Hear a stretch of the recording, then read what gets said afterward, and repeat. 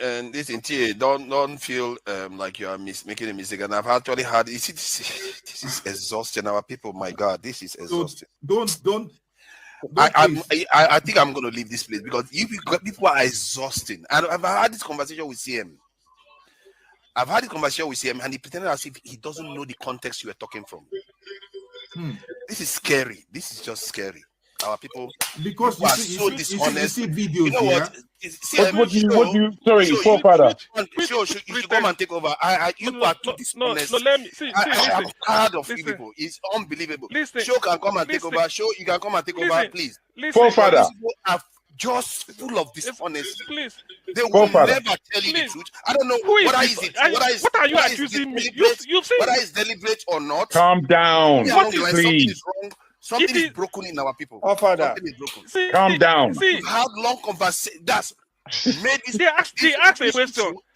I gave you instances. Don't forget that state is now an oil producing state, so they now have derivation. If you are not aware, so if you want to speak for anybody, please do not defend a Kalata like a Yabelo. Please do not. Okay, let me respond to him. 1 second. Do not defend a Kalata like a Yabelo. Do not. All right, thank you, Mohammed. The people of that state. Can I respond to him? No. Then go to hell. Rudolph, go to hell. All right.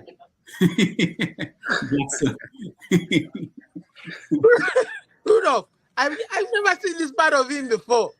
My God. I hope that Nigeria wins. I'm never going to wish any president evil so that I can say I told you so. No. I won't wish them evil. I hope. You see, I'm not praying. There's no point. I can't pray for Nigeria to be fine. I only hope that Nigeria wins and Nigerians win. Because if you choose a dodgy doctor who has a dodgy record, who has, all sort of accusations leveled against him, to say this doctor, we think he's done this, or this doctor, this surgeon, yes, he's a senior surgeon, he's the most whatever surgeon, but there are a lot of accusations leveled against him. If you choose him to operate on you, and you tell me to pray for you that it doesn't kill you surgery, what's the point? I can't pray. You might make it, you might not make it. My prayer won't change anything. So I hope Nigeria and Nigerians win during Tinubu's 4 years. Thank you. I have nothing new to say. People are hungry. Let them die. It's their fault. Yeah, I'm supporting Tinubu 100%. You're supporting Tinubu? 100% to deal with Nigerians. Jeez. People like you, so that when next election comes, I will now see whether when people bring money, you will vote for them, or you will do your conscience. 1,911,844,833 naira and 46. I'll take that again. 1,911,844,833 1 trillion. This money is too much for me. 1 trillion. I hope that is not of the record. 1 trillion 911 billion 840.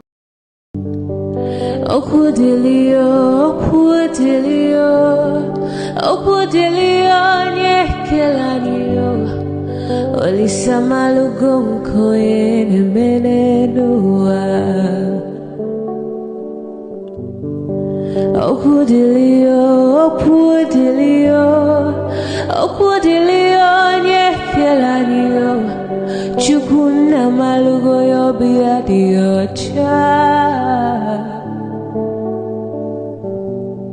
Agaranya chogo kowe bili Agaranya chogo kowe rienio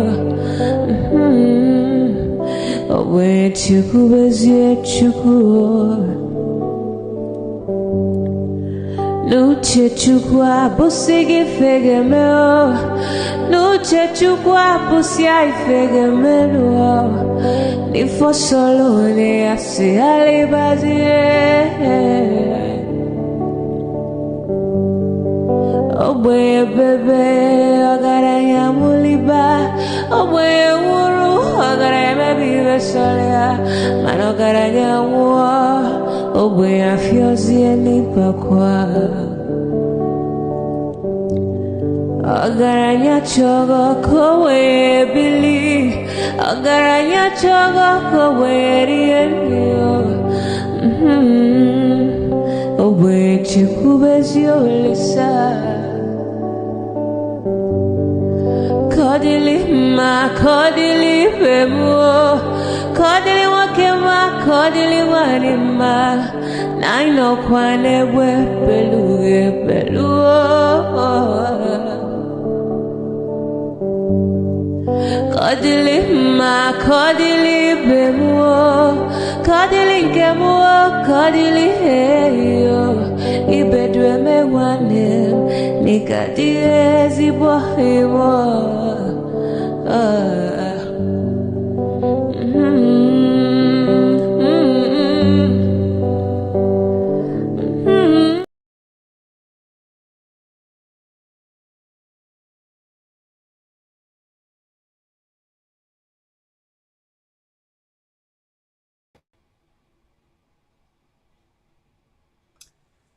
Hello and good afternoon.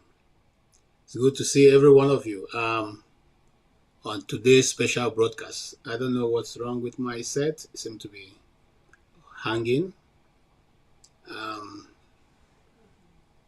Okay. Yes, maybe why I'm trying to adjust whatever is wrong with my set, I will go ahead and introduce our topic for today. You are all welcome. It's going to be a bumpy ride today, and I come, with my hands clean, and I come also with a white flag for everybody who wants to come make your comment. Come in peace, no insult, nothing. We are trying to find a way forward in the situation we find ourselves and our country. So you're welcome. My name is KJ, and I'm here on behalf of Dr. Rudolph, who is the master himself. Now, yes, today we're going to be talking about we're going to be unpacking just like the topic said, unpacking all that have been going on with our brother and leader, Mazi Nnamdi Kanu. And what are we going to be unpacking? We're going to be taking you down the memory lane from where all this started. Because of our time space, we may not go all the way to 2015, but we go some way to when the water started entering the horn. As the Igbos say, there's an Igbo adage I like so much. He say, why when the kite picks the chick and the chick is shouting chinchi chinchi, it's not shouting chinchi because it's hoping that the world is going to save her, but he's shouting so that the world can see how he is leaving the earth. So some of what we're going to be doing today is trying to cry out so that people can see where injustice is being done, if you think it's injustice being done, or where we are not following the laws that we've set down in our constitution. But let me not go ahead of myself. Let us look at some of our outlines for today and be able to make out something tangible from some of the things that people are going to say. And here is one of the renowned lawyers in Nigeria who have been on this case for a while. This is his passionate appeal before things started going, towards south. All over the world, boundaries are breaking down.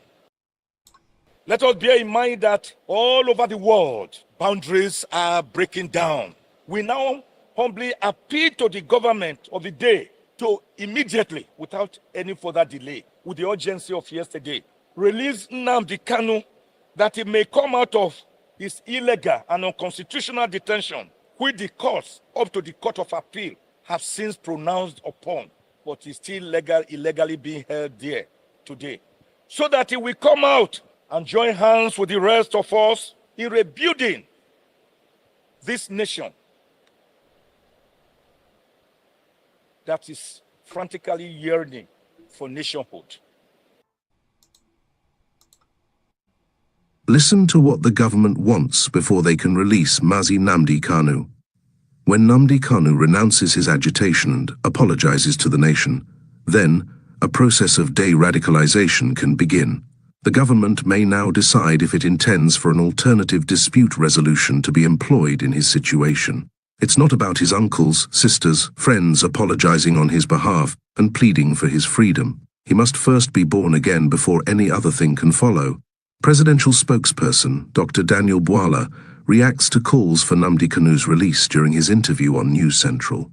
They want Nnamdi Kanu to renounce Biafra before he can be released, and to me this is a pure impossibility. They are purely mad and wasting their time. By the time they and their families begin to die one after the other, they will be forced to set Mazi Nnamdi Kanu free and let Biafra go. Pharaoh of Egypt tried it, and you know how it ended. Stay tuned. That if they convict me, this is what happens. You can see. This is what happens. You can see. They don't want the truth to come out. Nobody wants the truth to come out. It should be a source of shame for every Nigerian lawyer who wears a wig and gown and enters a courtroom. We all know that justice delayed is justice denied. What we may not understand is that silence in the face of blatant injustice is like a ticking time bomb with an invisible countdown. Tinubu is merely continuing from where Buhari left off, valuing Nigeria's fragile ego over the lives of the people of the Southeast. If that weren't the case, this matter would have been handled and resolved long ago. It is a breach of judicial oath. They have violated the judicial oath. They have shown bias according to Supreme Court. They are biased against me. But I'm not surprised. Nigeria has never cared about the lives of people in the Northeast, Northwest, or North Central. It doesn't care about its citizens. At some point, the recipients of injustice will rise to confront it. People who seem to accept injustice are like those who have swallowed a bomb.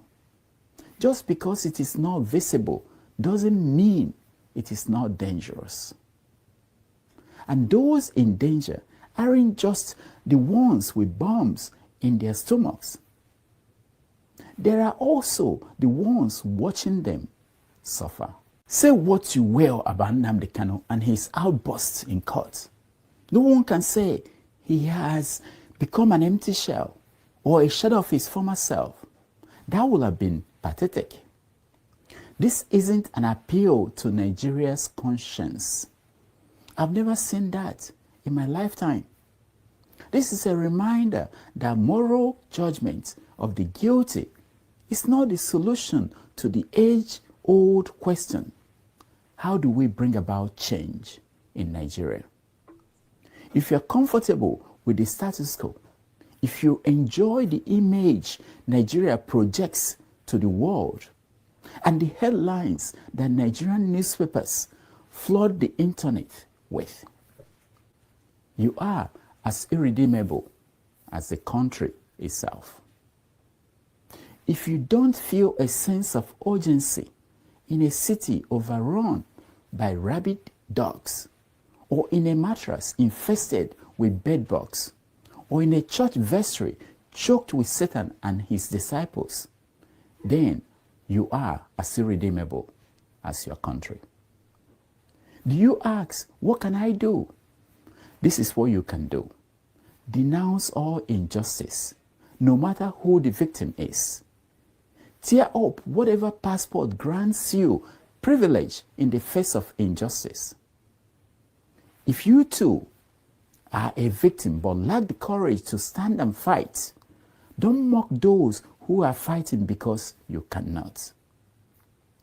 That we are all victims is not an excuse to embrace cowardice. If you have been unaware of the injustices in the air you breathe, the water you drink, the storm brewing in your morning teacup. Now you know. You have no excuse to remain indifferent or refuse solidarity. Indifference to others' suffering is like cancer. It spreads.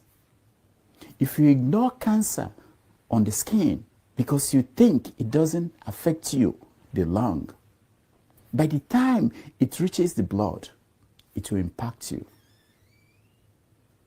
There is no way to be patient with injustice without giving it power. An emboldened injustice stops being a nuisance and becomes something far worse. It becomes Ebola. And that is why what is happening in the judgments and rulings concerning me has been happening. Disobedience to superior court orders. Supreme Court said you are biased. You are against this man. You should not have revoked his bail. Nigeria went to Kenya and kidnapped him.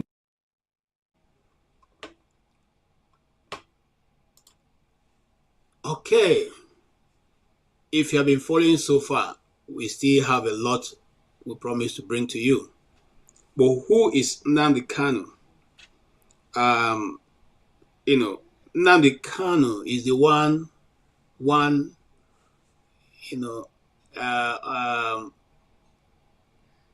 I want to describe him the way he has not been described before, but let's just, for the purpose of this broadcast, I also want to throw in here, Igbo, so I probably be coming from a biased point, but I will try as much as possible as to separate my views from what is going to go on today. But here is what I will say. Nnamdi Kanu is one of those few, or if not all, almost everybody who from the Southeast has some form of, feels this almost the same way that he feels. We may not all have the same style of going about it, and we may not even agree with his style, but the truth must be told. And Nnamdi Kanu has stood boldly to tell that truth. You may be asking yourself, why is it that, other freedom fighters and agitators have, done theirs and they've been freed by the system, but he has not been freed by the system? As time goes on in this discussion, I'm going to show you why he is, not liked. Or on the broader sense, if you allow me to, use that broad brush to brush all of us over. The reason why certain people, individuals, don't seem to like people from the South is because of their ability to be bold and courageous, even in the face of danger. And so sometimes we come across as not people who are brash, who are a bit, uncultured, but that's not the truth. The truth is that, you don't show weakness in front of your enemy. And so constantly in the way you see Nnamdi Kanu, because many people have come up after the court case, which we are going to preview today, to say all kinds of things. Why should he speak to a judge that way? Why should he speak to the lawyer that way? Why was he an outburst? Well, you give us your opinion. We're not going to form your opinion for you, but we're simply saying, just like Dr. Damages concluded, if you keep quiet in the face of injustice, the next time it may be you. There's a famous saying that when they came for, the 4 sets of people, I can't put them together all now. I didn't do anything when they came for this. I didn't want, eventually when they came for me, there was nobody to speak for me. There's always going to be a time when what goes around comes around. And sometimes it may come at a time, and because you have been complacent all the while, we're not able to make a difference in that situation. Let's not find our hand to be tied and our mouth shut at this time that we're supposed to speak out in front of, perceived and seen injustice. It is injustice all the way. There's no other way to describe it. The controversy surrounding Mazi Nnamdi Kanu and the Nigerian criminal justice system is a complex and multifaceted one that we know. You will know that, I know that. Mazi Nnamdi Kanu, the leader of the Indigenous People of Biafra, have been detained since 2021. His first detention was, of course, 2015, when he was arrested and taken in, and then eventually released and granted bail. And he went to his house in Oparoku, in Umuahia, to stay in his father's compound. Now, you may ask, and certain people during the course of this research, I've seen certain writings and some people said he jumped bail. I want to put the record straight, if not for anything, for purpose of record. He didn't jump bail. On that fateful day, the army was doing their python dance. By the way, the python didn't dance last year. We don't know why. But the python was dancing, and the python left the place where it was dancing and started dancing towards their compound. And at the time the python danced and got to the gate of his father's house, the next thing we heard was, the barrels of the guns, And at the end of that dance of the python, 28 young men had gone to be with their Heavenly Father. Not to say the least that even after that dance, his father and his mother, of course, today are no longer with us, because that process eventually led to many things that brought them, that took them out of this world. However, in that incident, Mr. Nnamdi Kanu was lucky to have been able to escape only by the shielding. Other people use themselves to shield, take the bullet on his behalf. And so that's how that escape was made possible. Now, when he left the country, we didn't know where he was until 2 years or thereabouts, when he surfaced in a worship ground in Israel. Many perceive his detention as a form of persecution, as a form of persecution and not prosecution. Why is that so? Because the goalposts keep changing. The midstream, as the match is going on, they keep changing the goalposts. They've amended his charges more than 8 times. And they don't even do that before the court procedure. It is on their way to the court that the lawyers get the new amendment for which they have not prepared for. In other words, they prepared for an old case. They are heading to court now. On the morning before the court case, they are now sent a new amendment to the charges. And so that made the case, prolonged it even much, longer than it should have been, and making the lawyers not be able to prepare adequately. Again, because of where he was detained in the DSS dungeon, they did not have enough access because the rooms were bugged and they didn't have access to be able to speak with him in confidence. This is according to the lawyers, not me. And so the Nigerian government has seemed to be been accused of sponsoring violence in the southeast of Nigeria. This is glaring effect, because I've heard interviews by a certain guy. Of course, we can pull that video if you want it, saying that he has troops fighting in the southeast. We can also speak from the mouth of the former president when he said they are going to organize a group to go and deal with the southeast. These are all records that are available for anyone who is God-fearing and broad-minded and think straight to see and read meanings into if he wants to. The blaming of IPOB in the East as a major culprit for violence is, of course, unfounded, because even Hope Uzodinma, who is the governor of one of the southern eastern states, have come out to say it is not IPOB. Also, Mr. Alex Oti have also said it is not IPOB. They know, the politicians know those who are sponsoring violence in the eastern Nigeria. This has led to a concern about the fairness and impropriety of the criminal justice system in Nigeria. Always seem to be carved against a particular religion or people. Okay, the Nnamdi Kanu supporters argue that his detention is a clear example of Nigeria's government's disregard for human rights and the rule of law. This is totally true. The rule of law, we don't know when it starts. It's no longer holds in Nigeria, because you cannot tell an accused who say, I don't want to stay under your judgment. You are not fair to me.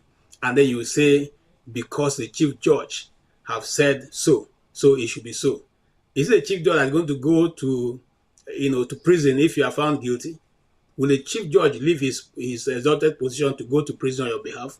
If he's not going to do that, why then does he want you to be the one to accept that the judge must be the one who will handle your case?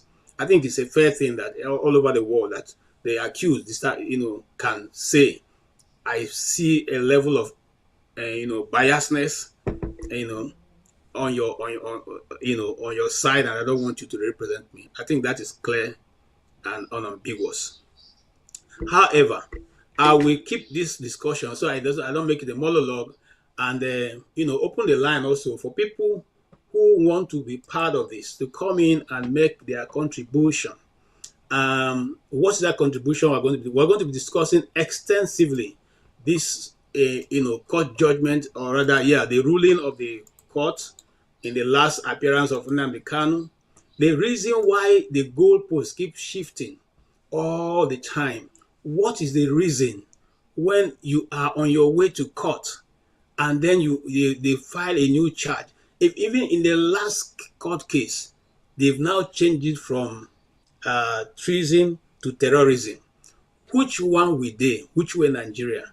What is the reason for keeping this man where he is? No matter how much of argument you can put forward, you cannot be able to satisfy a right-thinking person the reason for some of these actions, because it does not tell, except for the fact that we have seen certain issues happen. We have seen certain videos that was before now made rounds and made us to understand that certain people didn't like what was going on in the southeast, or didn't even want the Igbos to ever think of Biafra, and they will not settle the issue of Biafra. So let us hear from this man. To resolve the crisis in the southeast? Well, southeast, I was encouraged by what I heard. Nobody told me. Two statements from the South. One by elderly people. No, South. Yes, by elderly people. They said this time around there will be no access to sea. I'm sure you will understand what they mean. Again, the youth made the same statement. That encouraged me. So that IPOB is just like a dot in a circle. If they want to exist, they would have no access to anywhere. And the way they are spread all over the country, having businesses, having property, I think IPOB doesn't know what they are talking about. In any case, we said we'll talk to them in the language they understand. We'll organize the police and the military to pursue them. That's what we can do. We said we'll talk to them in the language they understand. We'll organize the police and the military to pursue them. That's what we can do. We said we'll talk to them in the language they understand. We'll organize the police and the military to pursue them. We said we'll talk to them in the language they understand. We'll organize the police and the military to pursue them. That's what we can do. And we will do it. Okay, while that video was playing, I read some commentaries, and some people are saying, Asari Dakubo doesn't have any action going on in the east. Well, you have heard from the horse's mouth. That is what we do. That's what he said. He promised the eastern Nigeria that they will organize the police and the military and any other interested party to go into the southern Nigeria, southeast, and they are doing that.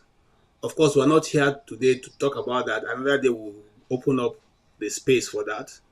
Today we're going to narrow down on this Ahomakim, the Mazi Nnamdi Kanu's issue, and reduce it to what it is. Yes, some people have said that Mazi Nnamdi Kanu is not conducting himself in the appropriate way that he should.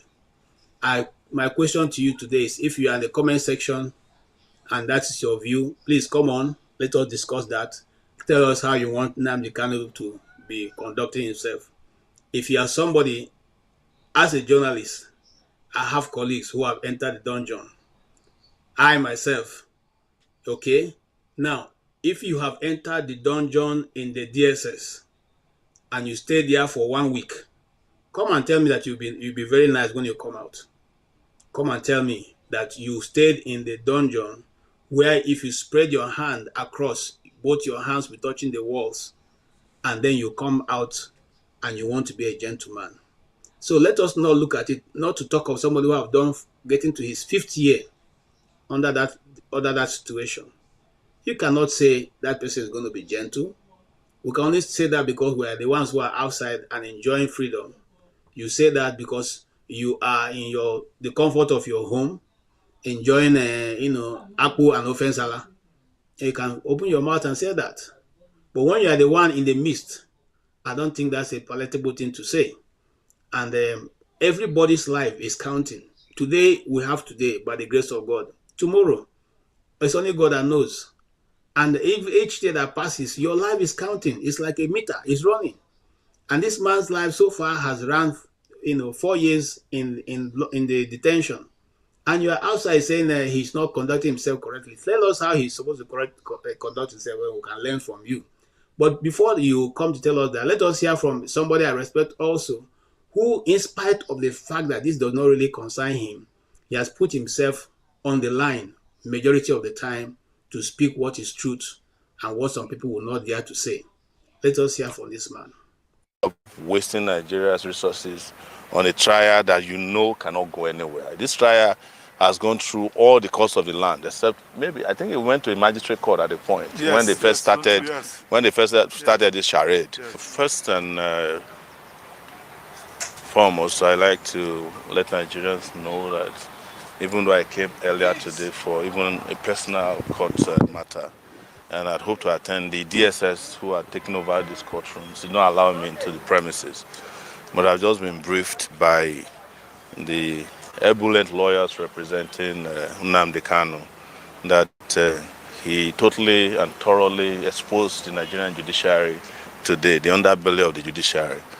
And we didn't need to get to this point. We had warned from the beginning when this trial started, this farcical trial, that you cannot try a case that is not triable in a court of law. People who are aspiring for freedom, which is recognized worldwide, is recognized by laws and treaties. It's even recognized, I think, by their 1999 constitution that every Nigerian have a right to associate with whomever they want and express themselves freely.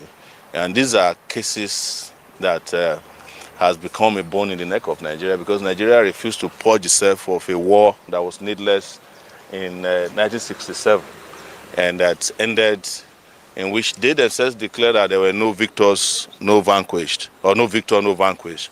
But the victors continue to vanquish their victims.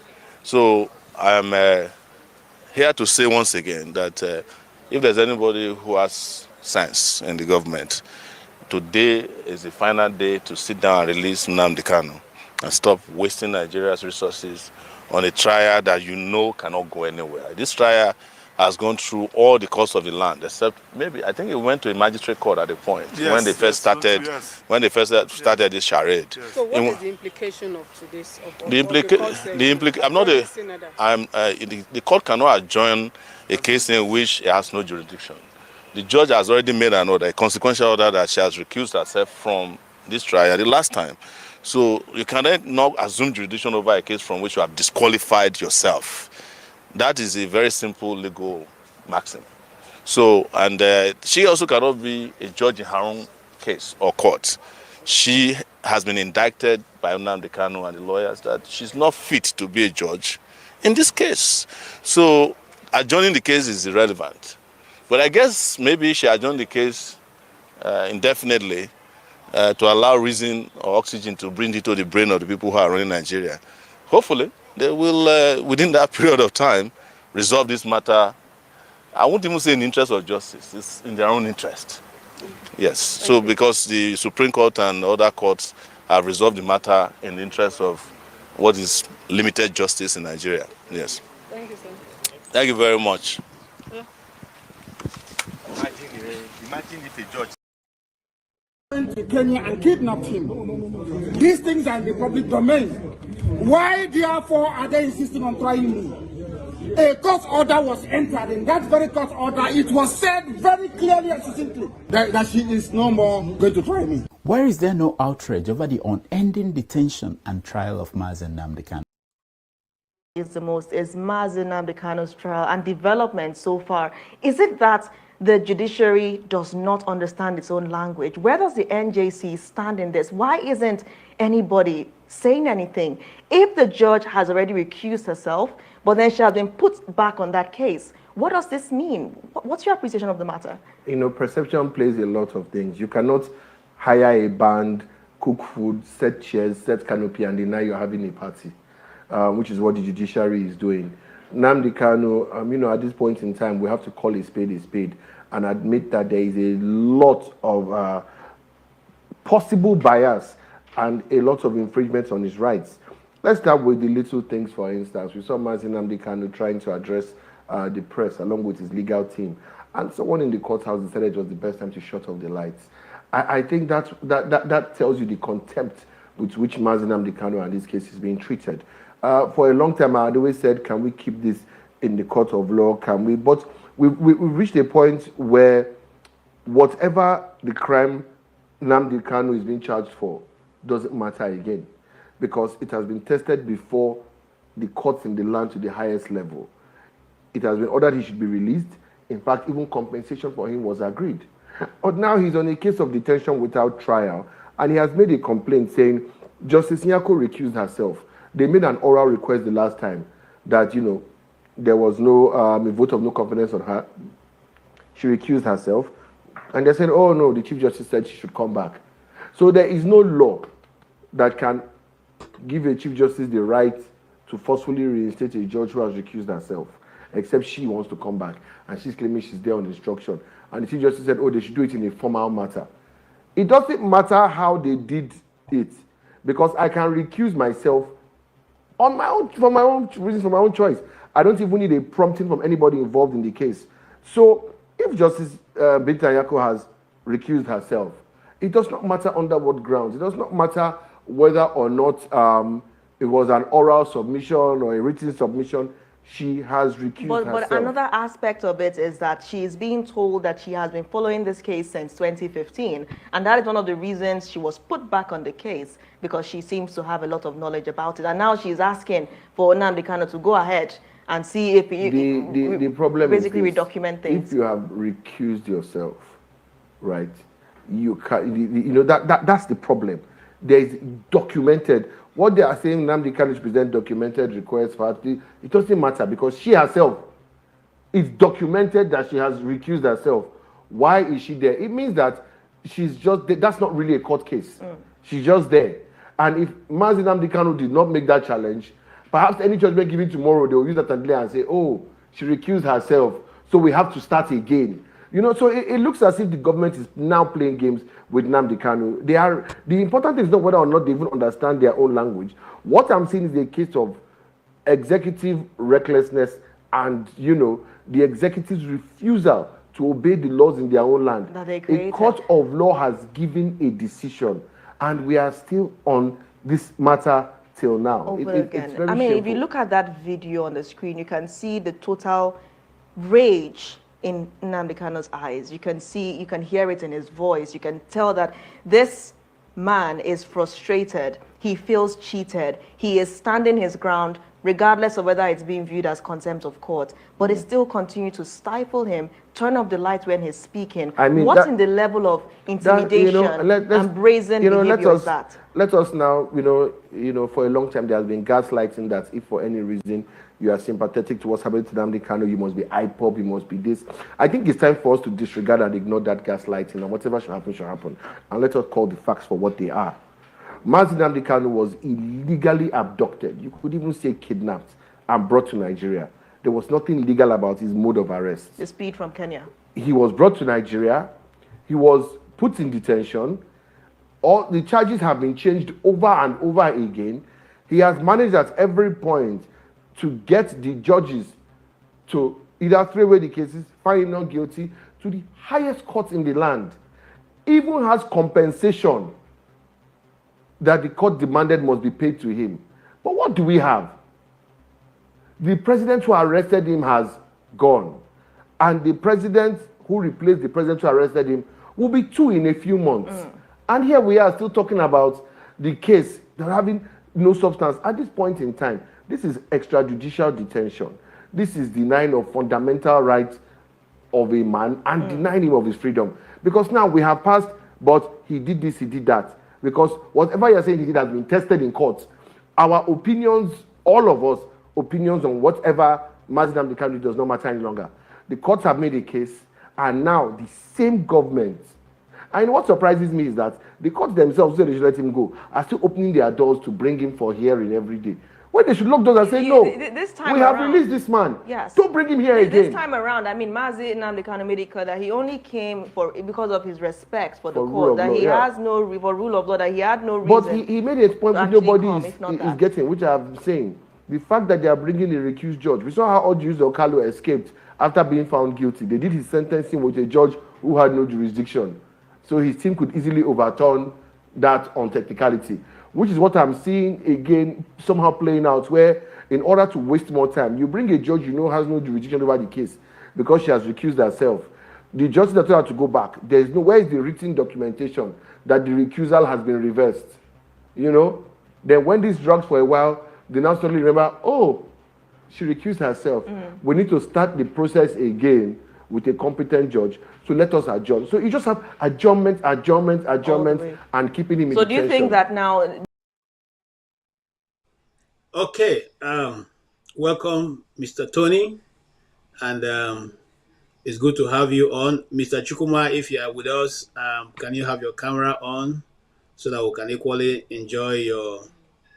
All right, thank you. So you are welcome. Now you have heard the foregoing, and I took my time to analyze or rather play most of the video. So everybody who is on this discussion today will have a full understanding of what we're going to be talking about. There's nothing like hiding anything. What do you say after watching these tons, this number of videos that I've played so far? Because I still have more for those doubting Thomases.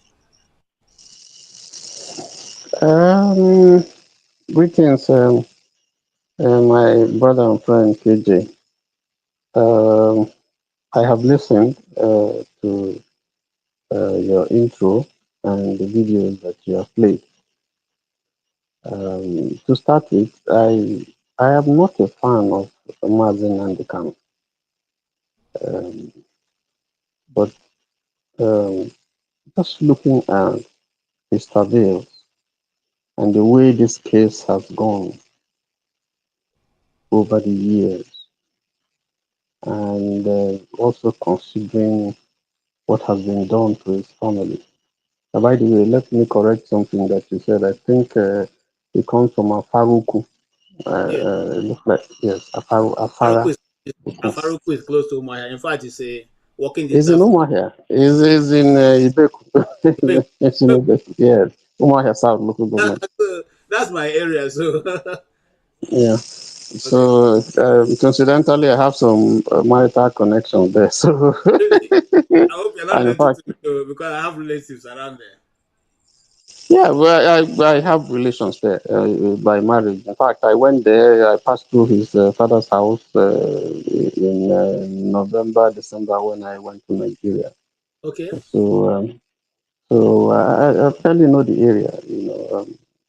Anyway, but going by the things that has happened and the way he's been treated, I believe that he has won more sympathy from people like me who at the initial are not his fan. I think that the way this thing has gone, that the federal government, I said it before, you show some magnanimity and just let this guy go. Just ask the Attorney General to issue a non-prosecution and let this man go. The other issues can be discussed because this is not the first time we've had people who did worse things and they've been let go. So heavens won't fall if you let the man go. And what pains me more is that we're just treating him as if he's not a Nigerian. Even if he's a foreigner. I think you don't want to sentence him, jail him, or try him, or grant him bail. And so I'm not surprised at the man's reaction because anybody in his condition, anybody who has gone through this, what he's gone through and what's going on, injustice, I can say that without any equivocation, will feel and speak the way he's done. So my position will be: listen. I mean, whatever statement the federal government wants to make, or those who are prosecuting wants to make, I think it's time to say, listen, this has gone too far.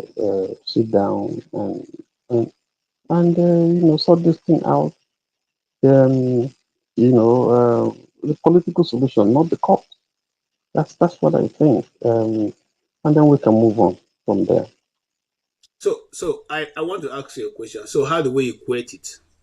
Nnamdi Kanu is making a demand. If the demand is making is in accordance with the laws of Nigeria. If people say they don't want to belong to Nigeria, they're entitled to it.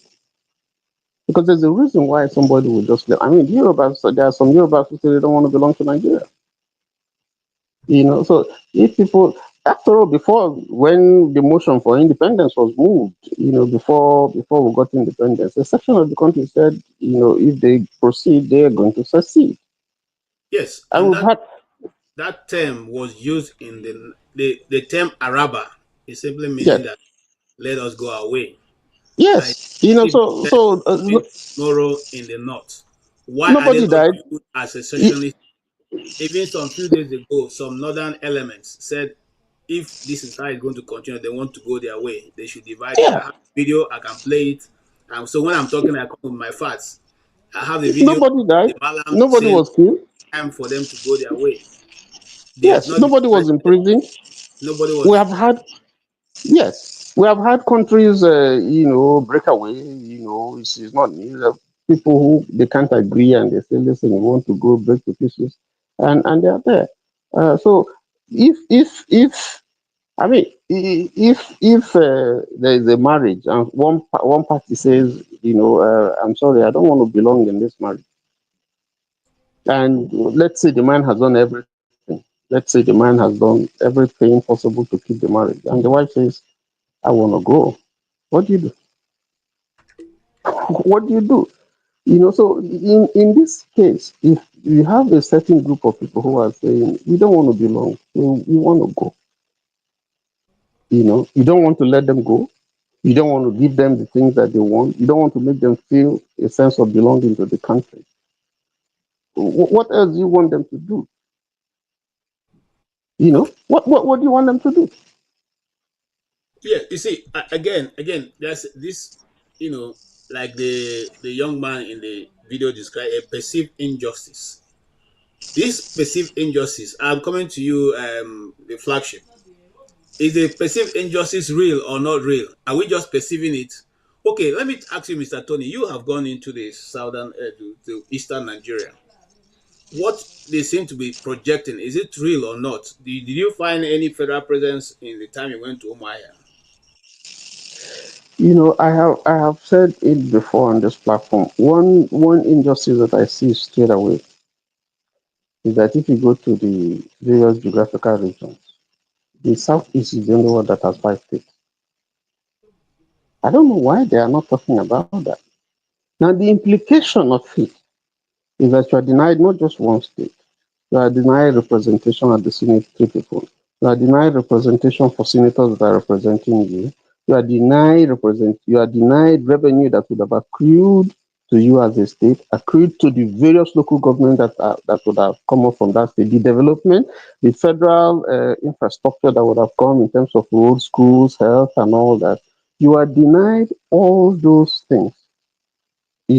So you are denied revenue, you are denied development, so you can just count them. They are, there's a lot that region is being denied. That is visible. You can't deny that. They can deny any other thing, but you can't deny that. It's obvious. It's visible. So what is holding Nigeria, particularly now that they're talking about creating states? I've said in the platform that if there's one state that needs to be created, is a state for the Southeast, so that at least there'll be some balance. Even though I concede that there is still a region that has 7. But why? What is the reason? Why should the Southeast have 5 states as the region? Why? Why? Thank So, you so and I don't want to go to all the other, because thank even in terms of I federal like just character, I like to just one. Yeah, I'll come to you, Mr. The flagship. Now, a question has been thrown by one individual. I said, Nnamdi Kanu, there's no IDP camp where they're having people Nnamdi Kanu chased from their locality. But we have a set of people who have chased people all around Nigeria and have formed IDP camps all around Nigeria. And yet, Nnamdi Kanu seems to be the problem of Nigeria. Is that how it should be done? Is there any in reality? Good afternoon, KJ. Can you hear me? Yes. All No. right, man. Good afternoon to Mr. Tony and everybody else watching. You know, I think lately I've started taking myself backwards to look outside the geographical region of Nigeria with reference to this Nnamdi Kanu case. And I'm beginning to look at the West and the kind of involvement they may have in it. The question you asked about IDP camps and those that have been causing people, ravaging Nigeria, and as a result, having IDP camps all over the place with bona fide citizens of the country being displaced from their homes and placed in those camps. And nobody seemed to say anything about that. On one hand, that faction that causes this ravage in the country is splitting everything apart and causing chaos and confusion. And on the other hand, Nnamdi Kanu is saying, let's figure a way out to make things work if we want to stay together as a nation and take out this injustice that one sect or a certain cultural group experience. Or if we cannot, let's go our separate ways peacefully. But that doesn't seem to resonate with those who control what happens in Nigeria. This week that just passed, you and I heard of the report of how the group that has been ravaging Nigeria with so much impunity and just spilling blood all over the place, we've figured out that at least now we know who's behind them, who's giving them this energy, these weapons and everything, money that they need. So it's beyond the 400 people that the UAE gave to Buhari to say, these are the guys behind these people. And now in light of this new information that we have, my question then is, could there be a possible involvement in the West in Nnamdi Kanu's detention and unwillingness for the Nigerian government to release him back to his people, or at least back to where he came from?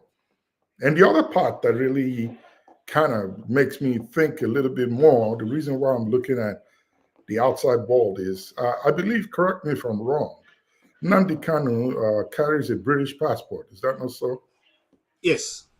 So then, why has the BRICS not said anything about this? I mean, he's a bona fide citizen if he has the passport. Remember back then when the U.S. journalist, Saudi U.S. journalist, was mutilated in Turkey at the embassy. The U.S. was involved, and that guy only had a green card. But the U.S. considered him a U.S. because he's carrying the green card, a U.S. citizen or resident at least. They got involved in the matter and said one or two things. But with Nnamdi Kanu's case, the Brits have not said anything. So all these are like, I mean, for lack of a better word, suspicion that is making me believe that these guys could be involved. They say, hold him down there. If he comes out, we don't know what's going to happen. if the Igbos or the Biafra folks, if he gets out and they get what they want, they lose grip of Nigeria as they have designed it to be.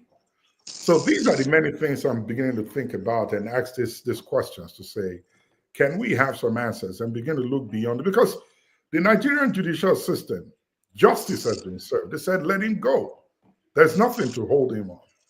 But you keep moving the goalpost at every which way and leaving the case stuck with Binta, where Nnamdi Kanu has rightfully said that there's a huge compromise there with Binta as far as he's concerned. And then you see his team not interpreting the law as it should be. At this point, I'm thinking that Nnamdi Kanu this is a psychological torture on him. They are running him down the ground to get him to act out, and they can have other reasons to want to keep him or label him whichever way they want to. And you and I see how he's reacting. He's screaming and yelling in court, telling his team to shut up while he speaks. They don't know how to interpret the law, and so on and so forth. So this is a deliberate act, and it's being commanded by someone outside Nigeria. At this point, it's not the Nigerian government. The AG is not willing to just issue that command and say, let the man go, but not the West African court, the West African ECOWAS had issued he had won an ECOWAS, which also instructed that Nigeria should release him. That, but he also has a ruling on his behalf from the appeal court saying that he has no case to answer, and that just like he said, that ruling have not been vacated. Okay? Right. So but now, think about the Brits. You guys should look. The Brits are behind this. I want to bring in the BRICS, but you see, I didn't research towards that direction because that's probably not where I want to go today. But the BRICS, Catherine Luong, who was the former ambassador to Nigeria, played a crucial role, because remember that all this didn't start until she started going to the East. We didn't have much of this confusion in the East. That is on record. I'm not making any new accusation. Anybody can check it out. It's there on the internet. But since we don't have any evidence, that we can grab on to say this is how we attach this to this, that becomes a hearsay, and that becomes my opinion. But the thing is, it also baffles us why a British citizen will be incarcerated for 4 years and counting, and the British don't seem to be worried about that. What more evidence do you need then? Yeah, I agree with you totally. Exactly. Well, if you look at the external relations between Nigeria and Britain, of course, first of all, realizing that this is a former colony of Britain, and if you go back to the history of the Civil War, you know that Britain didn't take sides with Britain took sides with Nigeria. And you see some of the oil majors like Shell, although they are pulled out or about pulling out. You see that there are economic interests that the British government has in that region, and therefore anything that we tend to dismember, cause confusion in that area, will not be in their interest. So to that extent, I feel that what Britain is looking at is what is it for us? What are we going to gain? One man against what we gain from the nation. But having said that, I think too that the issues here are one that also have some internal dynamics, particularly if you look at the Southeast.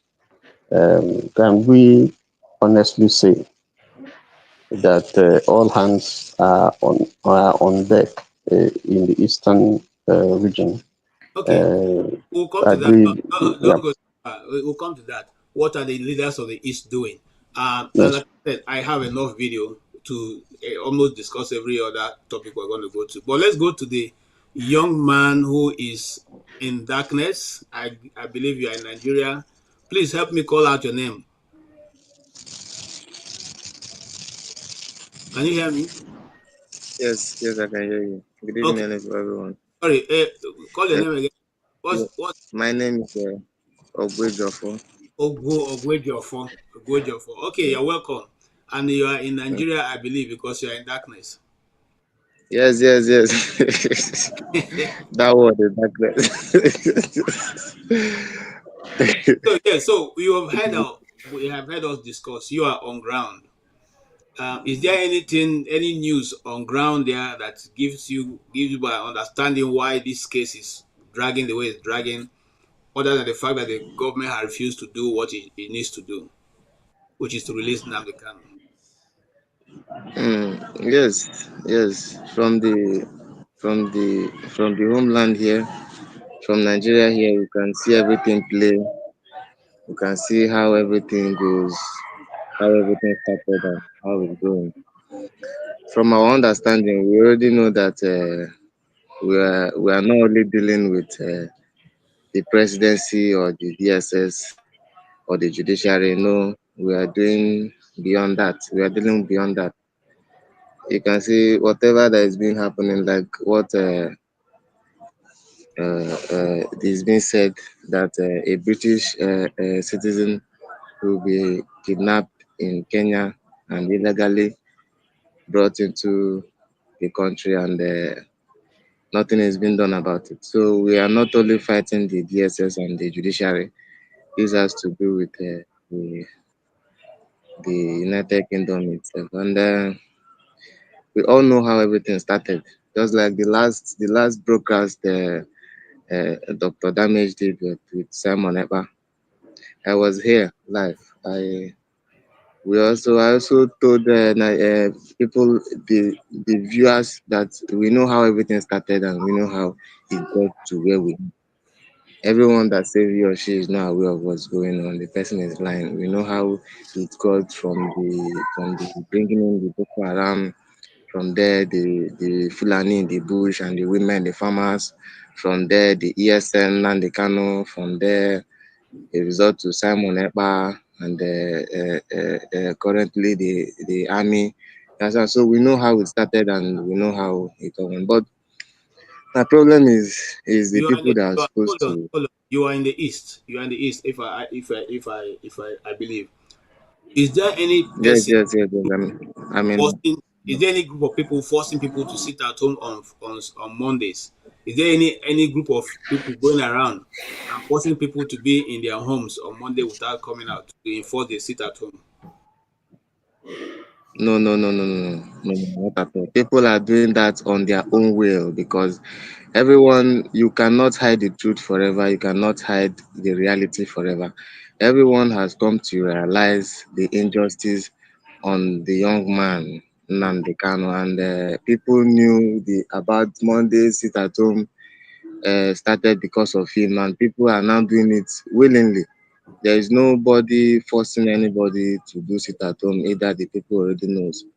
Just that the people, when Simon was around, he is only having that engagement with maybe the the the government facilities, like the police and the army for the sit at home. But individual normal citizen, we are not, nobody is forcing anybody to sit at home. We are doing it willingly for him, for the injustice on the citizen. Because all these things happening that you see that we're happening, it is for the citizen, for the genuine citizen, for an average Nigerian who is on the street.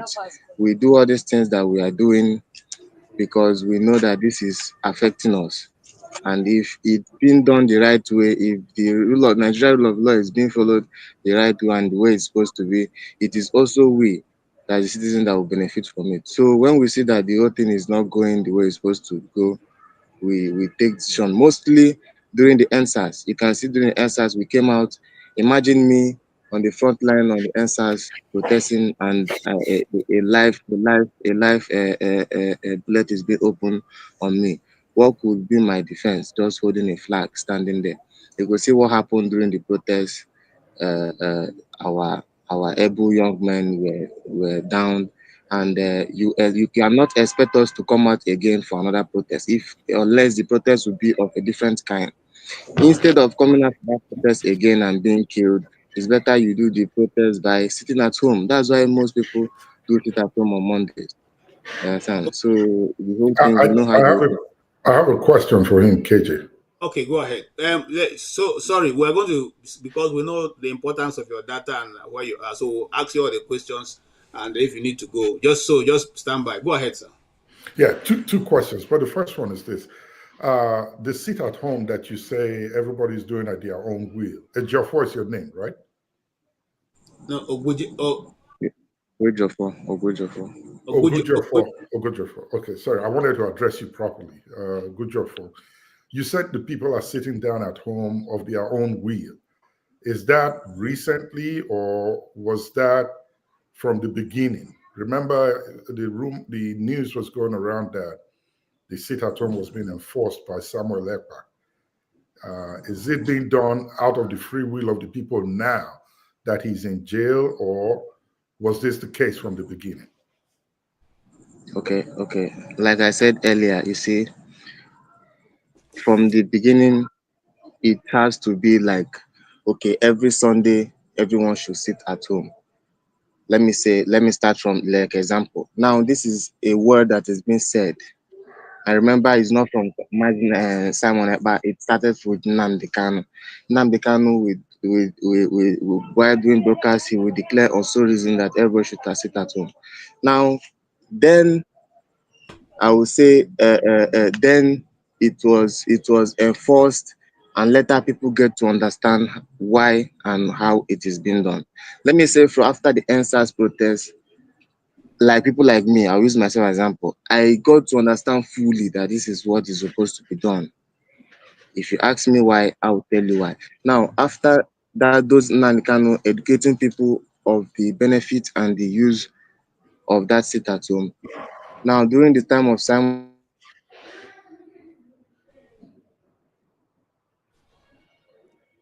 willingly. Today, currently in Nigeria, every Monday, you can't see any bus driver. Let me use the highway because that's you cannot see any commercial bus traveling maybe from Lagos East on Monday. You cannot see that. Now, nobody will stop you on the way, but you already know that this is how it's done, and from the start, this is first. Okay. Thank you very much for that clarification. My second question is this. I've been wondering about this since this whole Nnamdi Kanu's abduction from Kenya started. How did you all in the East feel when you heard that the Kenyan government had a hand to play in his abduction from Kenya to Nigeria? How did you all respond to Kenya when you found this out? I would say when we got the information of his extra rendition to Nigeria, we were heartbroken and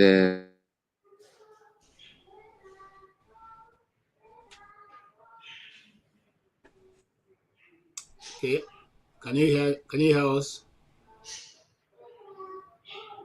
Okay. KJ, the reason the case is here, and the reason I was asking that question is if the Kenya Airways flies direct from Nairobi to Enugu still, right? Does it still operate that line? I don't know if it goes to Enugu, but I know it goes to Abuja. Okay, but I think I heard it goes to Enugu. There was a time they say it was, as of 2022, Kenya Airways was flying direct to Enugu. If the route is still on, I was thinking a better response of the people from the East to Kenya would have been to boycott that airline totally, knowing that they had a hand in the not just extradition, but the arrest, detention of Nnamdi Kanu in Kenya for a couple of days before they handed him over to the Nigerian government. A good response would have been for all Easterners who patronize that airline for travel to boycott it as a response to that. Okay. Thank you so much for that. Yes, Mr. Tony. Okay, Sorry, you're my back. network was bad. I didn't. Sorry. Yes, We yes, know yes. how bad it is. So conclude. So before we move on, conclude. Okay, so I don't know if there is any more question from what is No. happening back here. Mr. Tony, do you have any question for him? No, I just want to commend him. I know how difficult it is, to tune in from Nigeria, and you can see some of the problems in darkness over there.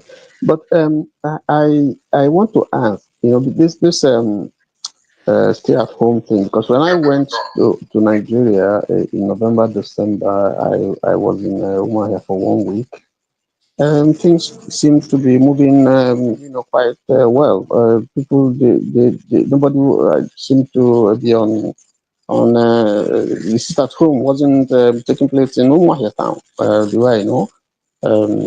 So I don't know if this is widespread in the east or just selection of places. This is another example why that I say that is not being enforced, because if this is being enforced, the whole Igbo land will follow the instructions, but it's not forcefully being enforced by the, let me say, by the Igbos or the Biafra people made it will be active in some other state and the other state is not active. Yes, that's how it is. Okay. Thank you so much. Mr. Chukuma, if you can hear me, you need to put on your camera because this is a camera session. We all need to see our face. Thank you, my brother. If you can still hang on, it's okay. If not, we appreciate your contribution. By the camera. Yes. Thank Don't you. worry about the camera. There's nothing that has not happened before that will happen. Okay, that is Nigeria, good. it Go is what ahead. it is because Go ahead. it is Go what it ahead. is. Thank you so much. So we will not rather be hiding for it to get worse. You Thank you. understand? So we that are here, we already is thank you. Thank you. Now, there is a contribution that I want us to look at before we go on, and this contribution came from Precious and a barrister we all know from Nigeria. Here is the side of their argument. Welcome to Precious EU TV. It's always a delight to be with you. And Barrister Darlington and I don't land here once again to give on a breakdown of some things that happen for inside the country. If you joined us earlier on our previous live, we played you a video of what transpired in court with Mazi Nnamdi Kanu and his response to to Justice Beta Nyako postponing her case indefinitely. And a lot of people said that, he's arrogant because of the way he spoke to a particular lawyer and all of that. But Barrister Darlington had chimed in on that. Barrister Darlington, well, in case you've not seen that video, just watch it briefly. There's not an old man like this doesn't know the law. You don't know the law. I have a petition against Beta Nyako.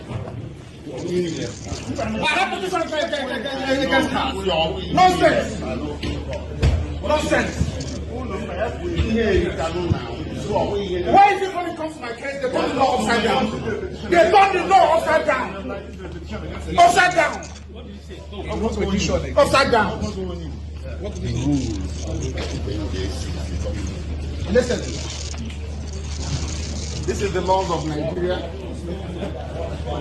The prosecution and this court doesn't know the law. That is the fact. Poor knowledge of the law is killing Nigeria. Poor knowledge of the law, they don't know the law. This is a federal gazetted law of Nigeria that says here that the chief judge of Nigeria cannot tell Beta Nyako what to do. It's here. It's your law. Just obey it. That is why I do what I do. I agitate for Biafra. I agitate for Biafra, my right to agitate. My right. They turned it from treasonable felony now to terrorism. Stop talking when I'm talking. Sorry, sir. Because these people, they are fools. They think they can mess around with people who are not educated. I am an educated man. I can't show them the petition for the simple reason that if you show it, What the judge said was that the case file was. I don't recognize anything being by the state today for the simple reason that she has no jurisdiction to try me. None whatsoever. I came out of courtesy and respect. She stands recused from my case and cannot try my case. There are things that are happening in this country that a lot of you do not know. It is my duty to make that very, very clear to all of you today. Because the lies are too much. The lies are too much. I sent a petition to NJC. I don't want to talk about it. Justice Binta Nyaku is using her position for personal gain. For personal gain. Her son and her husband are facing corruption charges. And they told them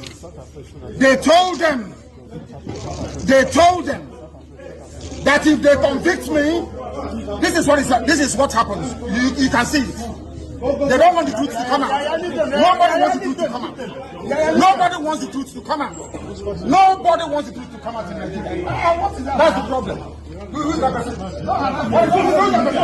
is that person?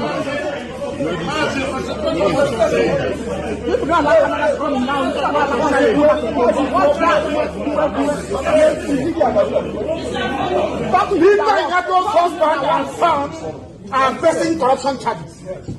They sent her to my case so they can release or smoothen the pathway for the husband and the son. Who are the lights? They are facing. It doesn't matter if the office. In a corrupt society, that's what happens. They are very, very corrupt. There is a breach of judicial oath. They have violated the judicial oath. They have shown bias according to Supreme Court. They are biased against me. Supreme Court said so. And that is why what is happening in the judgments and rulings concerning me has been happening. So, disobedience to superior court orders. Supreme Court said you are biased. You are against this man. You should not have revoked his bail. Nigeria went to Kenya and kidnapped him. These things are in the public domain. Why, therefore, are they insisting on trying me? A court order was entered. In that very court order, it was said very clearly and succinctly that he is no more. Welcome back, Vice President. You could just like drop one final thought to that Nnamdi Kanu thing again. You know, so we don't talk about it when we did live the other time. No, what is there is that Nnamdi Kanu is fighting for his rights. Okay. And since the federal government have taught him how to be stubborn, you will not blame him for being stubborn. It's like when you beat a child, will you ask that child not to cry? So they have turned Nnamdi Kanu into a rebel with a cause. He's fighting for a cause. He even made it clear that he's agitating for Biafra. Yes. That is self-determination, that it is his right. So nobody can fault it. So he get right to be angry because of the way they don't treat him. Exactly. So but this accusation of corruption and all that, we accuse Binta saying his son and husband they corrupt. He shows that it's no worsen in case they call and make him prove him. No, is it not a fact? Okay. It's a fact now. It's a fact. The woman, in fact, I pity that woman because you not have a peaceful sleep. All right. So the young man have already. She'll be troubled. She'll be troubled. All right, so we don't dwell on that. Check our live video, our previous live. You see all of this conversation there. But let's go sweet there very smoothly to what two things. Waiting Oga Adeboye, Pastor Adeboye talked for church yesterday about saying Gugada. Okay. Welcome, Mr. Chukuma. Welcome, forefathers. And, every other person who is on the keyboard warriors. Someone was asking a very interesting question. I'm sure that if you're the one who is locked up for 4 years in a small compartment and you see the light of day at some particular period of a time and you go back and remain there, you'll not be speaking the way you're speaking. So, it's always easy when you're outside talking. Until your freedom is taken, then you know what it is and what is the difficulty you are going to face. First and foremost, you're going to have to fight to to remain sane. You're going to fight yourself to remain sane because you cannot leave the room or go anywhere except it's the time for you to do that. And then after that, you're going to fight the possibility of the timing. How long is it going to take you to be in that confinement? Look, it's not an easy. So when you guys wake up and you say, write some of this you write or ask some of these questions you ask, I wonder. Because you see, if you are not being in that position, you cannot be able to determine how people should react. And so even for him reacting the way he's reacting, and you come to a court, the court of law, let's put something very straight. The Federal Gazette he read is a federal law. It's a gazette that's been written. It didn't write it because of Nnamdi Kanu. It has been in existence. That when you say, when they first of all, that the chief judge cannot direct a judge in a case on what to do or how to do it. Okay, that's one. Two, when you as an accused person decide to say, I don't think I can get fair hearing from this judge, the judge stands to recuse herself. I've said this on this panel before, and I'm going to bring it's a personal example. Back in Abuja, I paid for a house, and the woman was supposed to pay me back, use the money I paid to finish the house, and I don't want to call the amount so it doesn't look as if I'm trying to put up any nonsense. But the house, she didn't complete the house, and we waited and waited and waited for over 1 year, 2 years, 3 years, and she would not report my money. Eventually, the case went to court. When the case went to court, the judge in charge of the case is somebody that we were in the same business club. Not that I'm her friend, though, but she knew me or I know her from a business club. And when the case started, he told the woman that I brought to court, my whatever, they are accused or what I don't know what you call her, that this person who has brought this case, we belong to the same business club. Are you satisfied with that, or do you want me to recuse myself? This was what the judge said in Abuja. Whatever, one of the courts in Abuja there. And the guy, the judge, the lawyer of the woman got up and said, no, based on that, man, we want you to recuse yourself. We're not sure we're going to get justice. She said, fine. And she recused herself based on we're not friends. I just know, or she knows that I also belong to that business club that she is in. So now what stops you in this case to recuse yourself and stand recused? Since you, in that case, when she recused herself, did they write? Did she write? There was nothing. She just handed it over and then passed the case out. And the next time when I caught was a different judge. So what I'm trying to emphasize here is that you as the accused person have the right to determine whether you're going to get justice or not. And if you don't stand, even with your own lawyers, if you don't think you can get them doing a good job for you, you can go to court and say, I don't want this lawyer to represent me. They're not, I don't think they are for my best interest. So anyway, having said that, I want to welcome Mr. Chukwuba. I've been trying to get in all the while. So I would like to hear your own aspect of this. You saw the videos we played, and one of the videos that really got me worked up this morning was when I listened to Buhari's statement over and over. And I felt that it's not now that this thing have been coming. It could have been any other Igbo person, irrespective of whether it's Mazi Nnamdi Kanu or not. So, what's your take, sir?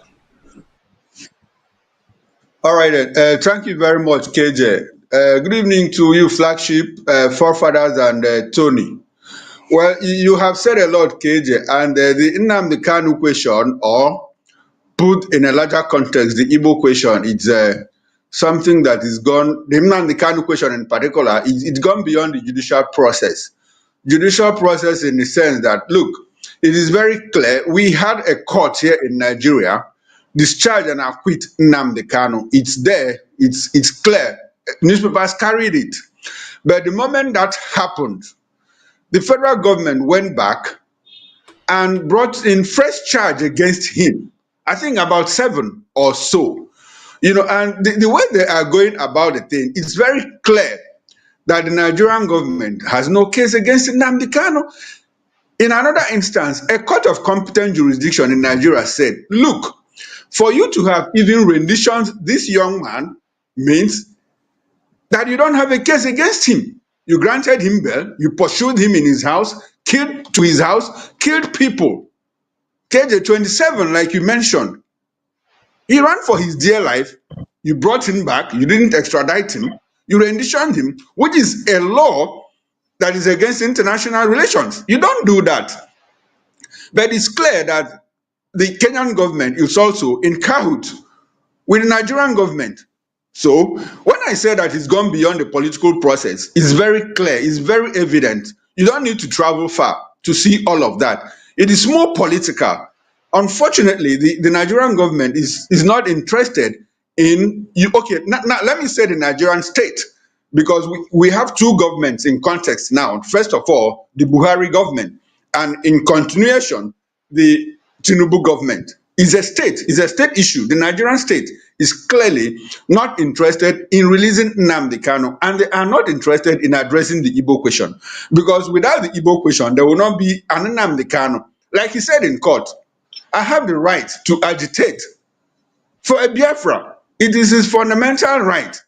It's also enshrined in the AU Charter, it's enshrined in the United Nations Charter for people to clearly stand up to self-determination. So again, I go back to the issue of legality. It's gone beyond the judicial process. The state is keeping him on the premise that he is trying to cut out a certain section of the country, that is the southeast, the Igbo southeast, out of Nigeria. And when they say that Nigeria's unity is not negotiable, what do they mean by that? This is a union that we entered into, and according to the papers that we have, this union expired in 2014, after 100 years. Just like in Nigeria here, certificate of occupancy, expires after 99 years. So in the letters that brought Nigeria together during the amalgamation, the Northern Protectorate and the Southern Protectorate with the colony of Lagos, that deed of assignment, or whatever it is called, expired in 1914. So people are at liberty to say, look, I don't want to be in this union anymore. But before we even get to that, Nnamdi Kanu didn't start out agitating for Biafra. The first thing he did was to ask questions: how can we make this country work? Because clearly this country isn't working. This country isn't working, and it all started during the administration of Muhammadu Buhari, who clearly and technically excluded the Igbo Southeast from the commanding heights of Nigeria's national life. We had about 11 security agencies. The Igbo nation was not represented in that, in a union that everybody should have a sense of belonging. What do you call that? Is that not conspiracy against the Igbo people? He had...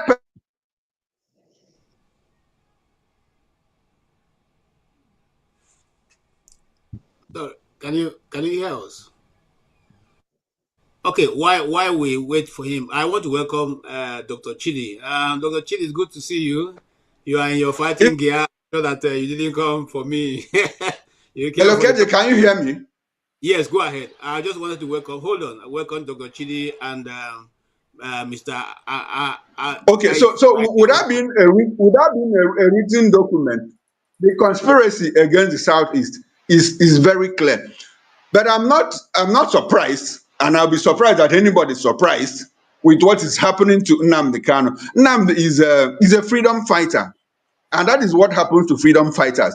At a point, if you look at the 20th and the 21st, the latter part of 20th century and the early 21st century, sorry, you discover that Nelson Mandela happens to be one of Africa's greatest sons. At a point, he was described and designated a terrorist. They arrested him, put him in detention, put him in jail for 27 years. Even as president, he couldn't go to US, but they had to waive it for him to go to US. What happened? After how many years? He is still the leading light in Africa. What happened to Mahatma Gandhi? Gandhi was also called names by the Brits and all of that. Freedom fighters, that is the way they go. So when people talk about the way Nnamdi is acting, he can't act anything less than that. And look, like the young man has clearly said, he died long ago. He died long ago, and he's still ready to die for the cause which he stands for. Unfortunately, the Nigerian state is not interested in addressing the root cause of the problem that led to his incarceration. Insecurity is very rife, it's widespread in all parts of Nigeria. The federal government, the Nigerian state, has not been able to unpack all of that. They tiptoe around it. They keep walking around it without clearly. So when some people say that the government is complicit in all of this, you begin to put one and two together to say, look, looks like the government is clearly interested in what is happening, not just in the southeast, but in other parts of the country. Now, let's localize it to the southeast. Why is it that the federal government, the Nigerian state, has not been able to address the insecurity in the southeast, despite the fact that the southeast is more militarized than terror-prone zones like the northwest and the northeast? At last count, Inter-Society checked, there were 94 checkpoints from one end of the southeast to the other. Yet, in earshot of these military checkpoints, kidnapping happens, armed robberies happen, and what else? What do you call it? It is a state conspiracy against the southeast. And it's like they have just said, look, well, if you people want, you can kill yourself there, so long as it doesn't affect the Nigerian economy, so long as it doesn't affect the state structure, if you like, kill yourselves. Oh, that is what is happening. So it's gone beyond the legal process. It's just political. It's just political, if you ask me. That's what it is for me. I'd love Mr. Chukuma to respond to the question I asked initially, if you will, please. Sorry, Flagship, can you come again with the question? Looked like I was offline then. No worries. So I'll make it brief. Here it is. The Southeast, having known that the Kenyan government was a full participant in Nnamdi Kanu, not just extradition, but detention in Kanu and handing over to the Nigerian government, what should have been a better response from the Southeast, knowing that there is an economic benefit that the Kenyan government gets from the Southeast by virtue of its daily or weekly flights from Nairobi to Enugu, I think. Do you think a boycott of that airline would send a strong message to the Kenyan government in the role they played in Nnamdi Kanu's detention and extradition? All right, KJ, I think there's a mix-up here. Unfortunately, it wasn't Kenyan airline, it is ET, Ethiopian Airlines that drops off at Enugu. It is not Ethiopian airline. But on a larger scale, you see, it's also a problem in the Southeast. The Southeast people have not been unified in the struggle, against oppression. Everyone is doing his own thing. The intelligentsia, the business elites are clearly not on the same page on how to go about addressing the issue of marginalization. And the larger problem is that the political class that benefits, from the rot that goes on in the Southeast are not interested. It's like if they come together to fight it, they will simply take away the feeding bottles from their mouth. Look at what happened recently. The House of Representatives Committee on Constitutional Review made a proposal for the creation of 31 additional states in Nigeria. And upon all the injustice, upon all the injuries that have been caused to the Southeast by way of being the zone that has the least number of states, a son of Igbo land, Benjamin Kalu, who represents KJ there in the House of Representatives, sat atop of that committee and made recommendations for Southwest to be given 7 new states and for Southeast 5 states. What does that tell you? He was just playing a good boy to the president because he is interested in becoming governor of Abia State under the APC. So he is not alone. And on the larger scale, the business community, the business elites are not interested because all their businesses are outside the Southeast. A chunk of Abuja is owned by Igbo people. A chunk of Lagos is owned by Igbo people. And unfortunately, in their intellectual misunderstanding, they think that if Southeast or that Biafra gets out of the Nigerian Union, that they will lose all of those things. They forget that there's an ECOWAS protocol. Biafra will simply become the 16th or now the 14th state of ECOWAS, since the other 3 states have pulled out. That is what they don't understand. We need to move on. Thank you so much. Thank you so much. Forefather. I sorry, I just wanted, based on one point that Someone's sorry, hold on. Someone's phone. Someone's phone.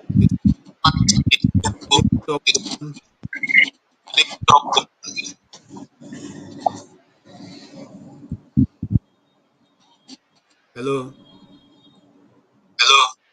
KJ, go ahead. I can hear you. Okay, there's a feedback. Everybody, mute everybody, So mute everyone. mute your mics, please. Mute if you're not speaking. Great. All right. Thank you so much, Mr. Chukuma. That was quite deep, and we appreciate it. Thank you so much. That also opens up the discussion, because I know there are many who do not see anything that is wrong with what's going on with Nnamdi Kanu. And so they have an open mind to be able to discuss it holistically.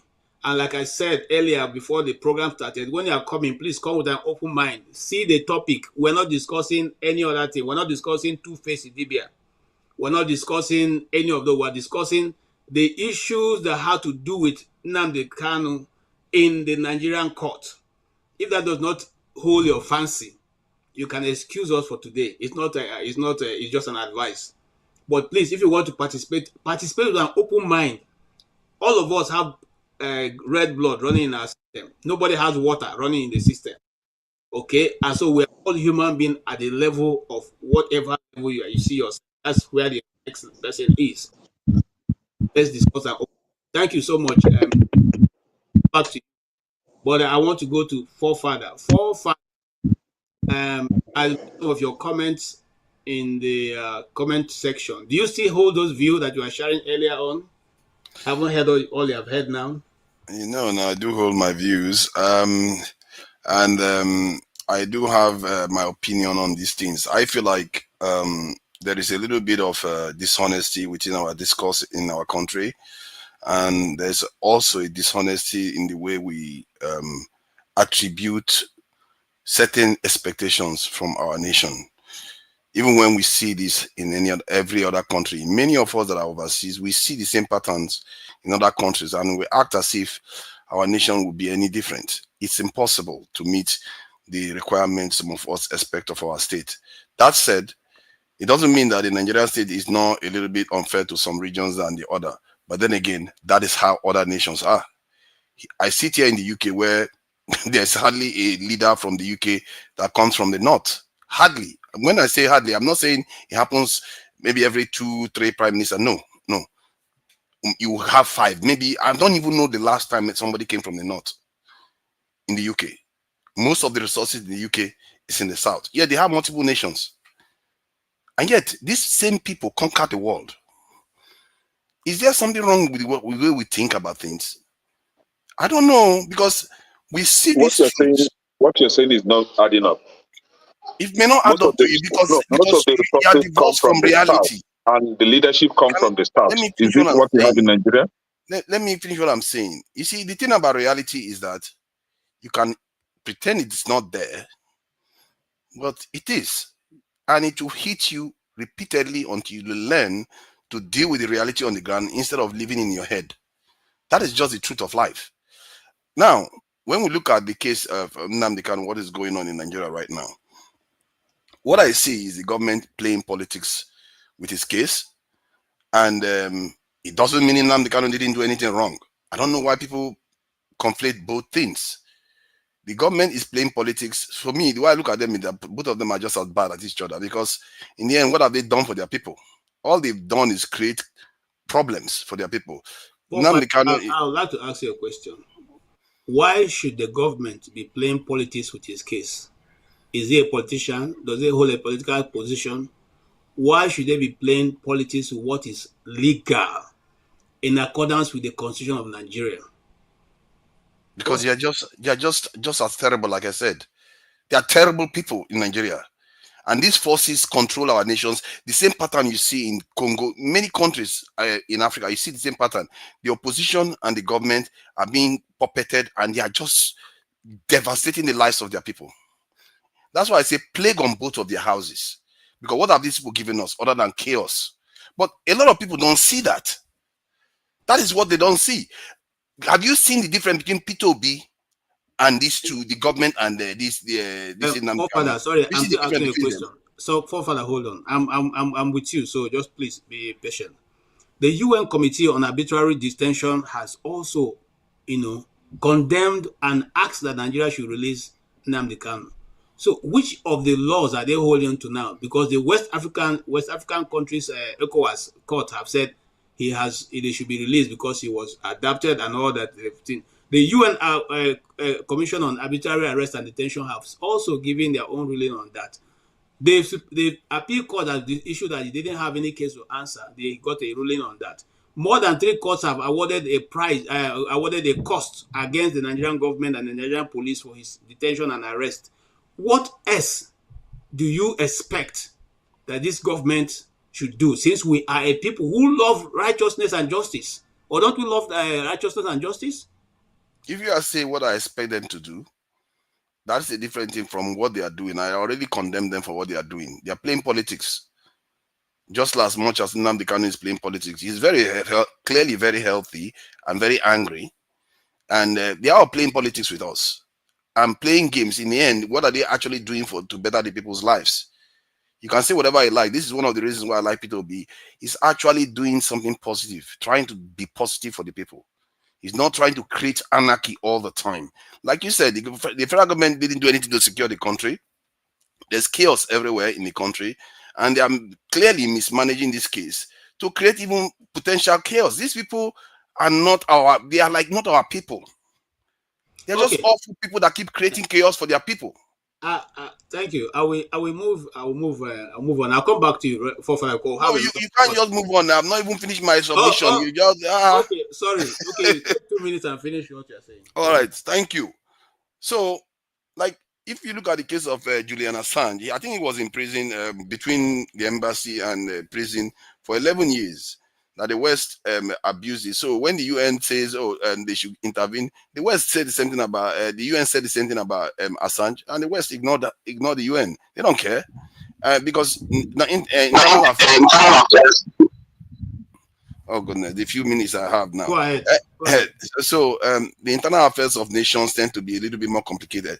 If our government was actually prosecuting the case properly, I won't have any issues with this. But the issue, what we are seeing here is a game, and it's a dangerous game they are playing with the people. I think this government have not done enough damage for the last 2 years that they have been in office. What if something goes and happens to Nnamdi Kanu or something crazy? Look at how he's acting in court. If he starts to fight, something happens to him, what happens?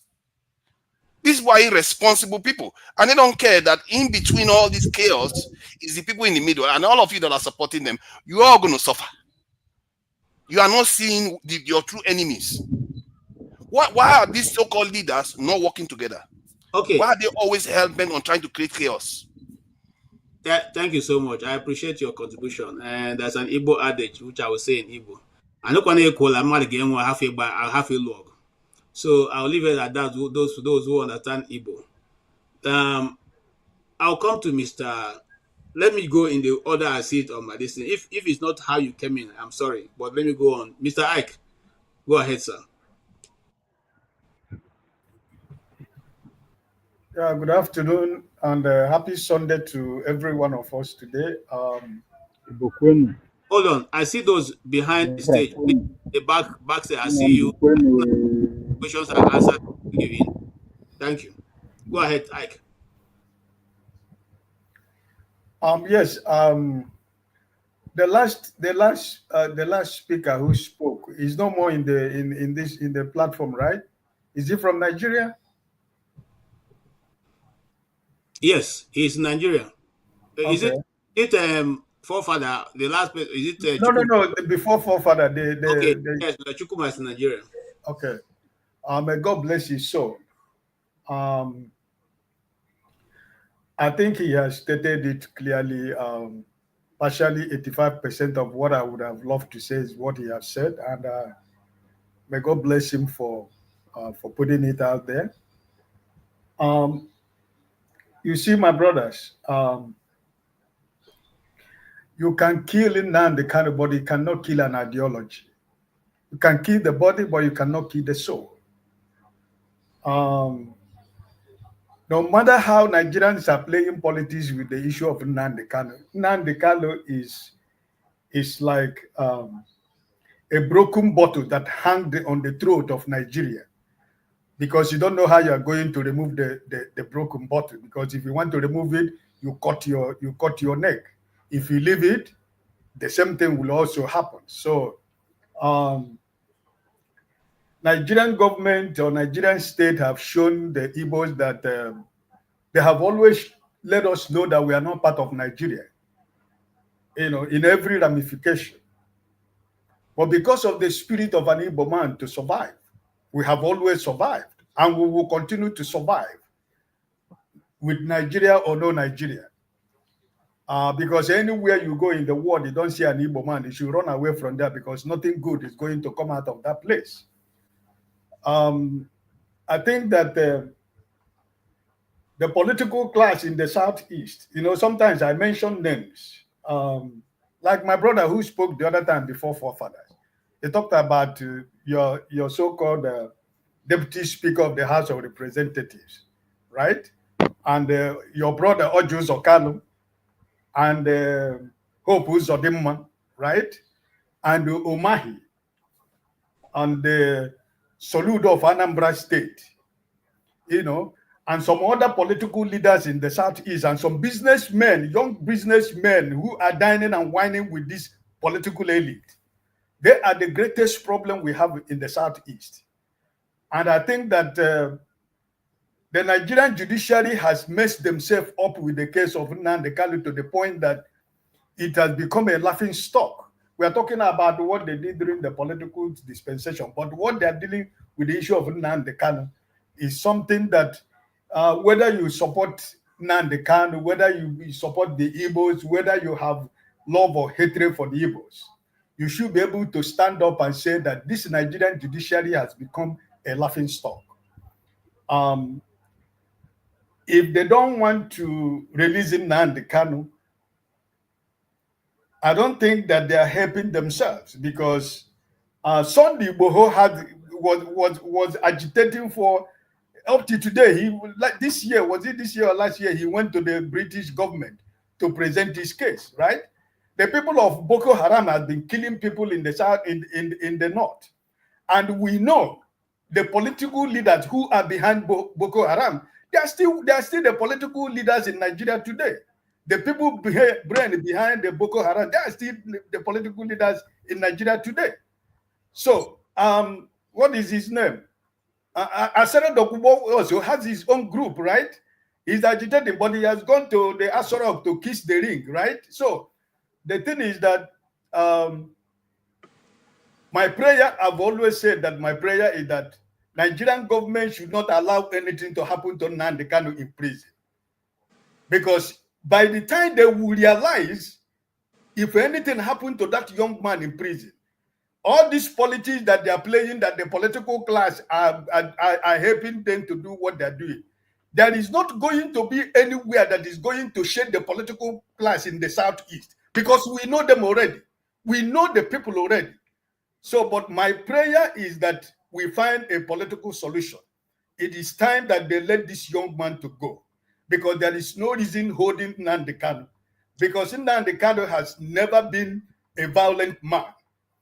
Before, when you were making your decision, Nnamdi Kanu has always been saying, let there be a true federal government of Nigeria where every sector of Nigeria is represented.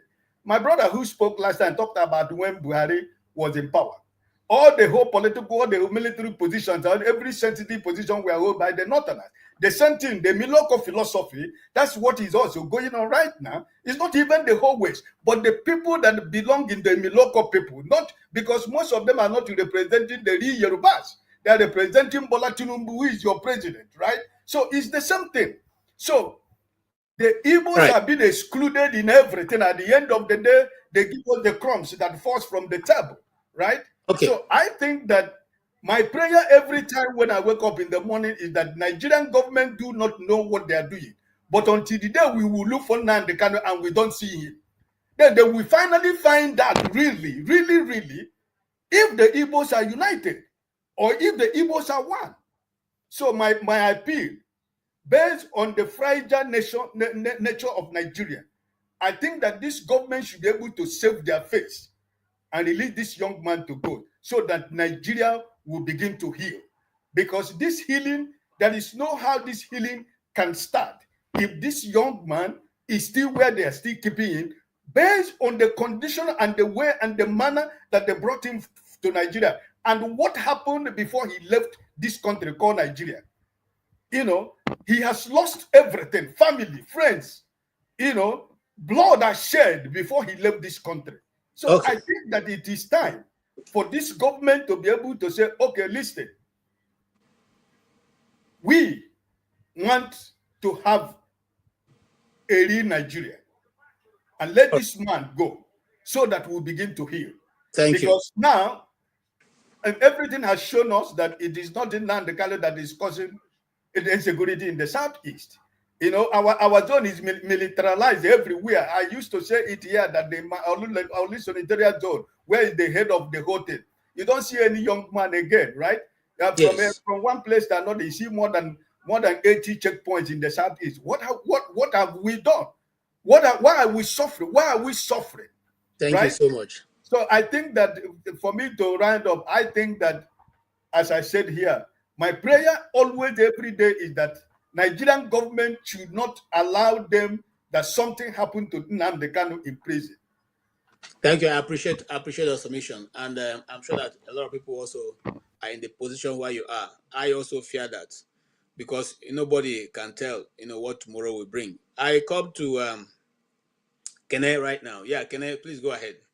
Thank you, Mr. KJ, and thank you, everyone. Mr. Ike, there was the thing is, when you guys are referring to federal government, I wonder which federal government are you referring to? Is it a government that has no bearing? A government that is not, I don't want to say that they are not, they cannot equate them with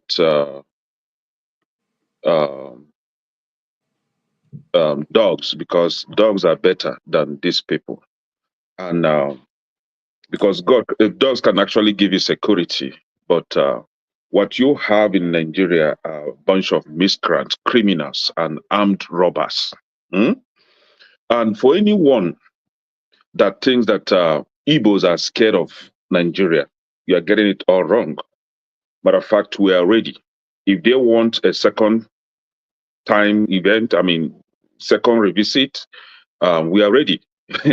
It is not like it wouldn't be like what happened in the past, where you have the UK and the Soviet Union giving them all the support. We're going to put them to standstill this time. Should anything happen to Nnamdi Kanu, this is when they will know the real definition of Ndi Igbo. Do you understand that, right? So now, KJ, you were saying that the UK, the UN, ECOWAS and West Africa nonsense thing, they all grant him, they all rule that he should be released, right? Now, the question is, since Nigeria failed to release Nnamdi Kanu, what sanction have they meted on Nigeria? Nothing. Nigerian representative, they all go to UN, they all go to ECOWAS meeting, no sanction. So they are not being truthful. They are not being honest with their ruling. If they were honest enough, by now there should be sanctions against Nigeria. And this is the same style of deceit that we've been receiving from where I live, United States, via the Democrats Party, the Obamas, the Clintons, and all that. Last time, Donald Trump accused Clinton's family of being the one that created ISIS. And today, the latest revelation is that Democrats also created Boko Haram. And we know who was in the White House when Boko Haram was created. So they created Boko Haram and they've been funding Boko Haram. And then coming back to Nigeria, where you have the activities of Boko Haram ravaging the northern part of Nigeria and even extended it to the southwest and even part of southeast today. Nothing has been done about that. So it's all about deceit, lies, and all that. If they actually meant what they say, there should be sanctions. There should be sanctions against Nigeria today, but there is none. Now, you have a federal government.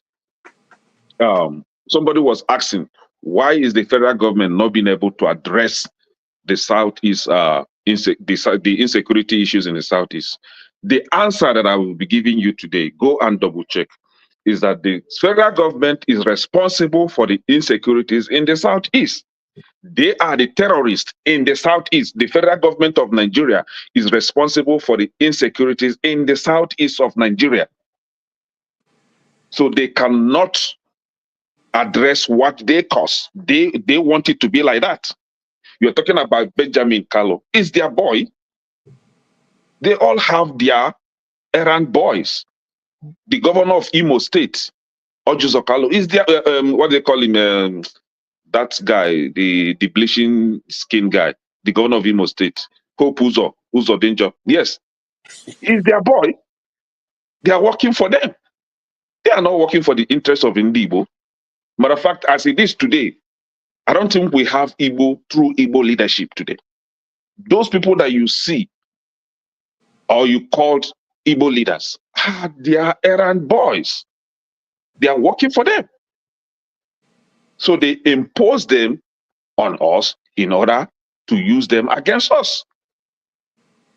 I think the only Igbo leader that I can confidently say that is an Igbo leader is the one we elected. What's his name? Oti. And this guy that stood for Nnamdi Kanu last time, that was in the Senate. Abaribe. Yeah. Every other person that you see there, all of them are a bunch of clowns, idiots. They are working for Almajiris. We don't have true Igbo leaders. So they cannot address what they are instituting, what they are funding, what they are causing. They are the cause of the insecurities in the Southeast. Okay. So we have a problem of terrorism in the Southeast, which is coming from the federal government. And today, they are holding on Nnamdi Kanu. What is Nnamdi Kanu's offense? Forefather said that he will not exonerate Nnamdi Kanu from being responsible for some things. What was his offense? He has a right to call for Biafra, just the way I am calling for Biafra. He has the right to agitate for Biafra. Does he not have the right? So what is his offense? Then you now living from you turn a blind eye on the real terrorist, and you are holding on someone that is just merely calling for Biafra as restoration. What is the offense? All right. Now the judge herself said that she will recuse herself from the case, and one Mala that called himself the Supreme Judge, I don't know what is his position, that Mala. Yes, now telling her that she doesn't have a right to recuse herself against the Constitution. And then Nnamdi Kanu was reading out the Constitution for them that he has no right to tell her what to do. She said she is not going to continue with the case. And you are now asking her to go back and continue with the case. This woman said that she has examined herself and she found herself not worthy enough to continue with the case because her husband is a criminal, her son is a criminal, she herself is a criminal. So she's being used against Nnamdi Kanu, and for that reason, Nnamdi Kanu has found out her mission and he called her out. And now she's so shameful that she doesn't want to continue with the case. She wants to recuse herself from the case. And one Malam is telling her that she must go back and continue with the case. And some clueless idiot last time on this platform were saying that, oh, Igbo leaders were the one holding Nnamdi Kanu in detention. Are you that? See, I don't want to use some words here, but please, we should always examine our brain before we talk. We'll come back to that issue of Igbo leaders being part of what is the problem. But I'll come to Oti. Mr. Oti, I've heard what some of those who don't see Nnamdi Kanu at the light will see him, what they've been saying.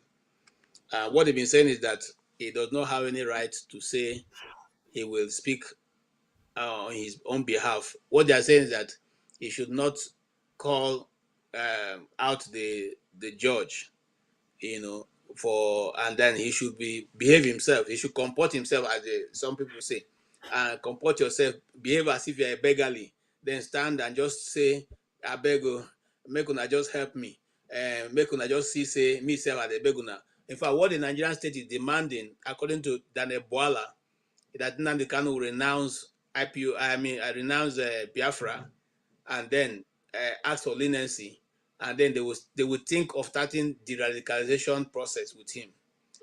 How do you see that, Mr. Oti? Afternoon, everyone. No, quite frankly, this I look at it actually beyond what is going on. What plays out in the court.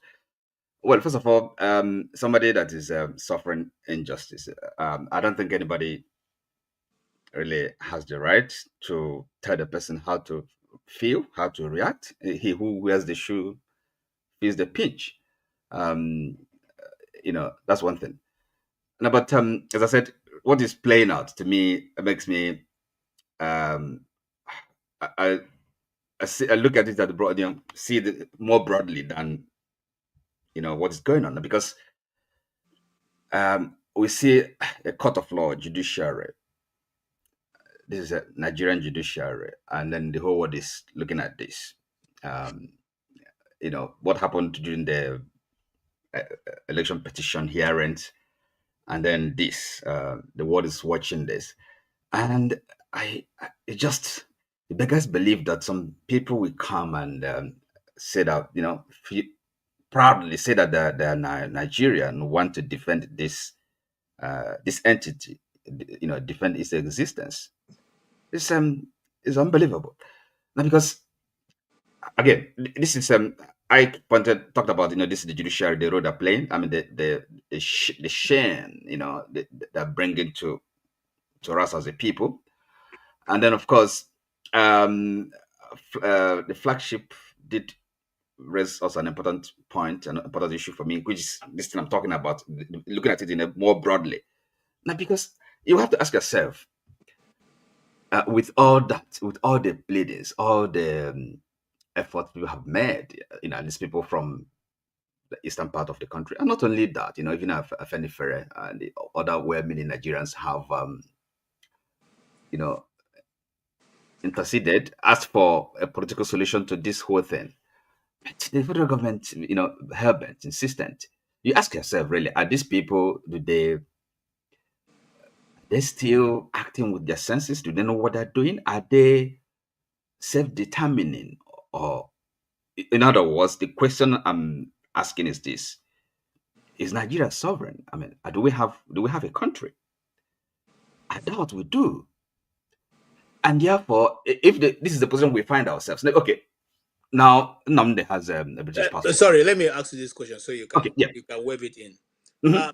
Mr. Exetera, okay, whatever. Mr. X is saying that Igbos are never meek, and that is we are a 40th generation because we are not humble people. We are not meek. So in other words, we should be hand in cap, begging everybody for our lives.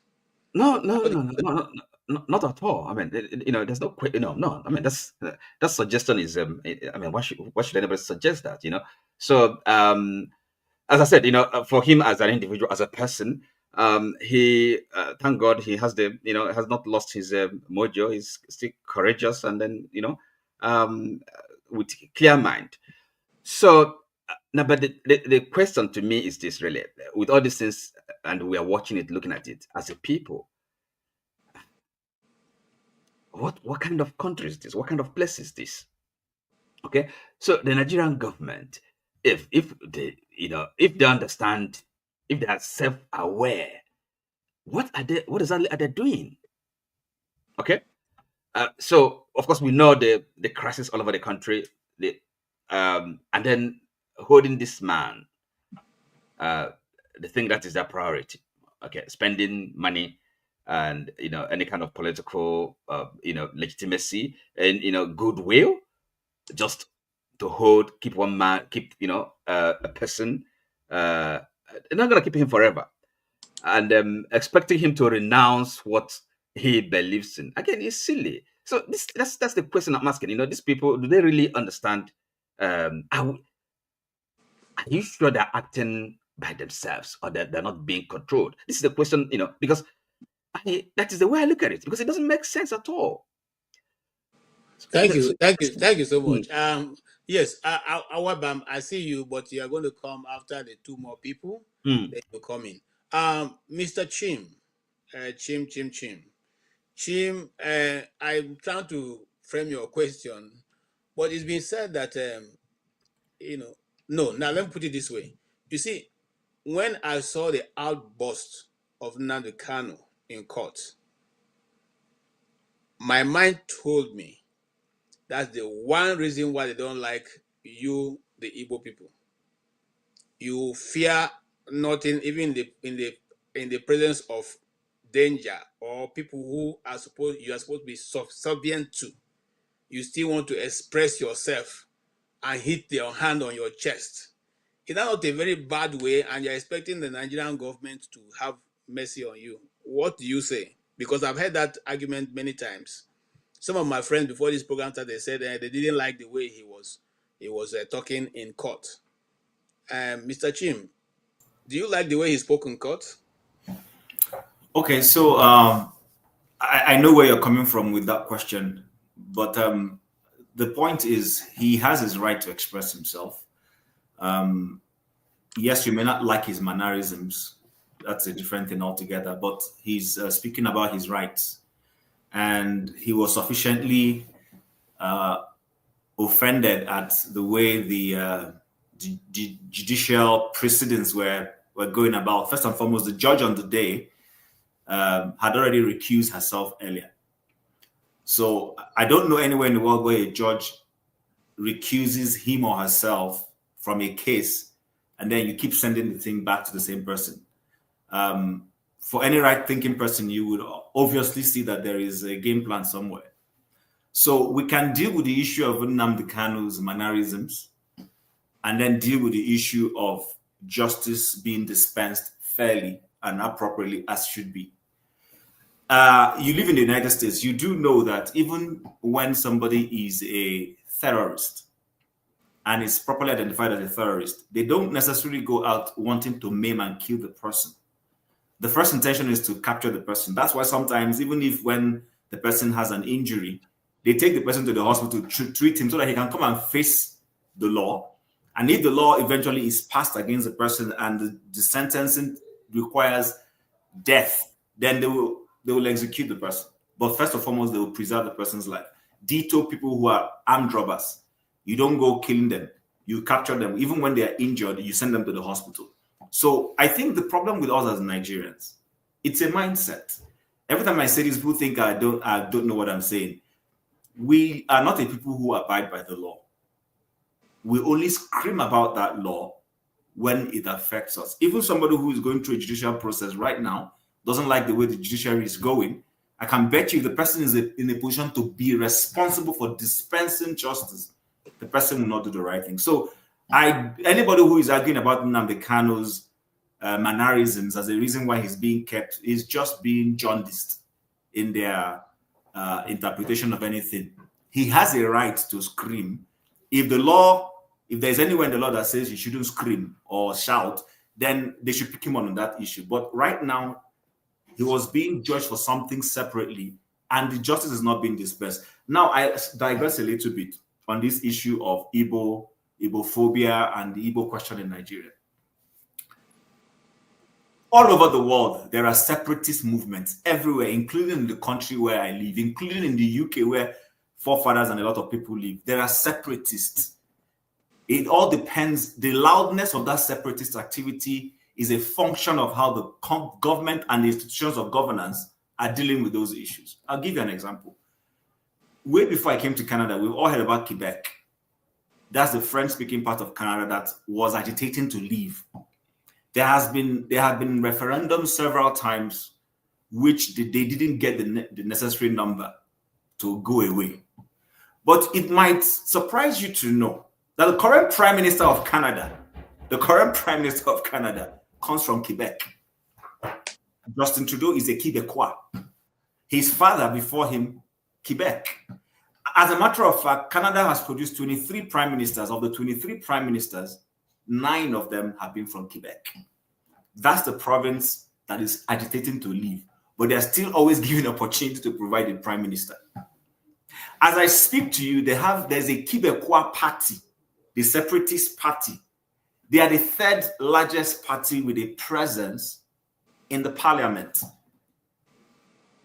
Trudeau is not a member of that party. He's a liberal. But the Quebecois party, when it comes to politics in Quebec, dominates that place and provides more members of parliament. And they have produced 9 prime ministers of Canada. So I think the problem with us as a people is our inability to be objective in anything we're doing.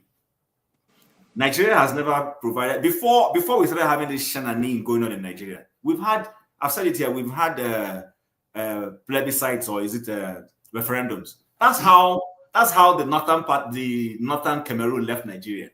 But after that time, when you talk about these things, people say, no, let it happen. The man who just spoke and told us about UK, the Scottish were allowed to decide whether they want to leave, and there is still going to be an election. There's always, after a period of time, they will test it again to see are the people still willing to want to go. But you see, in Nigeria, we talk about the law, but we never apply that law. And that is the problem. And so that's where I want to leave the conversation for now. I think separate his mannerism, like I said, from the issues of the law. We can't mix both of them. They are 2 different issues altogether. Thank you so much. And the issues of the law must be treated as the law. It's not based on who you know or what you know. Just rightly divide the word as it is written in your law book. Yeah, I'll bring the only man who is politician, and Ovie. I don't know which name now. Is on our politics today, or Ovie, or the other one? As the spirit leads. Okay, now Ovie, go ahead, please. Let us hear your own view. Igbo kwenu. Hey. Biafra kwenu. Hey. Nnamdi Kanu kwezwenu. Hey. Our Nnamdi Kanu. Somebody said something. The person that spoke before, I think before Chim, said that either is the federal government, I mean the judiciary is being controlled. I laugh. The whole Nigeria is being controlled, so that's a cliche. Nigeria was, they don't give us independence in 1960. USAID was formed in 1961. Nigeria became a partner, a beneficiary of the USAID in 1962. So we are the first beneficiary. We are the highest beneficiary in terms of money coming to countries. Nigeria is the highest. And USAID specifically is supporting Nigerian judiciary through national for national for state courts, right? Now I'm stating this to also say that I could be wrong, but 90% of the Southeast is Catholic. I could be wrong. Yeah. Why am I putting this statistic out there? To say that the West, the Empire, United States of America, they know everything more than we do. Their money is there. In other words, then you now ask, why has this still held in Nnamdi Kanu? That means that they support him being in prison. Again, you have to go back to what Dele Ogun said yesterday about narrative. That is even more important than whatever that you think that caused that narrative. So the narrative now against Kanu, I mean the consensus, because that's why both elites from both sides of the world are involved. So the consensus is that Nnamdi Kanu is a national security threat. Then again, you start breaking that. What is national security threat? If you won't go by the American standard of national security threat, right? Is that you have what it takes that you are waging war, invade the country from outside or from inside. Or the common thing is that where their food they come, where their economy interest they, you are a problem there. And in this case, that's what Nnamdi Kanu is. Right? Because unless there's no raw resources in the southeast, right? Unless there's something extraordinary that are involved in making sure they are the way they are. That's why the West, the Catholic Church of God, everybody knows all the military points there. So all this thing, if it's happening broad daylight, no be spiritual, no be conspiracy, no be anything. It's a consensus. And the Oga at the top had to sign off that consensus, which is the United States. So that's what is Nnamdi Kanu problem at this point. He has earned it. Not be anybody then they classify like that. So his dilemma is beyond, as far as I'm concerned, the shows of those men just come out and say they accuse federal government, this government. If a big government comes safe, if the national consensus remain like that, he no go fit do anything. So our problem is also predicated on what? Freedom. Now only free people feel say we will take our destiny into our hand. So Nnamdi Kanu happened to be somebody that knows something that majority of us don't know, no secret. And maybe he doesn't want to play along. So making there. People would like to draw the correlation between him and Mandela, right? To the Biafrans, he's Mandela. That's what people don't understand, unless that dream never realized, right? And that's exactly Mandela, whether you like it or not, he has to realize they come. Make I agree to some kind things. If not, I no go come out. Because you cannot tell me a country that is being governed by themselves, but they have zero control of the world, the economy, which boils down to, again, the interests of the empire. They don't care about how you look, how sexy, how brave. Now, before they look your muscle to come work or your brain, it's of no use today. But since they have direct access to the control of resources, that's what matters. And anything we want stands in their way, no problem. So as far as I'm concerned, that's where the conversation is. So, and it's going to remain like that until something is done. I don't know what is going to be, but something have to give. And again, Nigeria is not unique in this situation, right? It's not unique. You look around the world. To Nigeria, use which country you use as an example? Great Britain, right?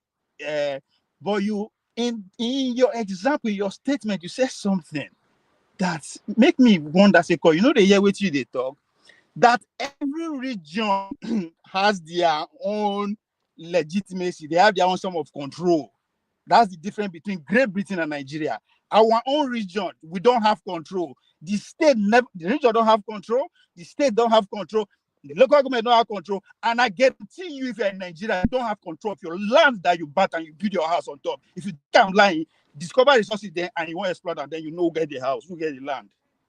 So when we are making this comparison, there's some things we should also put into consideration. Yes, Great Britain is a good model example, but all the islands and every other thing, they have some level of autonomy. I think you misunderstand what I said. Do you know Nigerian states have more control than Scotland has over its affairs? Please, what kind of control did the state have?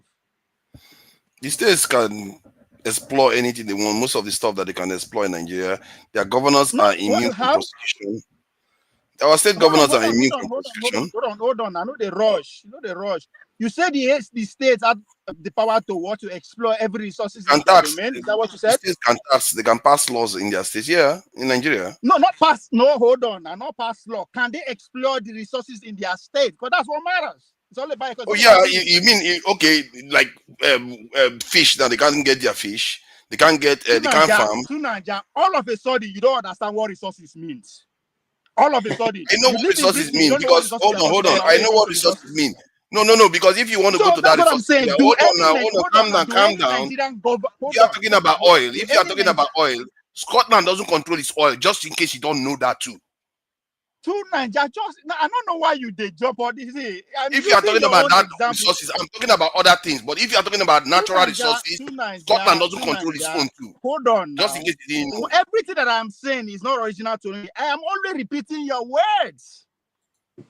I was saying that Nigerian states have more power. They have just as much power as Scotland does. Hold on. Okay, go ahead. See, that's why I say this grammar, I go kill all of us.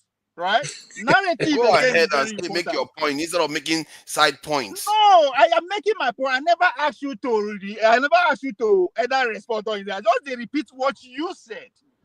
Maybe now let me hear them. Right? Because that's the problem we have in Nigeria, right? Every resources is controlled by consensus. Now only when we they go buy interact for market, 9 be what capitalism, 9 be private market enterprise. But every other thing has to be based on consensus. And you are telling me about control. I live in America, you're talking about control. Every state, I know what it means state to control their resources, what private property means, because not only America practices that in the whole world. No America other country. Do you know America takes more money from the states than Nigeria takes from the states? Do you know in percentage terms? Do you know that? Okay. Let's move away. Let's move away. I live in America. Okay. No, we'll get. It's not about me. No, it is my daily experience. I am telling issue of control. I don't know why we don't answer straight questions. Can you allow me make my point? When you reach your turn, you do your rebuttal. Please allow me. Move to Nigeria now. Move to Nigeria. Come on. Okay, go ahead. Over, you have 1 minute now to make your only America get the parties that right. Anybody can challenge me. Hey, property right, that is what sets the country apart from every other nation. Every other place, no individual have direct access to its own resources. Only America. So if you want to tell me about control, I understand what it means. So in Nigeria, we, even the whole federal government, don't have control over its own resources. And I put it to anyone that want to challenge me. We as a people, we have no control over our resources. So when we want to actually go down to where our problem is, it's beyond all this. We have to face it. Thank you. And there is going to be a cause. Let's move. Are we ready for that cause? Thank you, my brother. Thank you. I appreciate your contribution. Our bank, you have heard the argument so far. Thank you for your patience. Thank you for your patience also, Mr. Bob Chisco. I'll come to you. Our band, then I'll come to Bob Chisco. Thank you all for your patience. It's been a long discourse, and everybody has a good point to make. And then after this round, we'll bring it down to 3 minutes so everybody can speak faster and not work too long. Yes, please go ahead, sir, Mr. Awabam. You have had a discourse so far. How is it done in where you are? Is it the same thing that obtainable in Ghana? Thank you so much, KG. Good evening to each and every one of you that is here today. I am speaking from my little beautiful city of Bolgatanga in Upper East Region, Ghana. And I am here to tell every Igbo man that is here that you are ashamed, they shame me. Time has passed when Igbo people speak Nigeria catches code. Today, you are being treated with absolute levity. You command no respect anymore. That is the reason why the whole Mazi Nnamdi Kanu there, without any of you making any sensible contribution or positive contribution that is going to bring him out. When you gather to sell your own son, your own uncle, your own brother, who were the people that started the proscription of Mazi Nnamdi Kanu as a terrorist? Who started it? Is it not the Southeast governors headed by Willie Obiano? Is it not the person that started? Go and check how many years, despite the United States declaring Boko Haram a terrorist group, did Nigeria proscribe Boko Haram? Do you know how many years it took them to proscribe Boko Haram? How many years has it taken Nigeria to proscribe armed Fulani terrorists that is categorized as number 3 terrorist group in the world? Have they proscribed them in Nigeria? But when it came to your own, the political Igbo elites, the only thing you know how to do best is to always become political correct. You want to be a patriotic Nigerian. You can just come out to proscribe your own person, sold your own brother to the slave masters. And they are holding him there. Today you are crying. Today you are talking. You don't supposed to talk because Mazi Nnamdi Kanu has warned all of you not to beg for him. He has a reason for why he is there and suffering what he is suffering. I am here as the Okene of all of you, the Igbo people that are here. Am I Namoches? Am I Nemoches? I don't know if that is because my mother is from Abia State. And I would like to speak the way I speak because I don't even care. Whether you insult me in comment section or not, I don't bloody care. Because you, the Igbo people, are traitors to one another. You sold him. How do you want a man that you sold to the enemy to love you? That is the same problem that you are having today. Politically, you are down there. Economically, you are vibrant. And they are doing everything now to engage you in economic jihadism, to bring you apart with the poverty level in the north. That is the reason why go and check how much you pay for duties for your imports. Who are the importers? Who are the importers? You cannot eat your cake and have it. You sold Mazi Nnamdi Kanu. In as much as I have qualms with the Nigerian judicial criminal system, the corruption that is ongoing in that judiciary, I still have problem with you, the Igbo elites that sold Mazi Nnamdi Kanu out to the enemy. They are dealing with him there. He is going to survive it. And majority of us that have sympathy and let me say, gene of Igbo people, when it comes, all of us will come to support, just like my Namoche Kene said. We will support them. Let nothing, we should pray that nothing should happen to Mazi Nnamdi Kanu in that prison. If anything happens to Mazi Nnamdi Kanu in that prison, you will see the kind of war that you will see. It's not what you experienced 1967 to 1970. The world has advanced and the Igbos has advanced. All I know is that Igbos will never run when the cloud is gathering. It is only when the rain has drenched them that they will start running. And it is going to happen. Let something happen to Mazi Nnamdi Kanu. And for me, I am very, very disappointed with each and every one of you, the Igbo political elites, most of the traditional leaders, and the religious leaders, and anybody that feels that is benefiting for the corrupt system that is Nigeria, the corrupt and the very, very dangerous and imbecilic system that you operate in that country. In Ghana here, we don't do that. In Ghana, we don't do that. We started by renaming ourselves. They called us Gold Coast. We came out, we renamed ourselves. We said, no, we cannot. And when we vote for people that we want to represent us. In Nigeria, as big as you are, the giant of Africa, you don't even have authority to vote the people that will lead you. Rather, they are being selected, and their mandate is what they are going to place on you.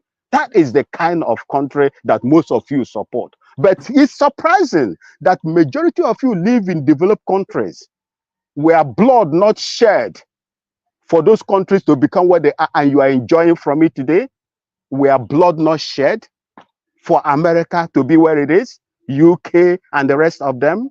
But in your own country, you prefer the illegality that is going on there. You prefer the human rights abuses that is going on there. You sit in those comfort areas and you continue to enjoy, and you begin to talk to your people. I'm hearing myself. Somebody's mic is on. Forefathers, mute yourself, please.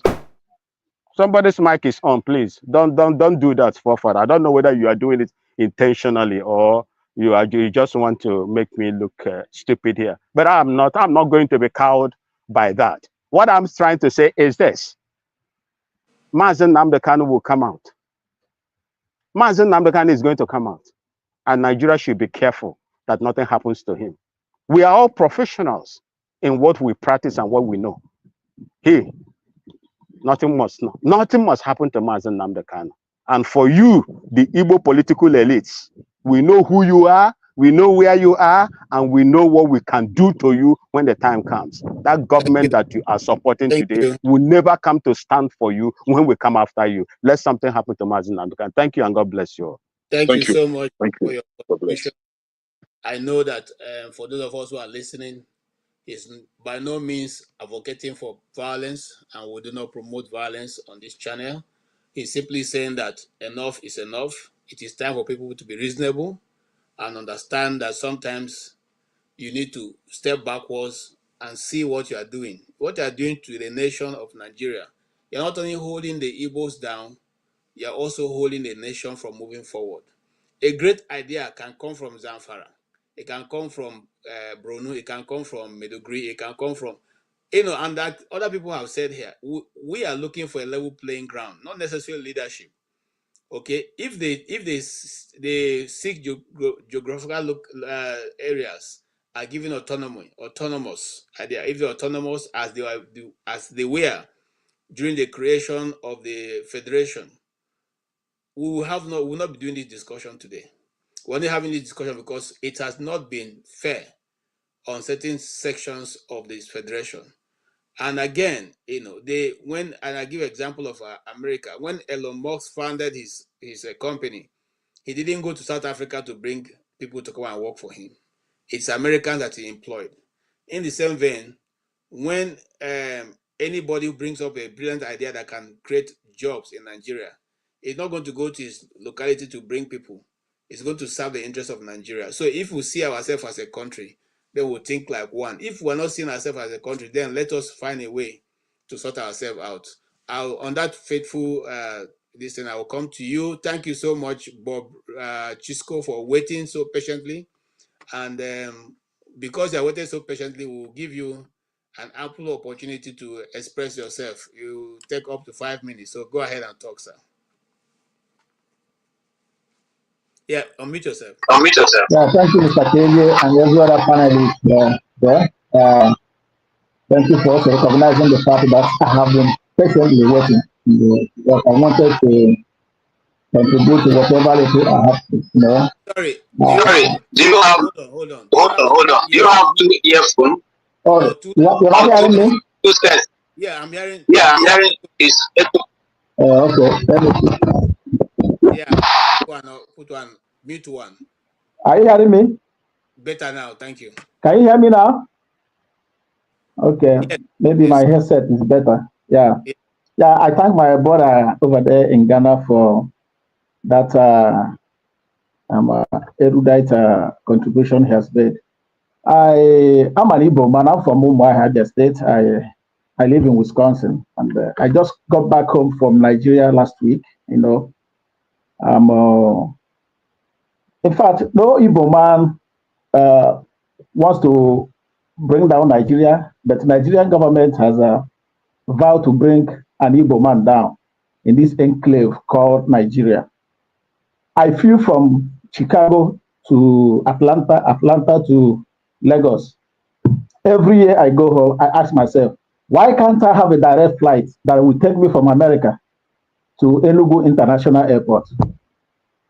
How many people have asked themselves that question? Why have federal government of Nigeria not designated Enugu Airport as a rare and authentic international airport? Hadi Sirika wasted 8 years under Buhari saying he's upgrading Enugu International Airport. But hardly do you see any plane flying from Europe or America to Enugu. You must land in Abuja or Lagos before you. Could you imagine? I flew from Lagos to Enugu 460,000 naira.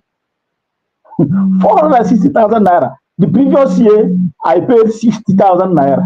60,000 naira. You can imagine the difference.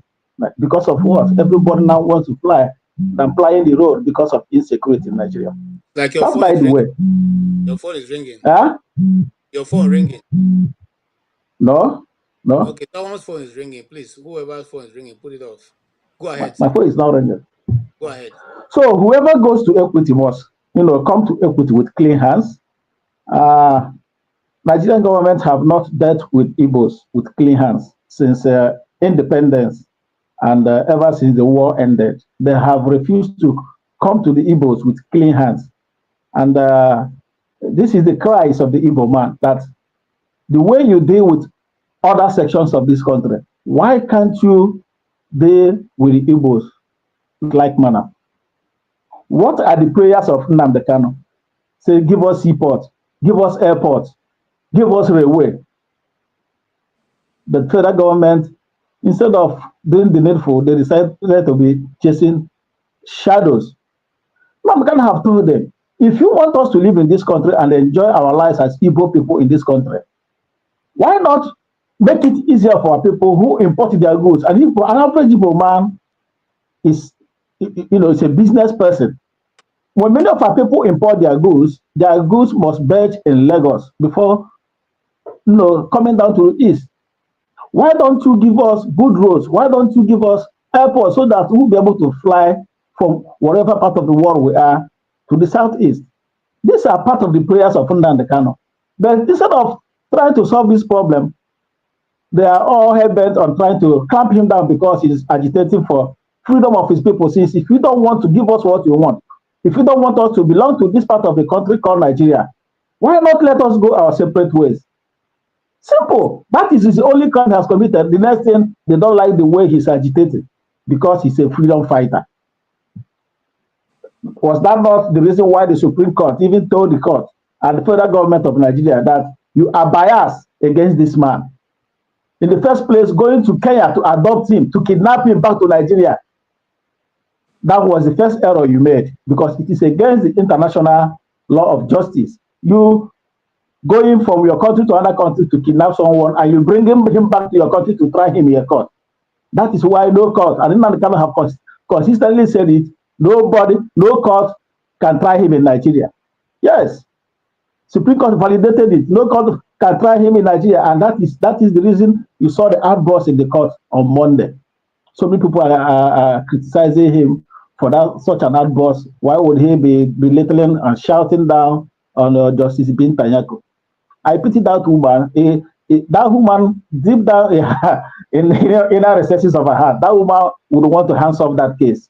She did when she recused herself. And she was forced to come back again. On the same case, she has recused herself. And that was the reason Nnamdi Kanu was telling her, you cannot come back to the case you have already recused yourself. Why are you coming? What are you coming to do again? So it is obvious these people want to nail Nnamdi Kanu. This guy, the court has not found him guilty. Why are you head-bent on criminalizing this guy to the extent of trying to level terrorism against him? You bring up this charge, it is squashed tomorrow. You keep on going back and forth, amending charges against him. The federal government of Nigeria should do the needful. We have continued to beg Nigerians. It is our right. Treat us the way you treat other sections of this country. We cannot be second-class citizens. In the country, you want us to call our own. In the country, you don't want to see Igbos go out of Nigeria, but you don't want to treat Igbos as part and parcel of this particular entity called Nigeria. So, my brother, let me leave it that way. Thank you so much. Until the next section. So much Thank for you. your patience, Bob Chisco. You have made a lot of useful contribution. When you went to the East, how was the feelings in the East? When you went to the East for you just coming back, how did you find the people and the East generally? My brother, well, home is sweet. Home is sweet.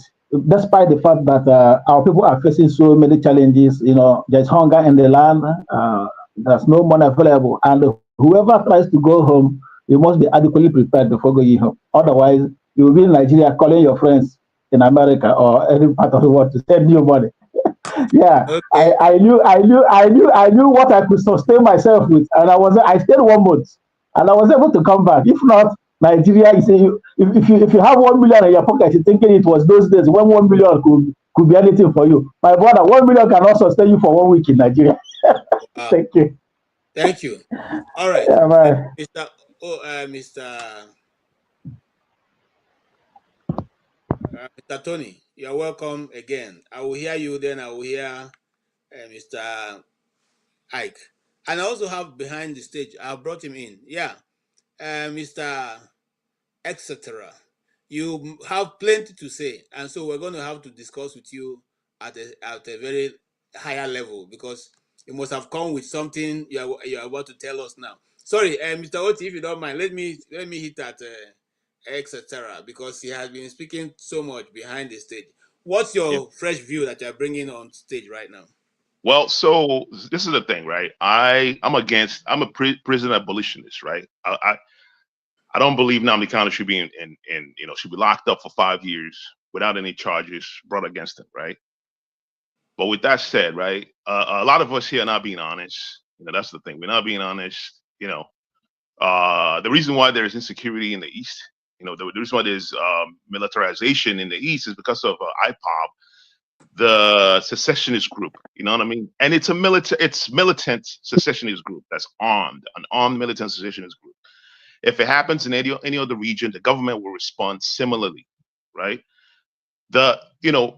Requesting for the government to build infrastructures, build airports, it's a legit request. It's something that the government that we elect, all the governors in the region can advocate. They have power. They can speak with the federal government and say, hey, we need these projects done in the region. And also, Chim mentioned the secessionist party in Quebec, right? How come IPOB doesn't have a political party? I've stated here a few times. Why can't they go through a political party route? They can have a political party. They can run for governorship since they are popular. They can elect their members to govern all the states in the East, in the Southeast, in our region. Why can't they do that so they can use the revenues to use their revenues to actualize what they want to actualize? Build good roads, build airports. They can do that. Why are they not going through that route? Why are they going through the militant route? Why are they, the Quebec secessionist group don't have any arms group? Do they have arms group? Are they fighting with the government over there? So I don't know why you're comparing both of them. It's not the same thing. IPOB should have gone through that route. There's a better way to do this. Instead of agitating trying to fight the government that has more military might than you. You can't beat the government. The government have to have support, from foreign government. You can't beat the federal government, period. There are better ways to do this. Let's be honest here. When Nnamdi Kanu came out, you guys think none of us, people like me, are not aware of it. Like I knew when he came out. I even knew before he started agitating for Biafra. He was fine with Jonathan's government until Jonathan lost the election. That's where the whole agitation started. First, it was ethnic bigotry. He was saying a lot of crazy stuff about other ethnic groups like the Yoruba. He was faultily generalizing. That's why I'm on the comment section. Anyone that makes faulty generalization and says something about Igbo people this, Igbo, all Igbo people that, I'm like, that's faulty. You don't know every Igbo people. None of us. I don't even know a lot of Igbo people. I don't know every Igbo people in the world. And there are people out there with their own opinions that are different from all of us. Not all of us believe in the IPOB, the whole secessionist thing, or the way they're going about it. I'm not against the whole having Biafra, but there are better ways to go about it. There are better ways to form a secessionist group. You can, like I said, you can go through a political party, which is very easy. You can form a political party, win the elections, win the local government elections, and run that region and do all the good things that you want to do. Why can't they do that? Okay. There's something suspicious about the whole movement. Can I answer that for you? You see, for me, when I'm dealing with someone like me, because of the how far this thing have gone, some of us have gone a bit deeper. Now, before now, one of the accusations against the Igbos is that we don't play at the center. If you don't play at the center, you don't play. You're not like you don't play. You don't have a winning. You don't play. You're not a team player. Yeah, I understand. You don't shake hand across the Niger. I want to let you know how long Igbos have been shaking hand across the Niger. When the first election was conducted in Nigeria, neither the Age Action Group or the Northern People's Congress could win a straight majority. Azikiwe could have joined forces with Yoruba with Awolowo to form party, but he said to his friend Awolowo, "Let us not make the North think that we don't want them to be part of Nigeria." So he defaulted to forming government in that order. That's one. Secondly, in 1983, when again election was conducted, MPN, at that time I was already reading newspaper, I mean, MPN could not form the government also. And that was when the judiciary started manipulating things, because if you go to the history, you find out the famous ruling of the chief judge at that time, which was how something became 2/3 and all that. I don't have all that detail now. But again, Nnamdi Azikiwe said, you know what? Let them not think that the South is against the North. Let us form government. That is how MPP and MPN form government. Because we, the Igbos, have always been constantly thinking of how to repair and help They call it Accord Concordia. Thank you. Now, having said that, you said something about the IPOB forming a party. I don't know if you remember anybody called Odumegwu Ojukwu. Of course I do. You know him. Oh, very good. Now, he also came down. Odumegwu Ojukwu is referred by every Igbo man and joined the MPN. Okay, after being persuaded by the MPN. You know what they did to him? He couldn't win a senatorial seat. I'm telling you history now, because sometimes we seem to put these things aside. And then at that time, I was still a young boy. I have heard my father talk about him very well. I was in primary school, and I asked my father, why is it that this man you have been telling me about, who you people revere so much, couldn't win a simple... And he just told me that you don't know what you're talking about. How can't he win? It is the manipulation of the North. So they made sure he lost. He lost woefully. Okay? That is how he decided to... Even the party he formed now, which is ABGA. How well is he doing? So hold on. If you form a political party in the Southeast, right? Hold on, coming, sir. Who are going to be the voters? Who are going to be the voters? Aren't Igbo people the voters? I'm coming now, bros. Go ahead. You see, the formation of political parties are also monitored by the government. You don't just get up like other nations, some other places. Once you decide to form a nation, you become a party. There, you have to be registered. It has to go through vetting process by the federal government. So if you get up now and form your party, no matter how big you are, and we say we're not going to register you, there's nothing you can do. You will not be part of the system. Or if we register you and say you are not able to contest election, we will equally take you out. Now, I'm just trying to let you know how complex the whole situation is. Now, apart from that, you said the armed struggle. The IPOB don't have any armed struggle.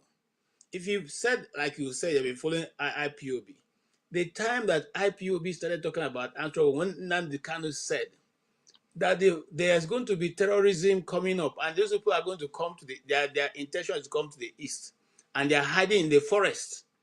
And so he said the IPOB group are going to base themselves in the forest. That if you want to live in the east, live in the city. If we see you in the bush, we know that you're a terrorist.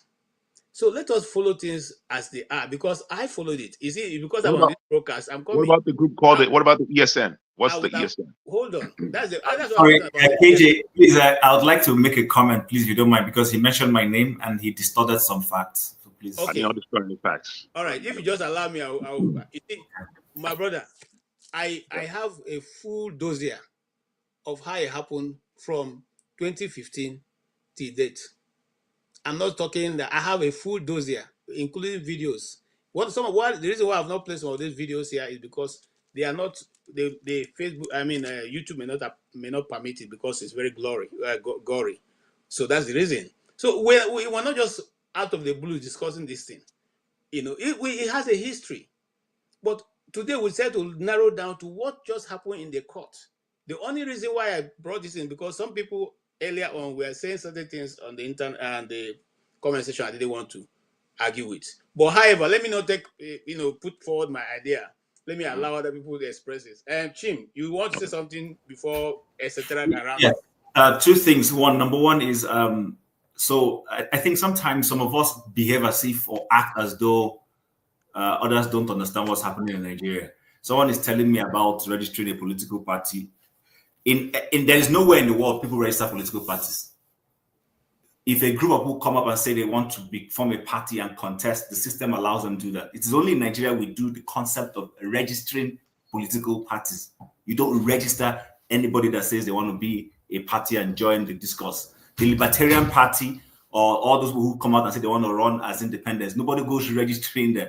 If they garner enough votes, then the system allows them. But in Nigeria, we had a culture over time where, because of the military, they started registering parties and streamlining it to 3, 4, 5. Now we have an over-bloated level of political parties in Nigeria, not because the government suddenly changed. By the way, it was Chief Gani Fawemi that won that case, for those who know. But the government of the day and the system now realized they could also use it. So they registered all these behemoths of parties, and then some of them now use those small parties to accomplish their goals secretly. There is no way IPOB would go to register themselves as a party and the federal government of Nigeria will lie. Let's be clear about that. It's not going to happen. That's one. Now, 2, on the issue of someone says Quebec that does not have armed struggle and all those things. I haven't researched it very well, so I'm not going to say what I don't know. What I do know is that when you say IPOB has an armed struggle process, that's incorrect. They have an armed group. They have an armed group called ECN for the record. What I do not like is when you spoke here, I was mute 100% from start to finish, and I allowed you say all you wanted to say before I responded. So please, let's have decorum. So now when you say that IPOB suddenly, you make it look as if IPOB just woke up and picked up guns and started shooting. People have forgotten that there was Operation Python Dance that stirred up a lot of things. People were going about their agitations, they march on the streets, carry flags, and then you suddenly said you were going to go and do Python dance. From Python dancing, you went to someone's home, ransacked it. That's what led to Nnamdi Kanu running away the first time and escaping to the UK. People seem to forget this. We're not all daft. We know how the guy was there, going to court from Umuahia, dealing with everything, and then suddenly the military, without provocation, went to his father's house, created mayhem, apparently tried to kill him. He escaped. It was after that time that he now started having all these struggles, sit at home, and insisting that things be done in a terrible way, which also got hijacked, by the way. And then we don't even know who is doing it anymore, whether it is the IPOB. Now, you mentioned ECN. ECN was supposed to be the Eastern security network, just like Amoteku. That was what it was supposed to be doing. But guess what?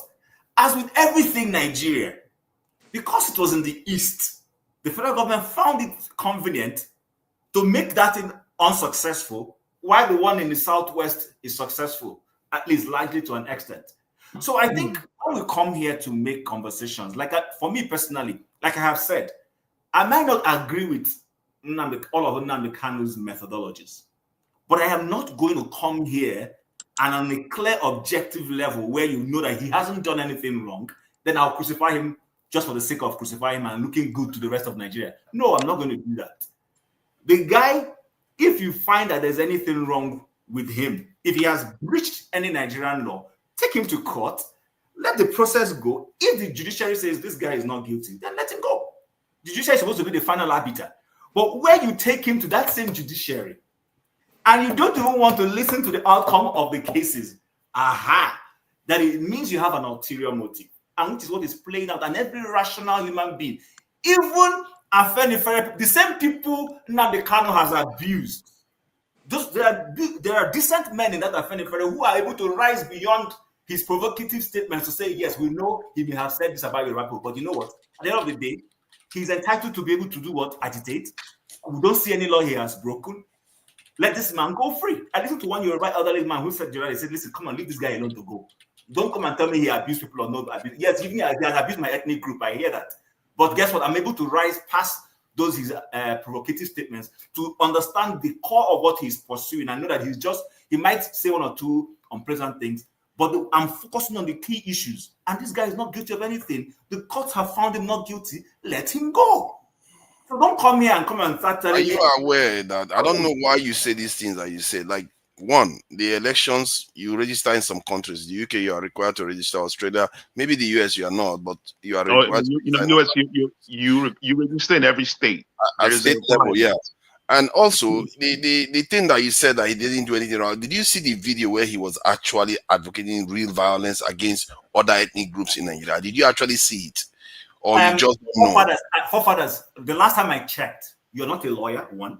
You're not a judge, two. No, I'm asking you now. But when you are not a lawyer, why you say he did nothing wrong? You're not a lawyer. Because the court has found him guilty. The courts in Nigeria said the guy has done nothing wrong. They didn't say the court found because of the way they collected him. Well, that is the issue. The courts. You are not the court. But you are not the court too. Why you say he did nothing wrong? He did nothing wrong is different from the court saying you should release him because of the way you captured this guy. Okay, Mr. Forefathers, I repeat again, you are not the court. The court. That are you, so you shouldn't be passing judgment. You are not the court. Why are you passing judgment? I'm not passing judgment. I'm speaking based on what the court has said. I'm not saying anything outside of the court. I'm not. The court didn't say he did nothing wrong. Not final. I said the court did not say he did nothing wrong. The court did not say that. Hasn't found him guilty. The court said release him. If the court says release somebody, the court says you should release him. That is true, but the court did not say he has done nothing wrong. That is where you are wrong. If the court says he has released him, what are you arguing again about?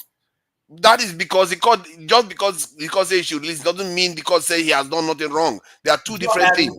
Fathers, you're contradicting yourself. You took somebody to court, and the court says release this person because of technicalities. Okay. I don't understand what we're talking about anymore. Technicality is part of law, but hold on. I want to play a video. This was Nnamdi Kanu before all this shenanigans started. Okay? I hope I got the right video.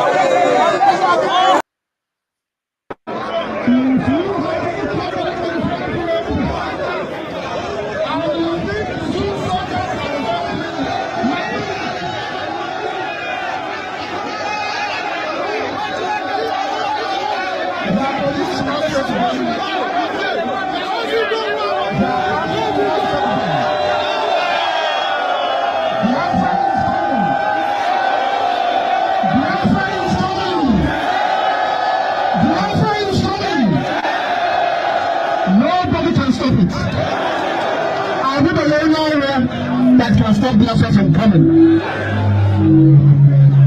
think I need to better. You get to make a memory. It's a memory. It's a memory. I'm the Jew. I'm a Biafra. I'm a Biafra. If you are not Biafra, only you ndị ebe pụrụ na na Benue anyị ga-agbapụta anyị ule na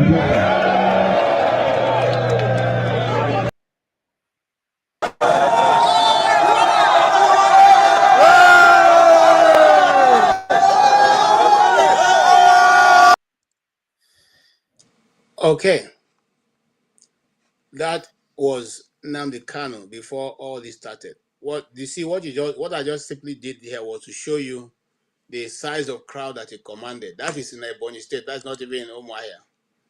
Yeah, therefore he should form a political party and use that. Hold on, man. You keep going about this political party. They just want to create chaos. They will pretend as if they care, but they just want to create chaos. When they tell them to form party, they don't want to. Let him prove his popularity. Then you are just showing the video. Let him prove his popularity. Let him run for election. And you don't want him to do that. He lets the popularity run for election in all the states. Just want chaos. Politically. Capture the states politically and then use the resources to actualize what you want to actualize. Okay, do you want to hear me or you want to keep running with your own idea? Now, I just told you the process of forming a political party. And the reason why I spoke about Obasanjo here is to let you, I said Obasanjo go for, I talked about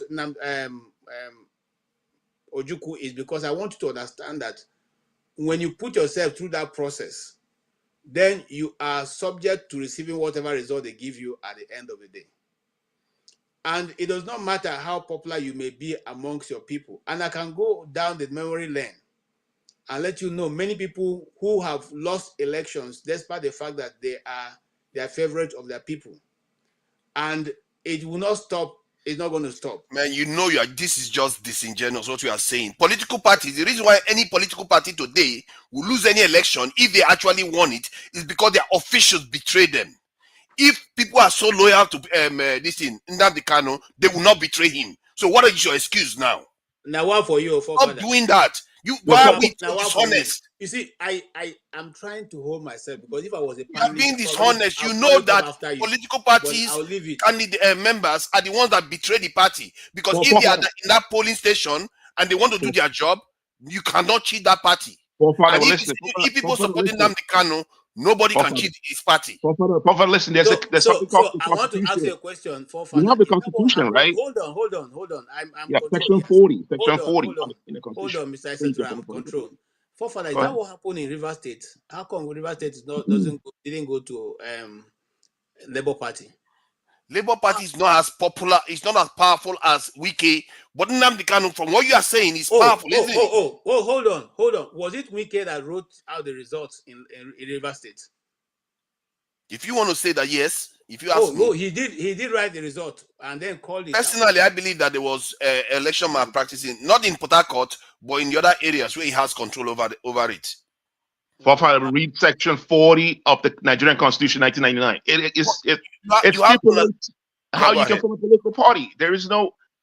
It's pretty simple. That is Section 40 of the 1999 Constitution. A member of your party has to betray you for you to lose an election you are supposed to win, etc. The reason why we're discussing this thing today is because that your so-called Section 40 or whatever you're calling does not exist. If it does exist, Nnamdi Kanu, who is not a lawyer, will not be teaching a judge what is in the rule, the judicial conduct. But KJ, do you understand that? Do you agree? I agree. Sorry, let me just get this through to KJ. KJ, let me get this through to you. Do you understand? I agree with you on that. Hold on. Wait. There's a miscarriage of justice. We agree with that. I agree. That was my first statement here. There's a miscarriage of justice. I agree with that. He shouldn't be in jail for 5 years without any without being sentenced. I agree with that. Okay, that part. let me deal with another part. Okay, KJ, do you agree that for you to lose a party you are supposed to win in any election in Nigeria, your party members have to betray you? That's a lie. How? Because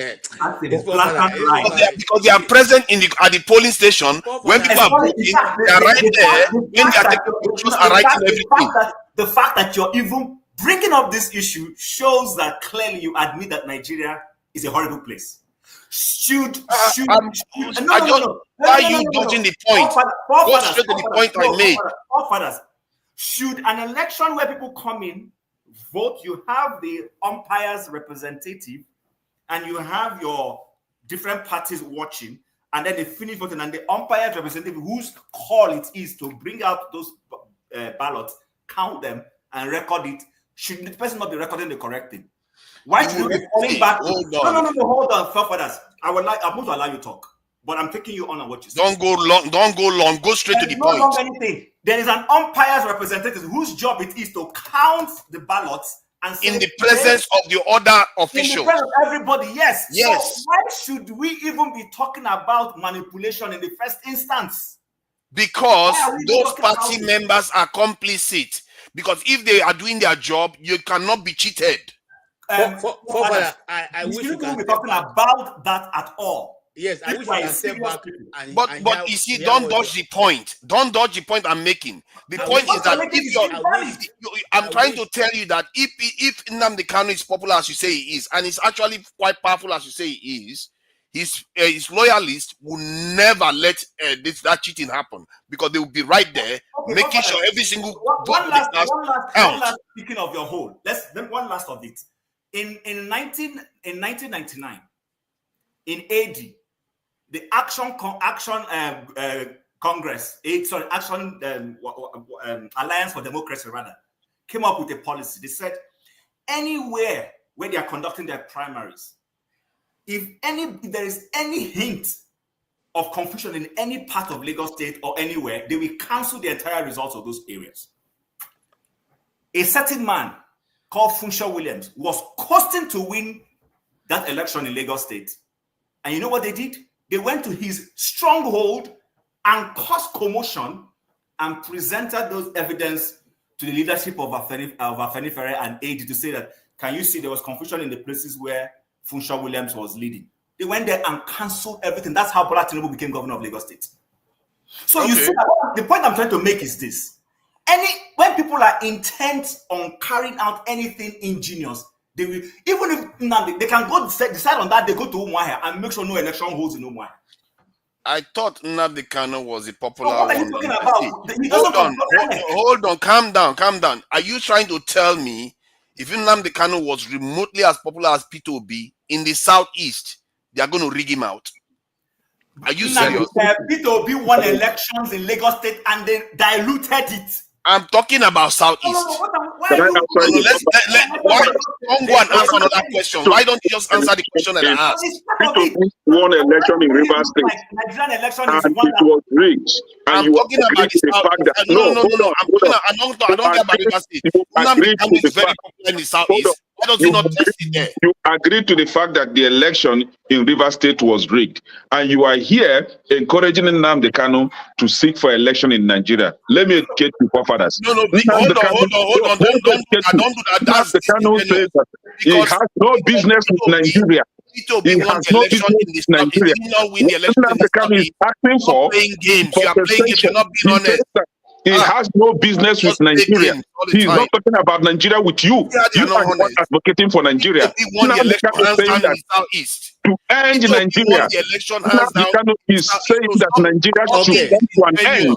An expired country shouldn't exist. That's what Nnamdi Kanu is saying. He is saying that Nigeria has expired and never will exist again. He is saying that Nigeria should be dissolved so that everybody will go. That's what Nnamdi Kanu is saying. Stop asking him to go contest for election. He's very popular. He's more than popular. He's more popular than Tinubu. And he is saying that he has no business with Nigeria. That's what he's asking for. Is for Biafra. Simple and short. Stop asking him to go contest election in Nigeria. Stop it. It's becoming too much. You just like to deceive your people. You know P2B won the election in the southeast. Nigeria. That's what he's telling you.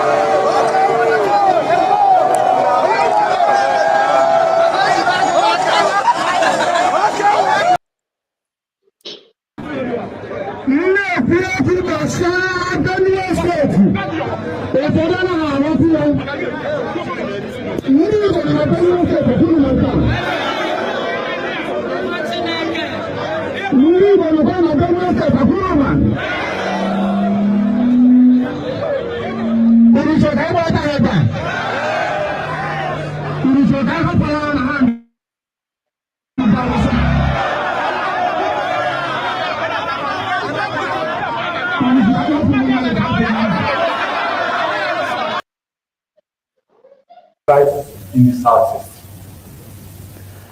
Well, southeast,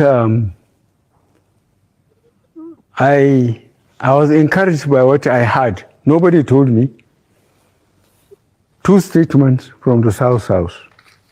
One by elderly people. No, South. Yes. Two statements from the South.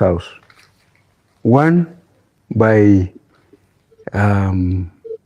elderly people. No, South. Yes, by elderly people. They said this time around there will be no access to sea. I'm sure you will understand what they mean. Again, the youth made the same statement. That encouraged me.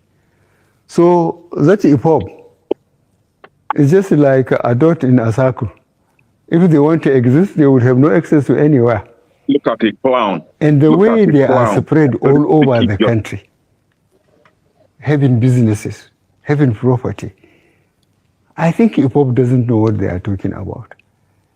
In any case, we said we'll talk to them in the language they understand. We'll organize the police and the military to pursue them. South. Yes, by elderly. No, South. Yes, by elderly people. They said this time around there will be no access to sea. Okay. KJ, I beg, can I say something? Yeah, hold on, sir. Not just end it. I'm sure you will understand what they mean. Again, the youth made the same statement. That encouraged me. So that IPOB is just like a dot in a circle. If they want to exist, they would have no access to anywhere. And the way they are spread all over the country, having businesses, having property, I think IPOB doesn't know what they are talking about. In any case, we said we'll talk to them in the language they understand. We'll organize the police and the military to pursue them. That's what we can do. And we will do it. Okay. How are we going to resolve the crisis in the South? Keep repeating it. Okay. Let me just say. Let me structure this argument. Hold on. Yeah, what did he say that was so special there? So that, you organize military and police to pursue his. No, KJ, let me go back. Hey, man. Let me just end this argument now, KJ. I will take you against out. IPOB. I will take you out, please. Ndibo, IPOB is Ndibo. Hold on. You don't know the meaning? For me, I want to stay on the issue of forefathers and election. They exactly. Hold on. In places like Plateau State, they diluted elections. Hold on, no, Jim. Hold on, everybody. You see, I brought this video forward because I played it before, but I brought it forward so that you can have an understanding. That's the leader of the nation, and it tells you a particular group have nowhere to escape to, and we have done this before. And he got an assurance from the people, some elders and youths of South, that it's not going to be like before. What's before? 1966. This time, there will be there will be nobody remaining. I want you to understand what he's saying. Then KJ, please, can I say something? Hold on. No, hold on. I'm moderating this. Just hold on. At the end of the day, he says something. We are going to do what? Organize the police, the army, and probably other people to do what exactly is going on in the East. So I didn't hear you say that there's not going to be anybody remaining. I didn't oh hear you my say God. That. KJ, please, like can I just put an end to this argument? I was threatening genocide. I would like to hear that. I don't know why you say these things before, Father. Even no, I didn't hear it because it's the truth. I didn't hear it. Hold on. KJ, please, just give me 1 minute. Let me end this argument. Maybe he said it. You can play it. Maybe can I speak? KJ, let me just end this argument, please. If you guys give Ogie my time. Give Ogie my time. You don't have time. You use your time. All right. Give Ogie my time. I have time. Go ahead.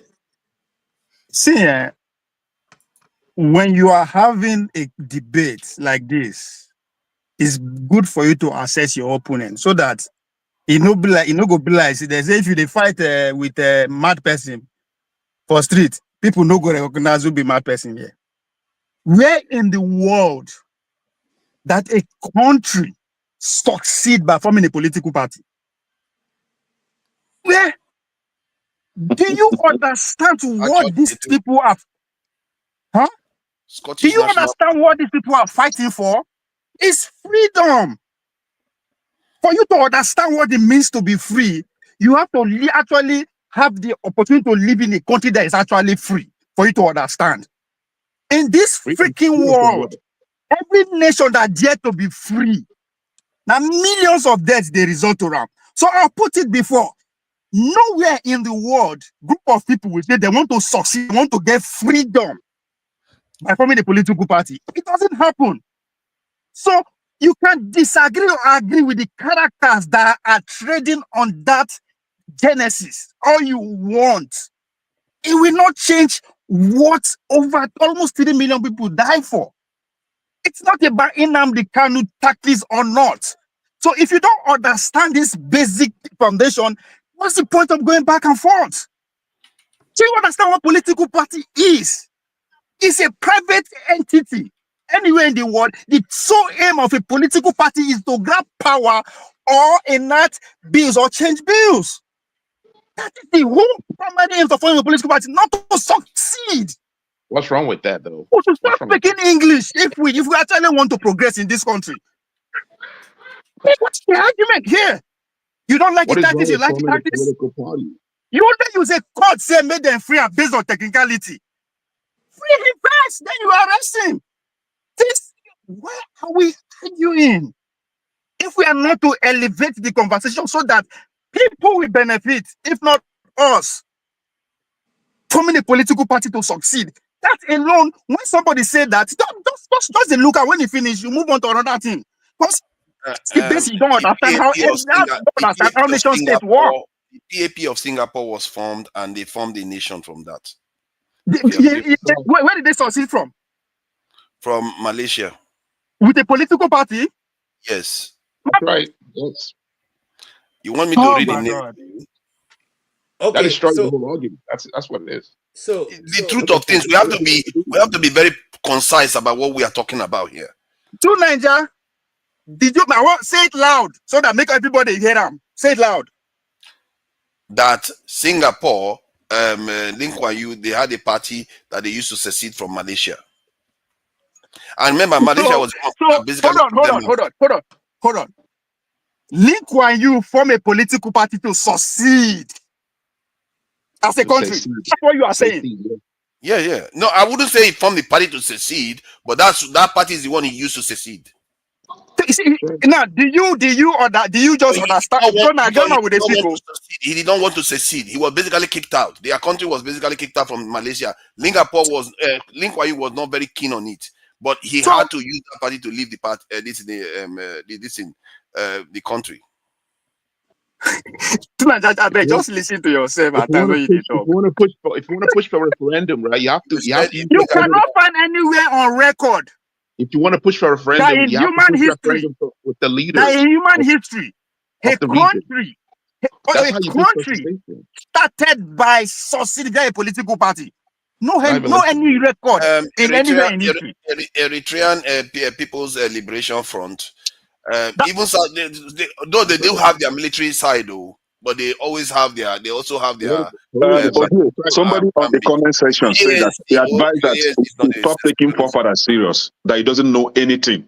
You should just stop talking. They say that now because they don't like to hear the truth. They say you don't know anything. They have their own opinion. They don't want to hear the truth. That's their problem. Because you have no truth to give. You are just hate. What feeling you just hate. Hold on. Give me the name of the political party. Hold on. Let me take you serious for the last time in my life. Give me the name of the political party. Don't take him serious. It's empty. Popular, it's empty. No. Let me give him one chance. Give me the name of the political parties. What are you talking about? You said the country started by succeeded. The country is yet to be free. Hold on. Hold on. Because I say that make it no be say I they know where to talk. A country decided to be free by just peacefully forming a political party. Give me the name of those parties and the country. That's right. That's how the Eastern Ukraine. That's not how nations happen.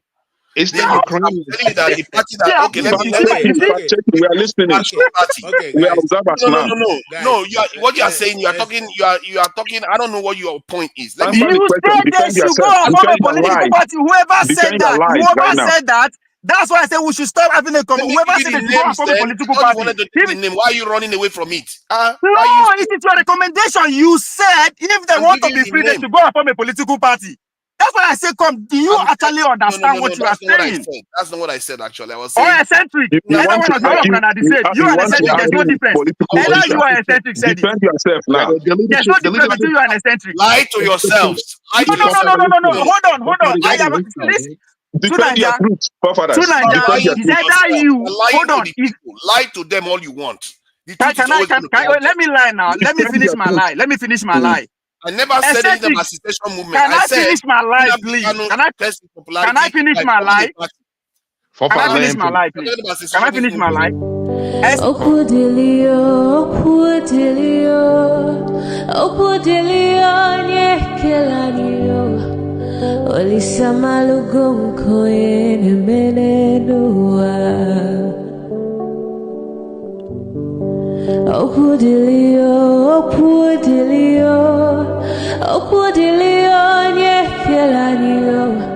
Chukuna malugo yo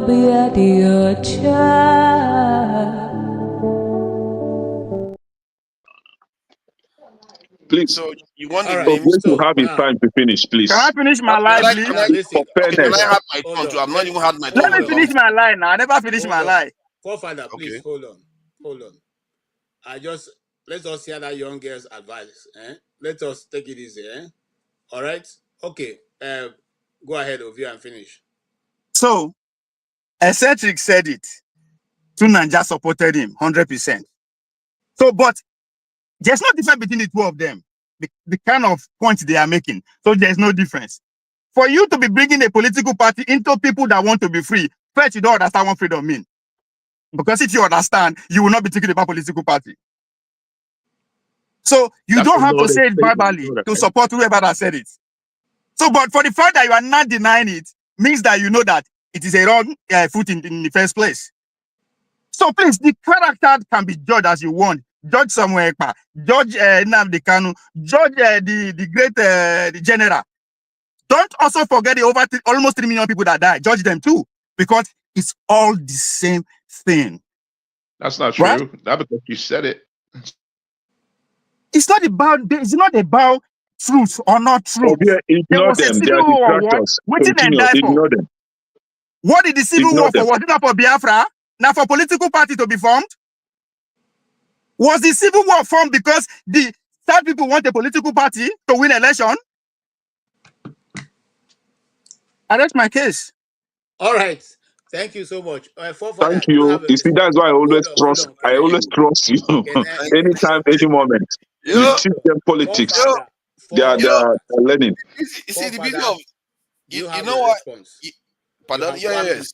1 minute. Yeah. So the reason why I find it easy to talk is because I don't have to think, because the truth is out there. See, there are multiple political parties that have been formed and later on led to independence. From Singapore to, from what I can see, Bangladesh, Czechoslovakia, many of them Give have me been. the political party name. I want to write it down so that I go do Now, research. I want to learn. I want to learn. Give me the name of the political parties. Awami League of Bangladesh, Awami League. That's one of them. The Link One U1 is People's Action Party, and that of South Sudan is People Liberation Movement. This Czech one is Civic Forum and Public Against Violence. That's literally their name.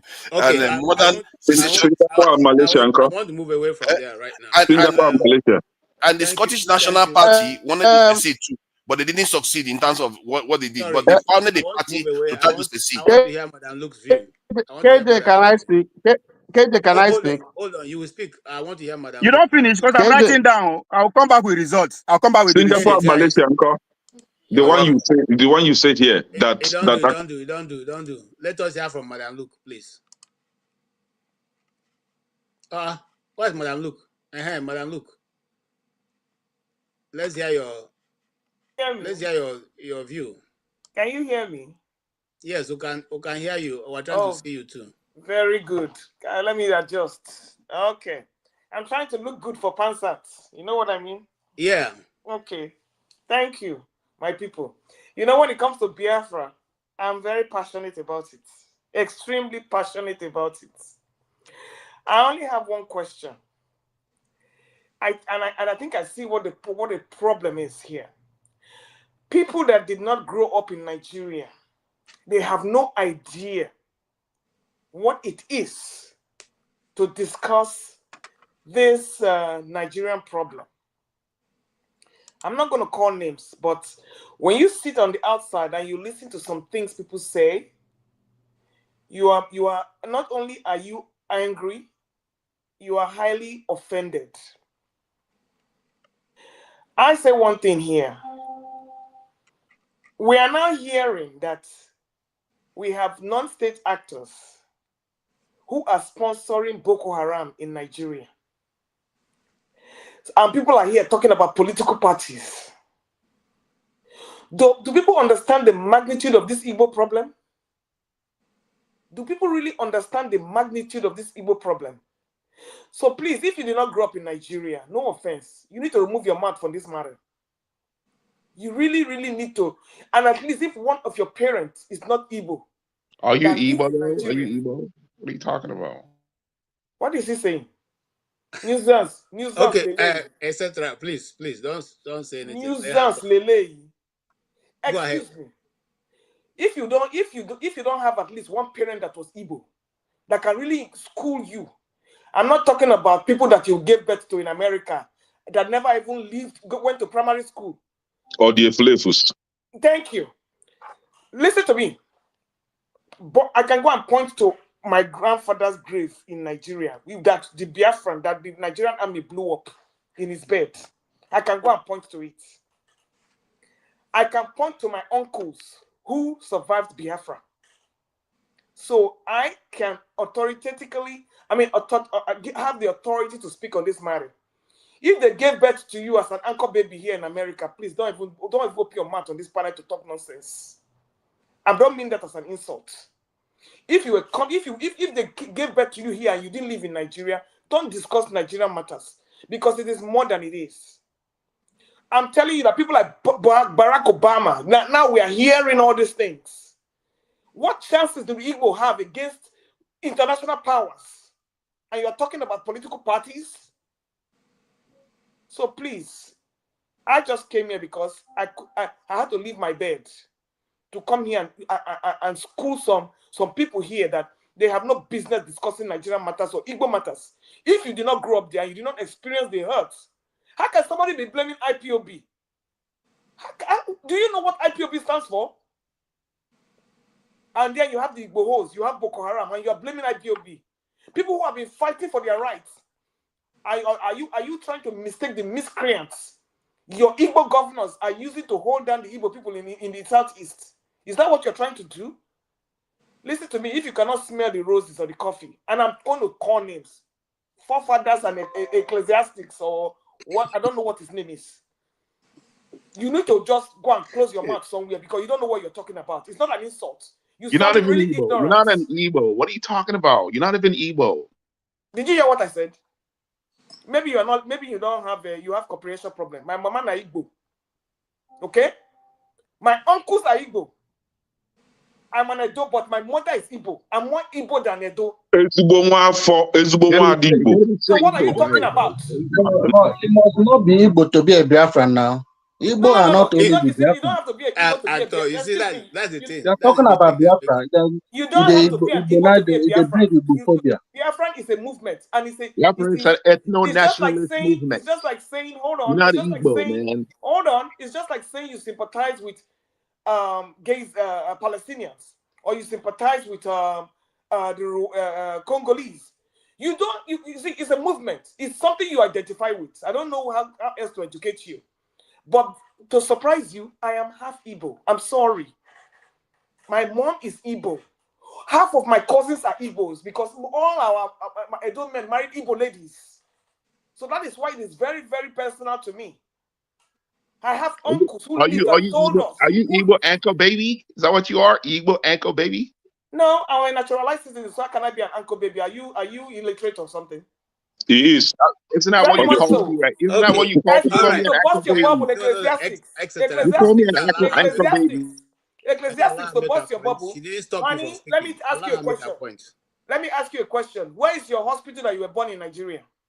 Did you attend primary school in Nigeria? Did you attend secondary school in Nigeria? Did you attend university in Nigeria? Did you do your youth service in Nigeria? Oh no. I'm beating my chest. I did all. Where did you come from? Uncle baby like you. Uncle baby again. I'll arrest my case. God bless you. God bless you, Jared. Thank you so much. All right, hold on. You didn't caution her. She was insulting people. It's not fair because if others Exactly. do that, Exactly. She called me an Hold anchor baby. She's Father, an you are evil the one anchor that is baby. insulting people. Hold on. Okay, I never insulted anybody. I take responsibility, and I apologize if you feel insulted. Now, I want to move very far away because we're rounding up. We have gone past our time, but I wanted Fofana to have enough time to explain whatever he feels like. I'm coming to you. I can see you. You've not given me time. I've been here for a very long time. Me. Okay, hold on, sir. I will give you time too. And Tony also has not spoken for a long time. So please, but let me go to the new guy who just came in. And yes, sir, go ahead. Introduce yourself to us and then make your point. Thank you. Ezoku Bundo. That is my name. Well, how do all the Thank new you. people just come and have a say? Because at that age, we'll never get I want to talk about the political aspect of it that the forefather brought. Please, sir, I think you need to change that name first.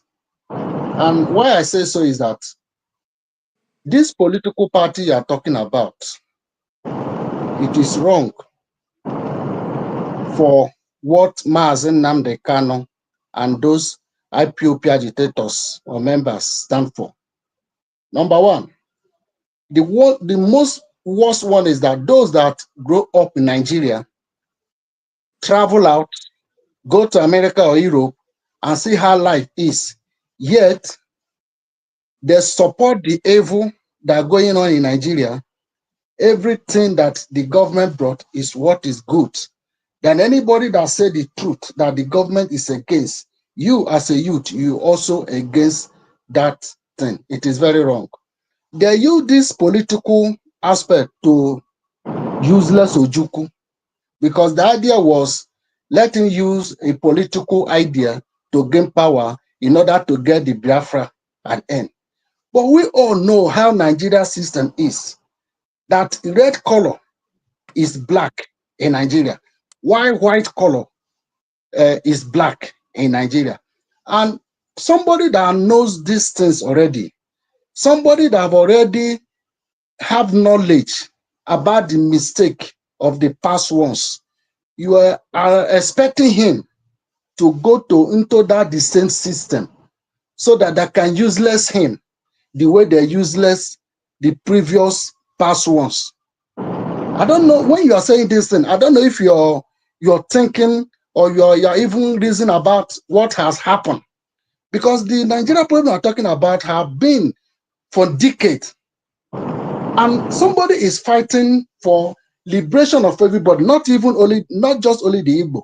Is fighting for the British system, because what the British implemented is what is working in Nigeria.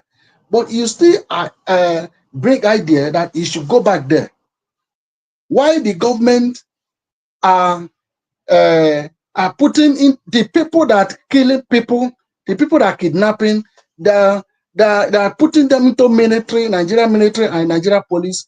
You cannot talk about that. The people that carries flag and they were protecting in peace is what we agree that they're terrorists, as the government later tagged them. The invasion is nothing to you. The justice that Nigerian government are using, everybody know this thing, even before Mazi Nnamdi Kanu said it on last court previous hearing, right? You even see it as a right thing that Nigeria as a country should be using a blackmail justice to judge somebody that are fighting for the freedom and liberation of people. You don't see that as what is wrong. What you only see wrong is that why must people want to come up for Nigeria? Why must Igbo people talk? Anything like that is good for you, but anything that is truth is not good to you. So how can the Nigeria work with this type of mentality? Like I said earlier, to end up with my discussion, those who grow up in Nigeria and travel out to Europe and America are the most useless one. Thank you, sir. That's faulty generalization, man. You can't Thank do Yes, you. that. So when you thank grow you up so in much. Nigeria, Hold on you now. went to America, you went to Europe, you see how life is. Yet you don't want the life that you're enjoying here to be there where you come from. You support the evil are going there. Who are you? Are you not an evil person by That's why supporting an evil? we send a lot of All money right, back thank you. home. You have made your point. Etc. Please don't. It's not this thing now. We control the thing so that it can be orderly. Don't you like the way everybody's talking? Allow them. If you come to your turn, if whatever you want to say, you say it with your own time. Please. Okay. Having said that, yes, can I go ahead Yeah, and just a minute and I will go. You okay. see, I intended to ask a centric question, but I think my gorgeous sister, um, Madam Luke, already dealt with part of it. The question that I intended to ask him was to ask if he knows what a flefu is. In Igbo, where I come from, they say if you behave in a certain way, they will call you, they will refer to you as efule fulelo matulobo. Do you understand? So I wanted to know if he knows what that is, but it's Not okay. familiar I don't have I'm to not stress familiar with on part of that. Igbo. I don't know what that means. I'm not Yeah, familiar yeah. with it. It further confirms that your Igbo-ness should be questioned. And then now, my thing is, Nnamdi Kanu has been a one person that has been championing for the unity of Nigeria. And I don't know how old the likes of forefathers and this eccentric were then, because I know Nnamdi Kanu senior them very, very well. He's not a young guy. But Nnamdi Kanu was on the street of London, I mean UK somewhere, fighting for good governance in Nigeria. And I think a lot of us here, we are still in kindergarten then. So fighting for true governance. And then it happens that such call wasn't coming forth.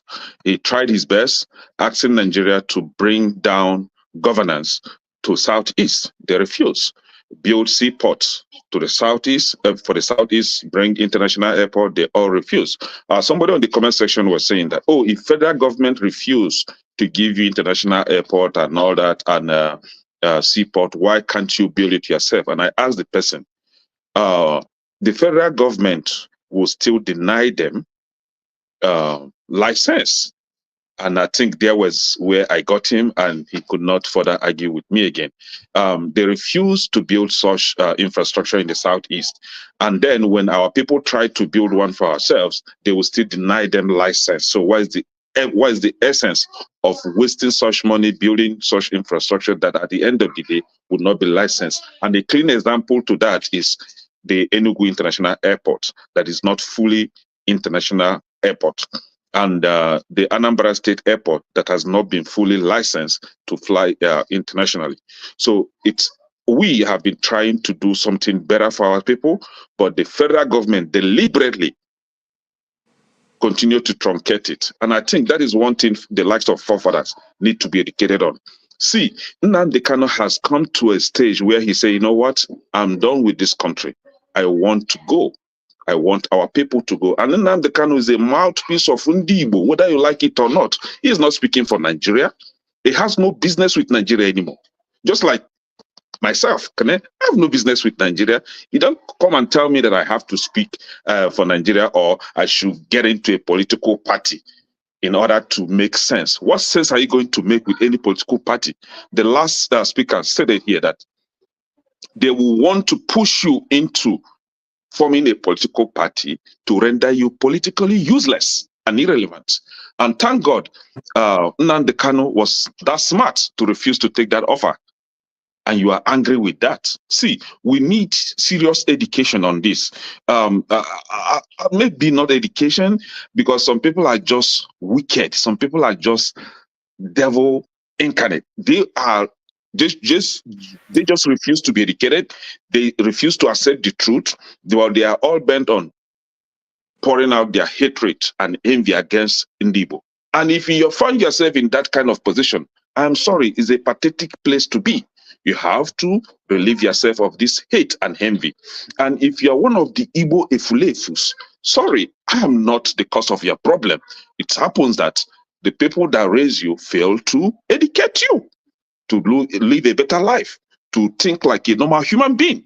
Like me, as Nwafo Igbo that I am, my parents, they did well in educating me, telling me where I come from, showing me my identity, making sure that I don't deviate from where I should, and which is Igbo-ness, Igbo dinobala. See, it's not something that you just all of a sudden pick on the street. It's innate, it's in you. It is not something that you learn from school. If you only when you All speak, right. you will know. Thank you. Okay. Thank you, sir. Thank you so much, Kenny. And Am yes, I yes. to have my time? This interjection is more than 3 minutes. I have not even had my 3 minutes that you said you were going to be doing again. When are we going to have my time? Okay. No, we are No, now. not was an interjection. No, it wasn't an interjection. It was my time. It was not an interjection. It was his time. Yeah, how did he manage to come in front again? Okay. So you want to take your own now, or you want to wait for father? I will take my own. No, Okay. what is I have to grab it. And, Sorry, forefathers, if I may, I thought you said it is Tony. Tony had been waiting patiently. Sorry. It's not Tony. I think, Oga, you do this a lot. Don't do that. It's not his turn. I spoke before this in. I spoke before It Tony is the my last time. turn. It is my turn. It is my turn. You Let guys us have been speak before Tony. speaking, I can go back to the and I video just and be check quiet. it. And Okay. It's if my that is not turn. true, KJ knows that. Tony, go ahead. Tony, go ahead. Please, you are a moderator, so please relax. Thank you. All right, Tony, go ahead. You are supposed to have spoken all this while. I have kept you behind. Sorry. Go ahead, sir. No, it's okay. It's okay. There are so many issues that have been spoken to. I don't even know which one. But in fairness to forefathers, there's something that forefathers said that I think we probably are not understanding, even though he has not quite. Who are just harassing you just now? Yes. Hold on. Yes, now. I will. Okay. No, hold on. I will yeah, I will come back. This is just an aside. If you look at, I think what Forefathers is trying to say, maybe probably he didn't put it very clearly. If you look at Sahrawi Democratic African Republic, that is in Western Sahara, who have been fighting for independence for their country, which that portion of land was initially occupied by Spain. And then when Spain left, there was a battle between Algeria and Morocco, as to who would govern and so on and so forth. But now it's being recognized by some countries as, a country, Sahrawi Democratic Republic. But you see, what I'm trying to say is that the people in trying to struggle for independence, they rallied around a party. They rallied around, a political party that helped to champion and fight for their independence. I think that's part of what Forefathers is trying to say, but that's not the formula. It don't always follow that, if you want to gain independence or you want to succeed, then it must be a political party. That's what I understand from what he's trying to say. So I think he probably didn't frame what he's saying. He talked about South Sudan. South Sudan was an armed struggle, just like the ANC. Started by John Garang, and later on there were splinter groups and so on. John Garang died,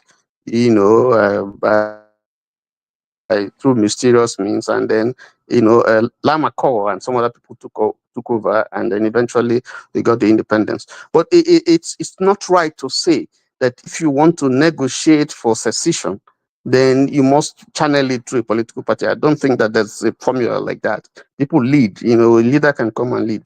But having said that, I just want to correct one or two things that Uvie said, and that is in connection with when he was talking about the first time he spoke, he was talking about U.S.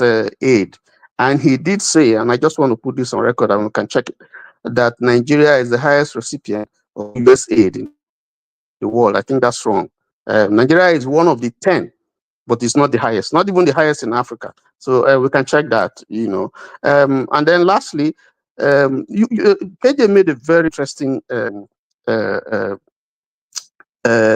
comparison that I think I need to highlight when he was talking about, the usual accord, the political structure from independence, the way power, alignments have, were carried out. And I think he did say that usually the East would always align with the North, and both of them had some sort of accord, to rule. Whereas the Yorubas were, more shy of going to the center. They were, let us hold our own. But if you look at later developments, you see that political alignment, which formed the basis for seizing political power at the center between the Igbo and the North, fizzled out because you now had, after Zik and Mbadiwe and O and Mbonojik and all those big political juggernauts from the East. Today, if you look, you would not seem to see anybody in that caliber who can stand and talk for the Igbo people. You don't seem to see them. Maybe the closest probably be Obi. Now, so what you have had is a splinter group, PPP, which was championed by Ojikalo, and then you have the ABGA, and so on. At the time that you had you had this political, when the Igbos were aligning with the North, you had MPP, for instance, when you had the MPN days. MPP was influential. He had influence in Benue, Plateau. He had influence even up to Northeast, because I remember that one of Zeke's friends, Kashim Ibrahim, was a very close associate of Zeke. If you go to Surulere, you had Adeniro Ogunsanya, Oluwakin Fosile. In the Northeast again, you had Wazir Ibrahim and so on. In Ijesha land, you also have, for a while, you had the Zikist movement, very, very influential there. But suddenly you found out that alliance, the Igbos couldn't sustain the alliance, and the whole thing reverts. You now have the Yorubas moving to the center and aligning with the North. So the Igbos lost out. So I think that, first of all, one of the problems that the Igbos have had is that the loss of that alliance, where political power, and sharing political power, gravitated towards, the East and the North. Now, how they lost that association and that accord, is what baffles me. Then, if you look internally within Igbo land, I think we must tell ourselves the truth that in terms of defending the rights of the Igbos, our leaders in the Southeast have not done well.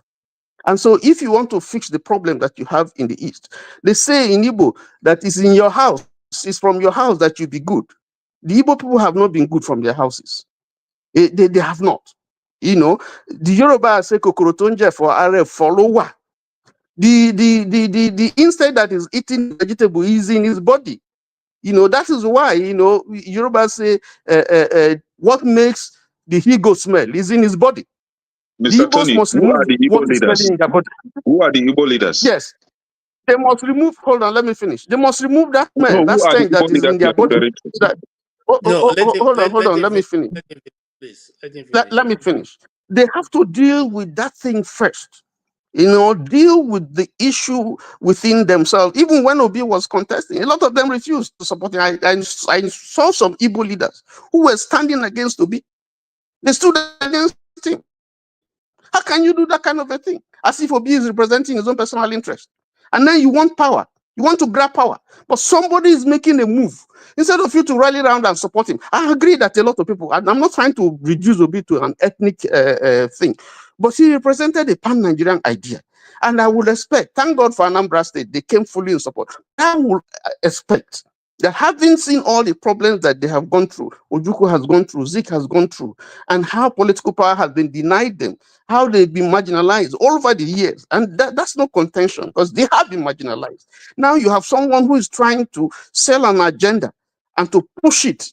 And then you have people within the system, within that same enclave, who are trying to run him down, even up to today. That's a shame. We must talk to ourselves. It's a big shame. Thank you so much for your conclusion. I understand and appreciate it. I am one person who have always been very interested in politics and political moves. So I have quite a good understanding of what is going on in Nigeria.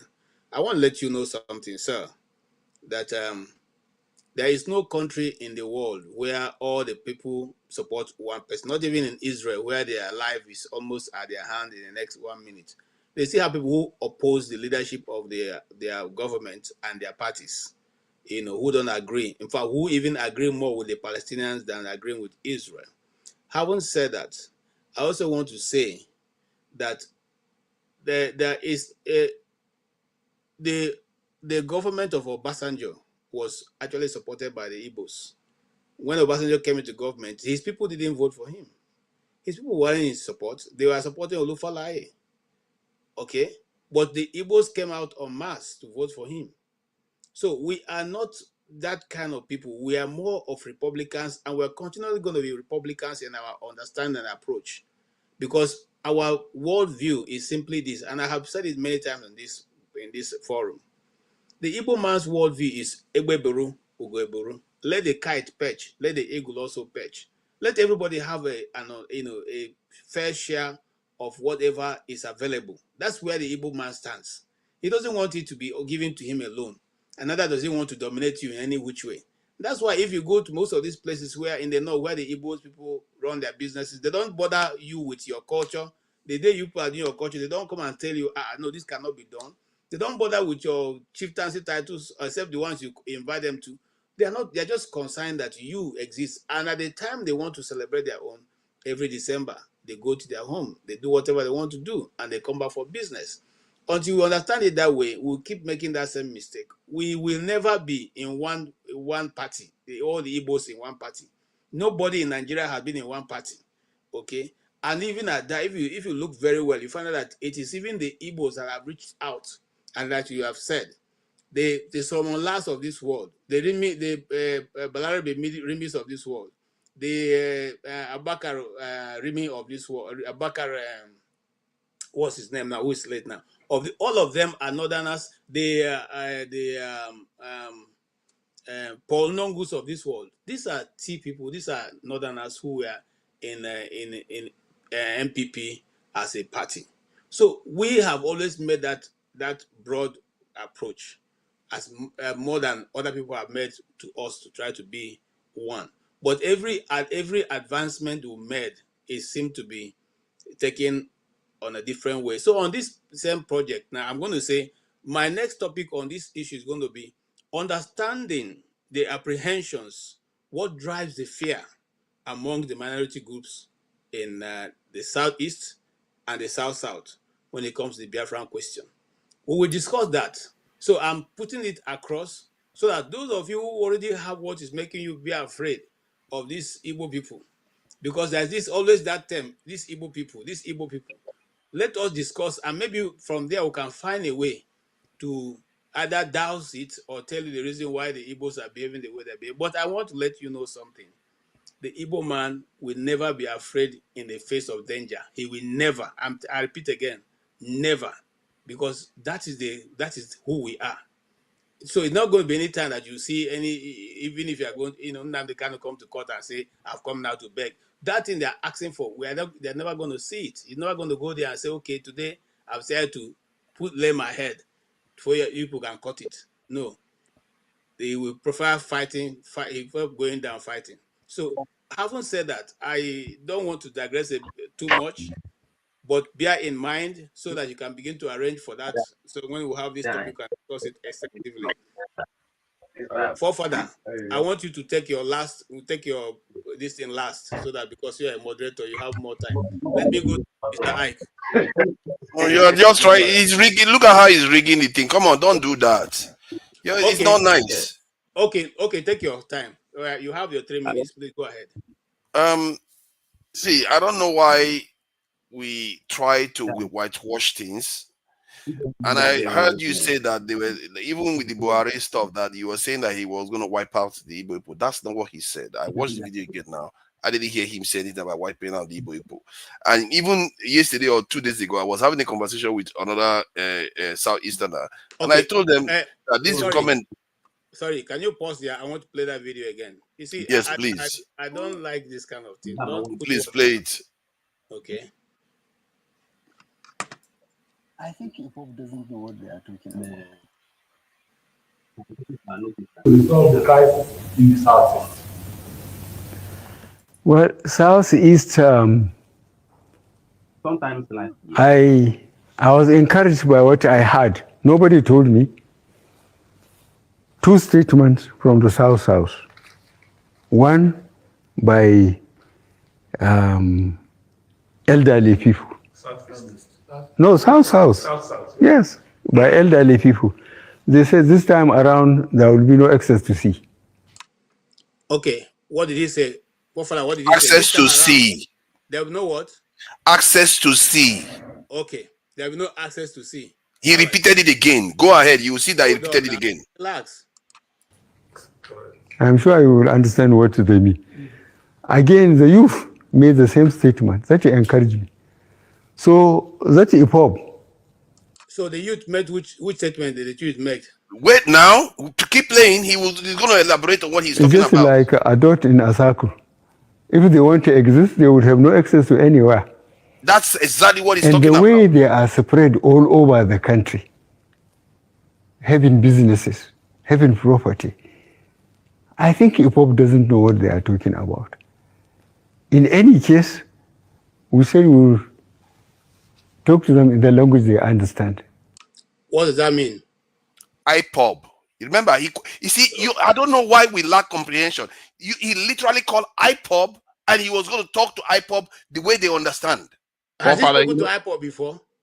Forefather, you think Buhari is smart enough to disassociate IPOB from Igbo? I mean, if you look at the general statement, he's literally talking about the whole Igbo.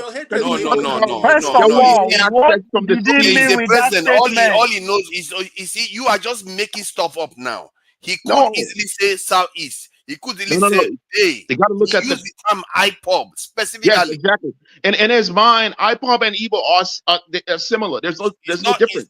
He's not intelligent, but he knows enough to use the term IPOB, and you just qualify the IPOB to all Igbo people now. Based on other statements, he doesn't have Igbo people on his cabinet. He's saying that. He's saying there won't be any access to the seas because he's talking about a war, a conflict, an ethnic. Okay, so if they want conflict, that's what he's saying. If they want conflict, I don't understand. Okay, let's go ahead.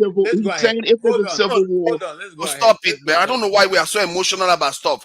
What he said there, like now, it's just been revealed that he didn't say that they're going to wipe. No. Don't explain to us. No. I will explain it because he didn't say. We'll organize the police and the military to pursue them. They want to shut people up. That's what we can do. He said something about properties, owning properties in different regions. Who is he talking about? IPOB don't own properties in different regions in Nigeria. IPOB does not own properties. He's talking about. I think IPOB doesn't know what they are talking about. Thank you so much for he literally called IPOB. Yeah, but he mentioned properties that they own properties everywhere. Who is he talking about? God. We all say this all the time. He said all the time. He said they own properties everywhere. That they don't know what they're talking about. So he's basically who owns properties? Do you believe the IPOB members own properties? No, South. Yes, by elderly people. They said this time around there will be no access to sea. I'm sure you will understand what they mean. Again, the youth made the same statement. That encouraged me. So that IPOB is just like a dot in a circle. If they want to exist, they would have no access to anywhere. And the way they are spread all over the country, having businesses, having property, I think IPOB doesn't know what they are talking about. You see, in any case, are spread all over the country. He's talking about Igbo. Talk to them in the language they understand. We'll organize the police and the military to pursue them. Hold on. I said you can calm down. You are jumping too much. We all make clumsy statements like that all the time. See. Hold on, forefather. Hold on. I'm moderating here, please. Hold on. I want you guys, even if you didn't hear any other thing, let us listen to this last part of it. Even if you didn't hear anything, but let's listen to this last part. Businesses, having property. I think IPOB doesn't know what they are talking about. In any case, we said we'll talk to them in the language they understand. We'll organize the police and the military to pursue them. That's what we can do. And we will do it.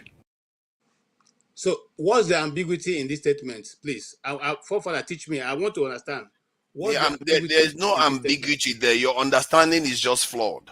That is the issue. But who own properties? Does IPOB own properties in all regions of Nigeria? Hold on, Can you calm explain down. that part? Can we just calm down? It's supposed to be my time even. Okay, go Can ahead. we just calm down? First, you said that they were saying they were going to wipe out Igbo people. That is not the case. That one is fallen aside. He's talking about civil war. Civil war. Oh, come on, calm down. So then now you are saying that they are saying that he's going to go after Southeasterners. You see, when somebody says something, you have to not just only go by what they are saying, you go by what surrounds them. This same person has a lot of Igbo people around him that are his friends even. He's a bigot. Can you stop? Can you just stop? He has all those people around him. And you are saying that as a president of Nigeria, where he has probably senior military officers working with him, maybe even a Sorok there, he is talking about going after Igbo people. Are you serious? Is he the one making mistake, or are you something's wrong with you? He didn't say that. He literally mentioned his name whenever he's mentioning IPOB. Then when he's talking about the people, he's referring to the fact that the people IPOB is claiming to be fighting for are all over the country. How is that even confusing? Kai, forefather, don't let me lose my temper in this thing. Lose your temper. Let's hear it. Because you asserted that they are going to wipe out Igbo people, which was false. Then and the other day, somebody was telling me that he was saying that the Southeast was small. I told him that is not what he said. He said the Southeast won't have access to the sea. That's what I understood it to mean. And now this video has confirmed it again. I think there's something, the way we listen to stuff, we lack comprehension. I don't understand it. We watch the same thing and we hear different things completely. Because you're already biased. You're already paranoid. Wow. And I can understand the paranoia because of history. But I'm telling you, as somebody that is dispassionate about this thing, that is not what he's saying. He's not saying he's going to attack all Igbo people. He doesn't. That's crazy. Okay, thank you. That may be this thing. Let us move on. That's crazy now. So if the government is fighting Boko Haram, right, will they make a statement like, well, the Northerners have properties everywhere? You know, if we're going to fight them, where are they going to go? Like, he's not separating IPOB from the rest of the Igbo, because when he said they own properties everywhere, not there in the north. The data he was talking about are Igbo people, not the IPOBs, when he said they own properties everywhere. So what he's saying is he's associating I IPOB can't with believe you two are falling for that. What are you talking about? So it's a spoken word. It's not a written statement. It's not a hold on now. After he will say that he will attack Southeasterners. Finish. It's not a written statement. It's a spoken word. Therefore, you have to analyze his statement in general. You don't have to pick apart what he said. Yeah, yes, he mentioned IPOB, yes. But when he said but they own properties everywhere, then and he returned back and said IPOB again. What are you talking about? No. After he said that, then he came back again and used the name. When he was talking about going after them, he said IPOB. Because in his mind, IPOB and Igbo are similar. There's no difference. Because he's crazy. You see, based on the President of Nigeria is crazy. He doesn't know the difference. Based on the fact that he mentioned the ownership of properties in all the regions of people. Oh my God. Does IPOB own properties in every region in Nigeria? Like, what are you talking about? Think again. Okay. Think about the person you are talking about, the people that surround him, his senators and all of it. Think again about what you are saying. Whether it makes sense. That's non sequitur. Okay. All right. It's like saying I have. It's like a white person. It's like a white person saying I have black friends. Listen. I just need 2 minutes. 2 minutes of the time. It's like a white person saying I have black friends. Hold on, Hold on, guys. Listen. It's not enough to sweat about. Listen, if there is anybody that's delusional here, it is you. You are very out of touch. Why do the people like to insult? All right, listen to me. Listen. You are not edifying yourself by starting with insults. The man said, listen, you are pissing everybody off. I'm using very strong language. I'm being factual. Which I usually don't do. You're not factual. Okay. Actually, you do. You just went around the background. The man said he's going to go after IPOB. IPOB equals Igbos in his dictionary. He comes here to insult me and you are okay with it. IPOB equals Igbos in his dictionary. Exactly. IPOB does not own properties in Sokoto, Kanu, Kaduna, and everywhere else there. It's Igbos that's everywhere. You and I know that.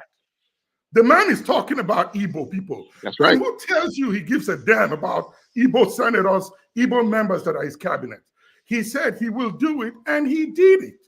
Today, you and I are talking about the military folks that are stationed almost every turn and corner in Igbo land. And they are doing what he said he will do.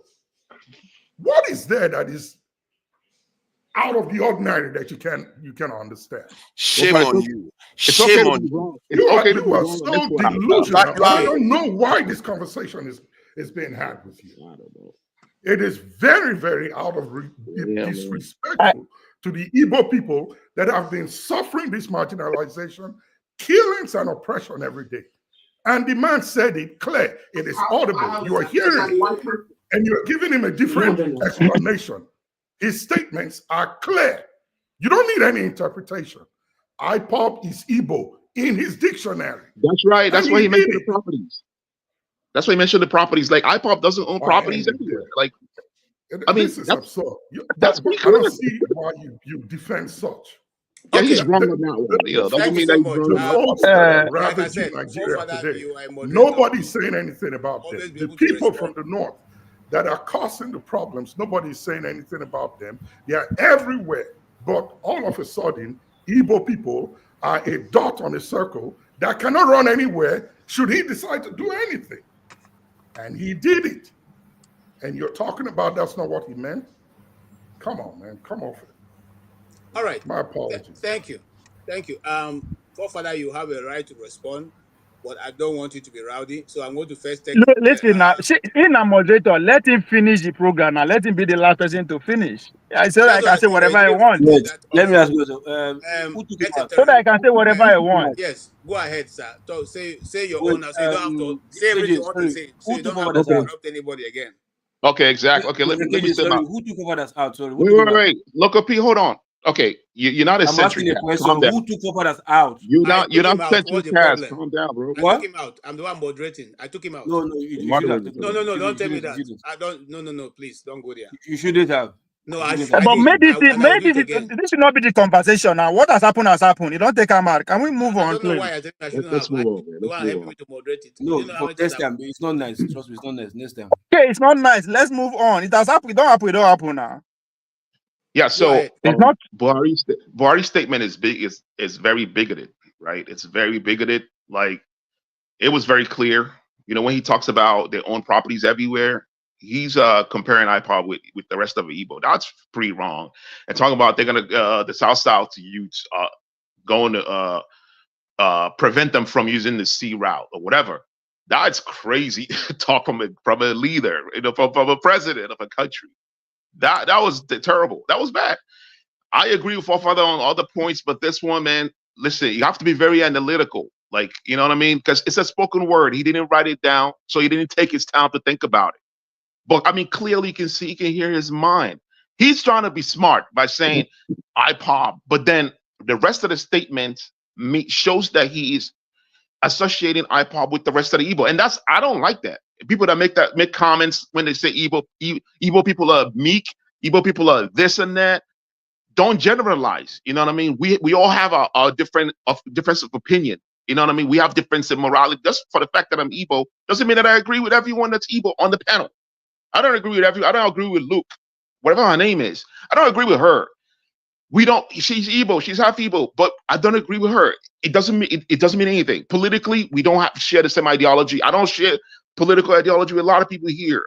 I'm a socialist, right? And I'm Igbo. It's fine. You know, there are differences. There are different Igbo people with different opinion.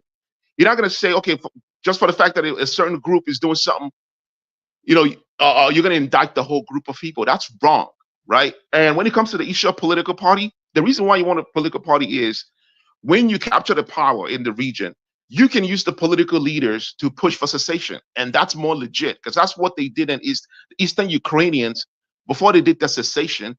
It is their leaders of all their region, the Bakhmut regions,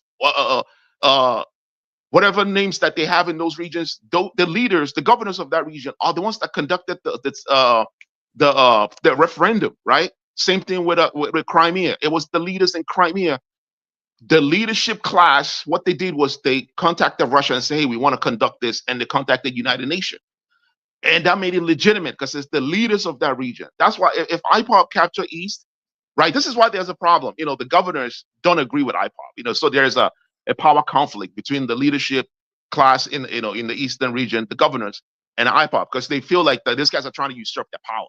But if IPOB run politically and depose them, IPOB can that would legitimize their movement. They can have a political group, right? But they can still have other group.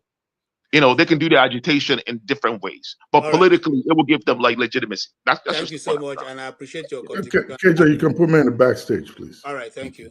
I appreciate your contribution, especially the last part. You know, for today. But here is what I want to let you know.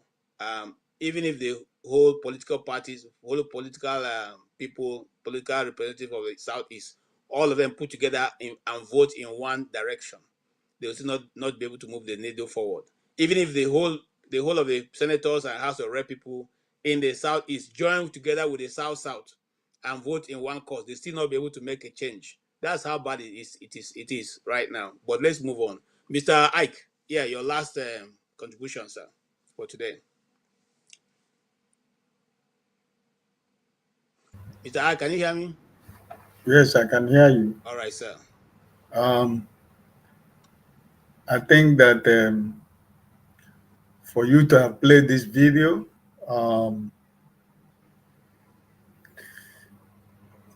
it reminded me when the first time he made this comment, the way I felt. And it's a kind of, you know, bringing back the anger and the frustration I had the first day I listened to the interview. And for anybody that is in this platform that is trying to deny or paint or trying to make me to understand that they are more intelligent than myself and every other person about what the former president said, is really very sad. Remember the first thing he said. The journalist asked him, he said, no, he was not told that he had from the elders and from the youth. This time, they would deny them the sea. There will be no access to the sea. Right?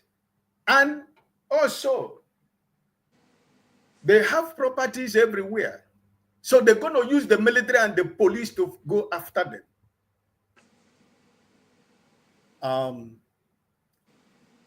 It is sad that somebody is trying to teach me or interpret the language or whatever. But that is one thing I always know about this life. For whatever a man sows is what he's going to reap.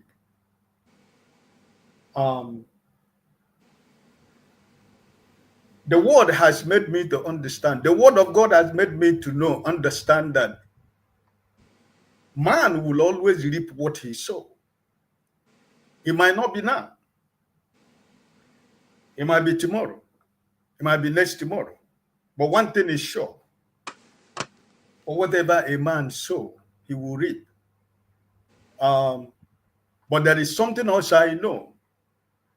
Inasmuch as none of us can be able to add one piece of hair in our heads, that is something that is bigger than every one of us that is here tonight. But for people to continue to deny the fact, what the people of the Eastern Nigeria is going through, I cannot change anybody.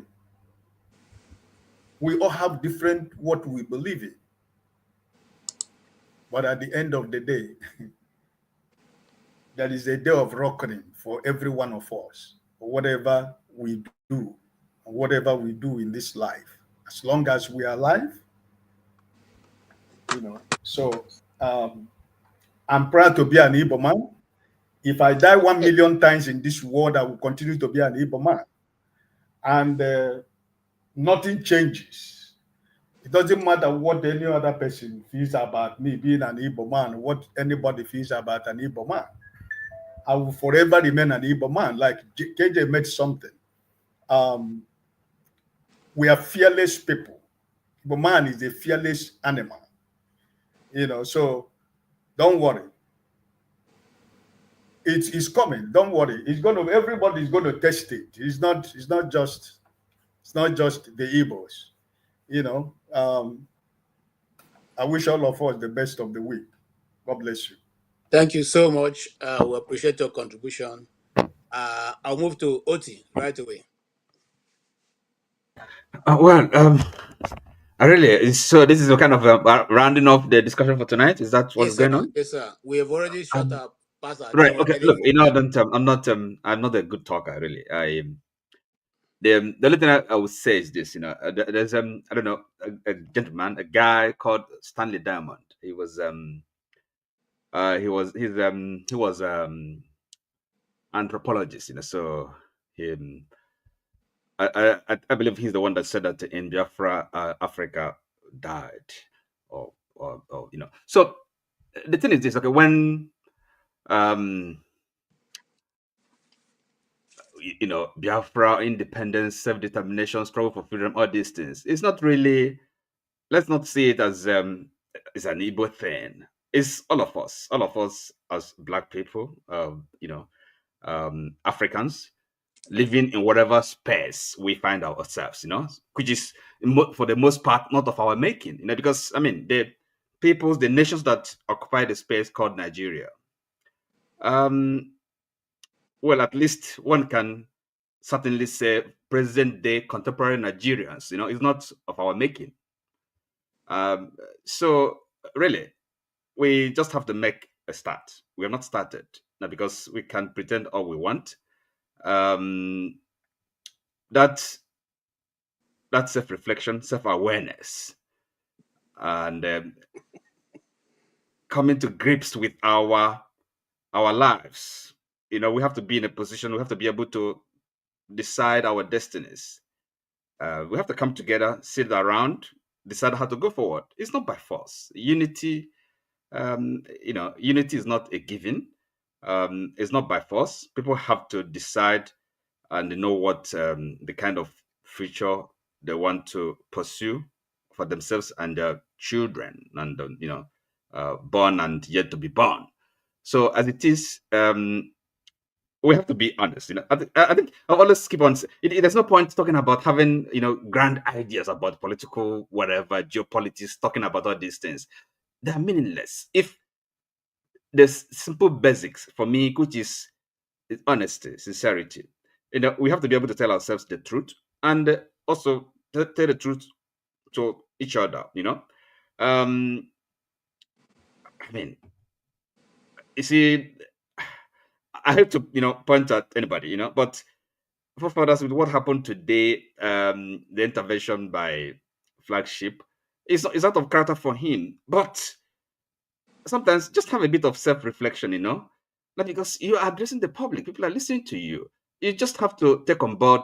People are not just doing it for. I don't know how you even sleep sometimes. Sleep at night, or So when you say things, you don't have to make it personal, though. You have to. Oh, come on, man! You have spoken now. Allow him to do it. No, that's what I'm saying. I hate to do it, but I'm just saying. I'm saying this out of love, if you like. So because these conversations we're having, they're quite serious. I don't come here to waste my time or play around. We're discussing important things, and at least the simple, that's sincerity, honesty. Sincerity of purpose. We have to bring it to these discussions. We're not kids. Are you with me? So you just calling you see something that is black, then calling it white. So how can we make any progress on that basis? So that's what I'm saying. I plead with you. Sometimes just have some self-reflection. Listen to people. Listen to what people are saying. That's the only thing I can say. Look, I say again, looking at Nigeria with what is going on, with the shamelessness, the judiciary and an important arm of government, and even the executive or the legislature, what is going on? We're not serious. We're not started. No, why should anybody take us seriously? We're not independent. We don't have a country. We're not sovereign. What are we talking about? When are we going to make a start? I mean, we have to be serious. So, All right. think about it. Thank you so much. You have made a very valid point, and I appreciate your conclusion. I hope that some of us can go back after this and replay this again and listen to your view and think about what you have contributed. Yeah, Ovie, my good brother, go ahead, sir.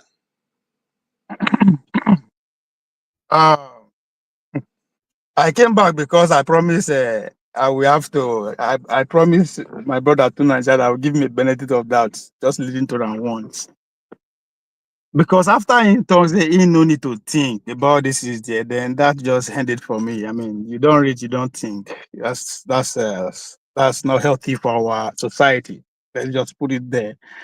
But a while ago, we they argue about the North, the Fulani. They are not educated. They are educated. They no need that.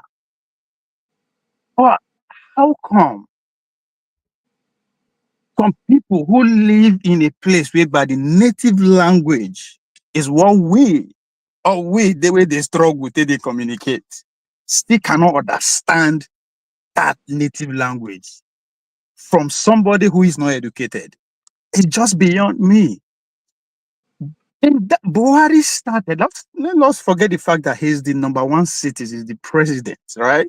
We hold him high standard, even though I like presidents where I go feel relate to, where they lie like me, steal like me, fight like me, carry women like me, and all that kind of shit. That's my kind of president I like, right? So I can relate with him. But the man started responding to that question by saying some elders from the north, from the south, south, elders from the south, not elder from the southeast. That's one, comma. He continued by saying youth. Well, a Nigeria youth, to Southside youth, to Arewa youth, we don't know. That make him to bring him to that conclusion, a dot in the cycle.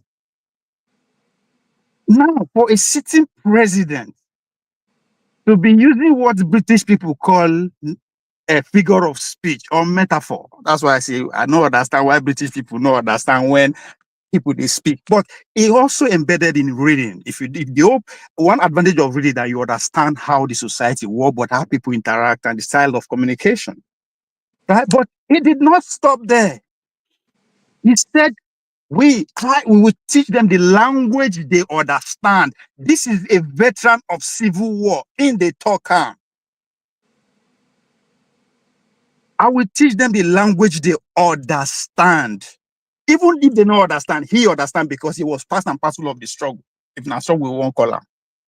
But as a sitting president, he further said, I will mobilize the police, the military, to teach them their lesson. And brother, that was how military and police were mobilized against the same people. So when a man of that stature in that position is talking, it's beyond all this. Deal with the interpret them loosely.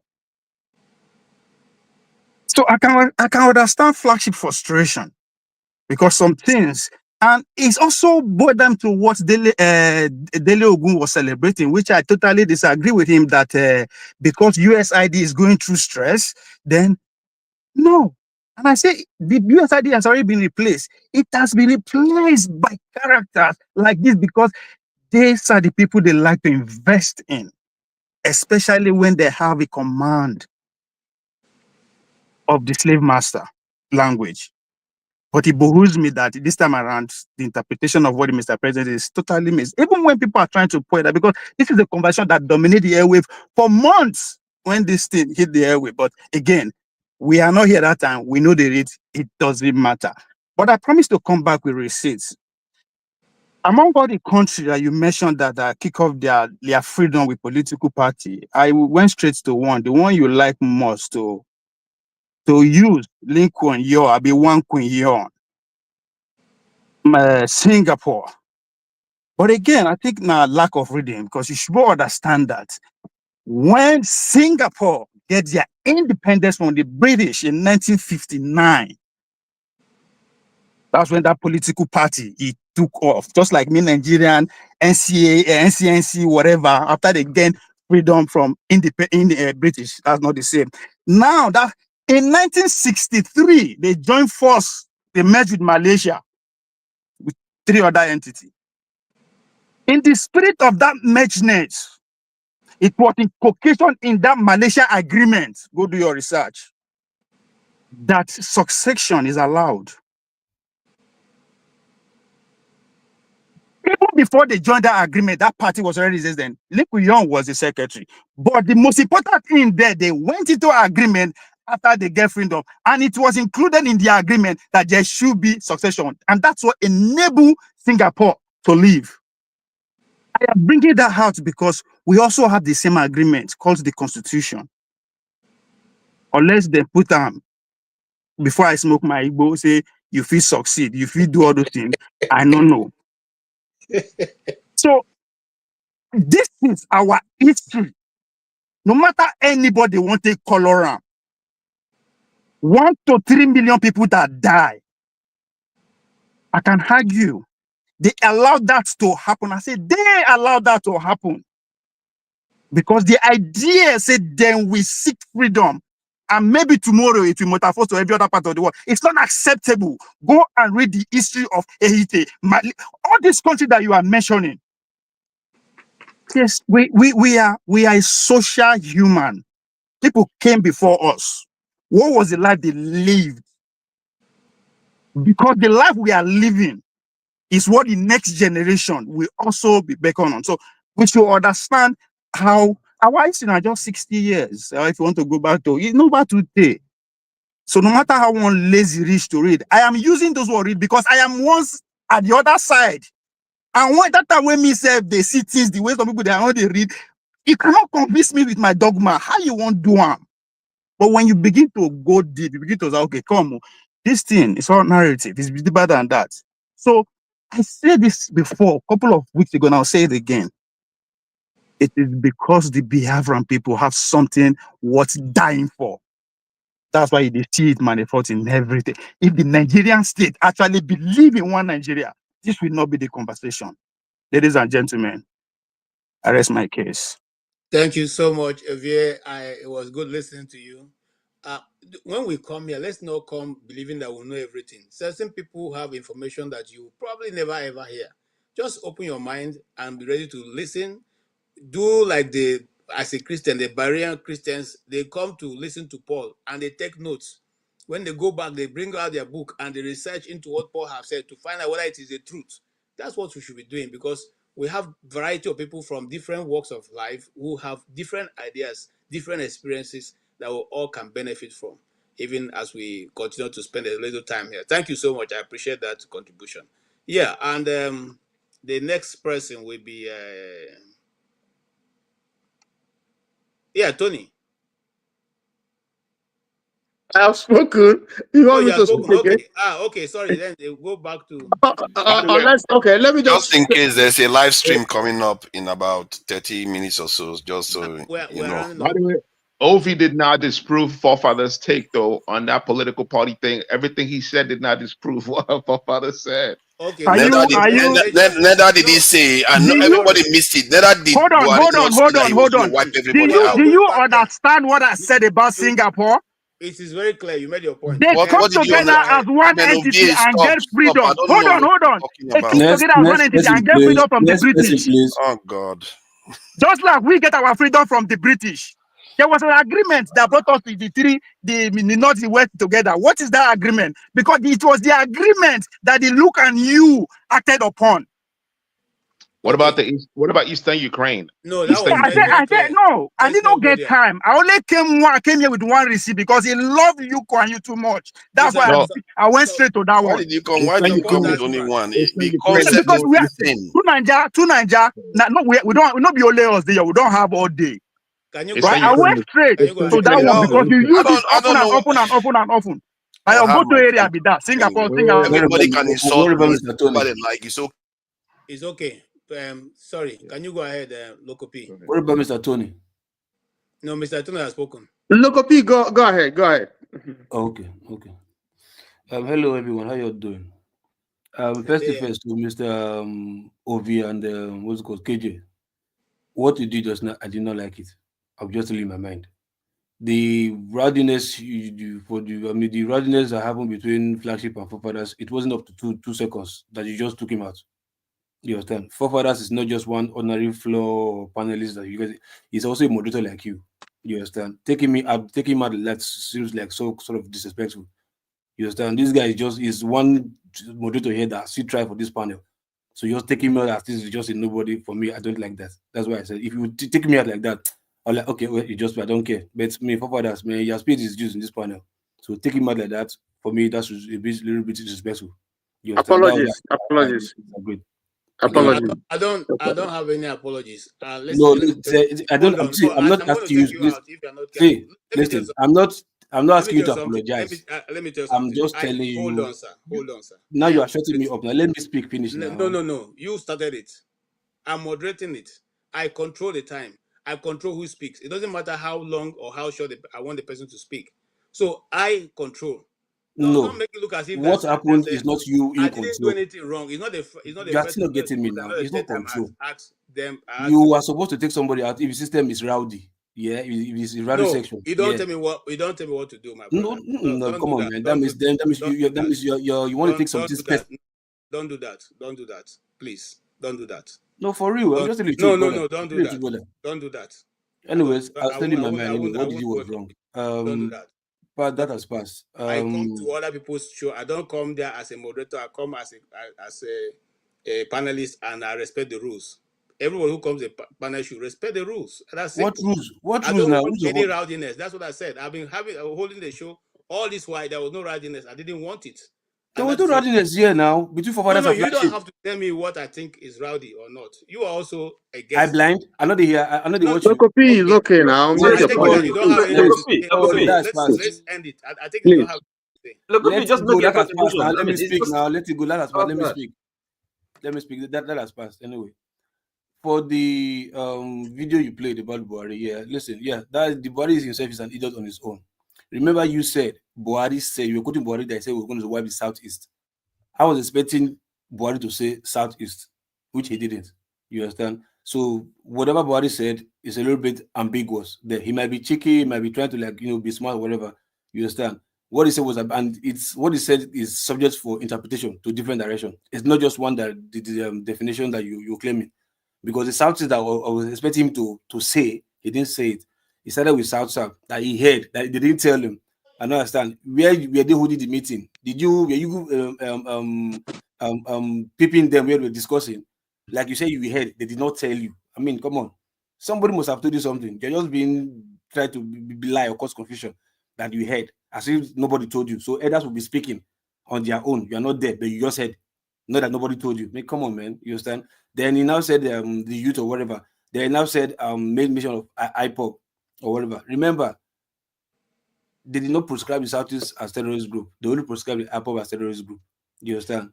And if the Southeast has properties all over Nigeria, that still did not mean IPOB members do not have properties all over Nigeria.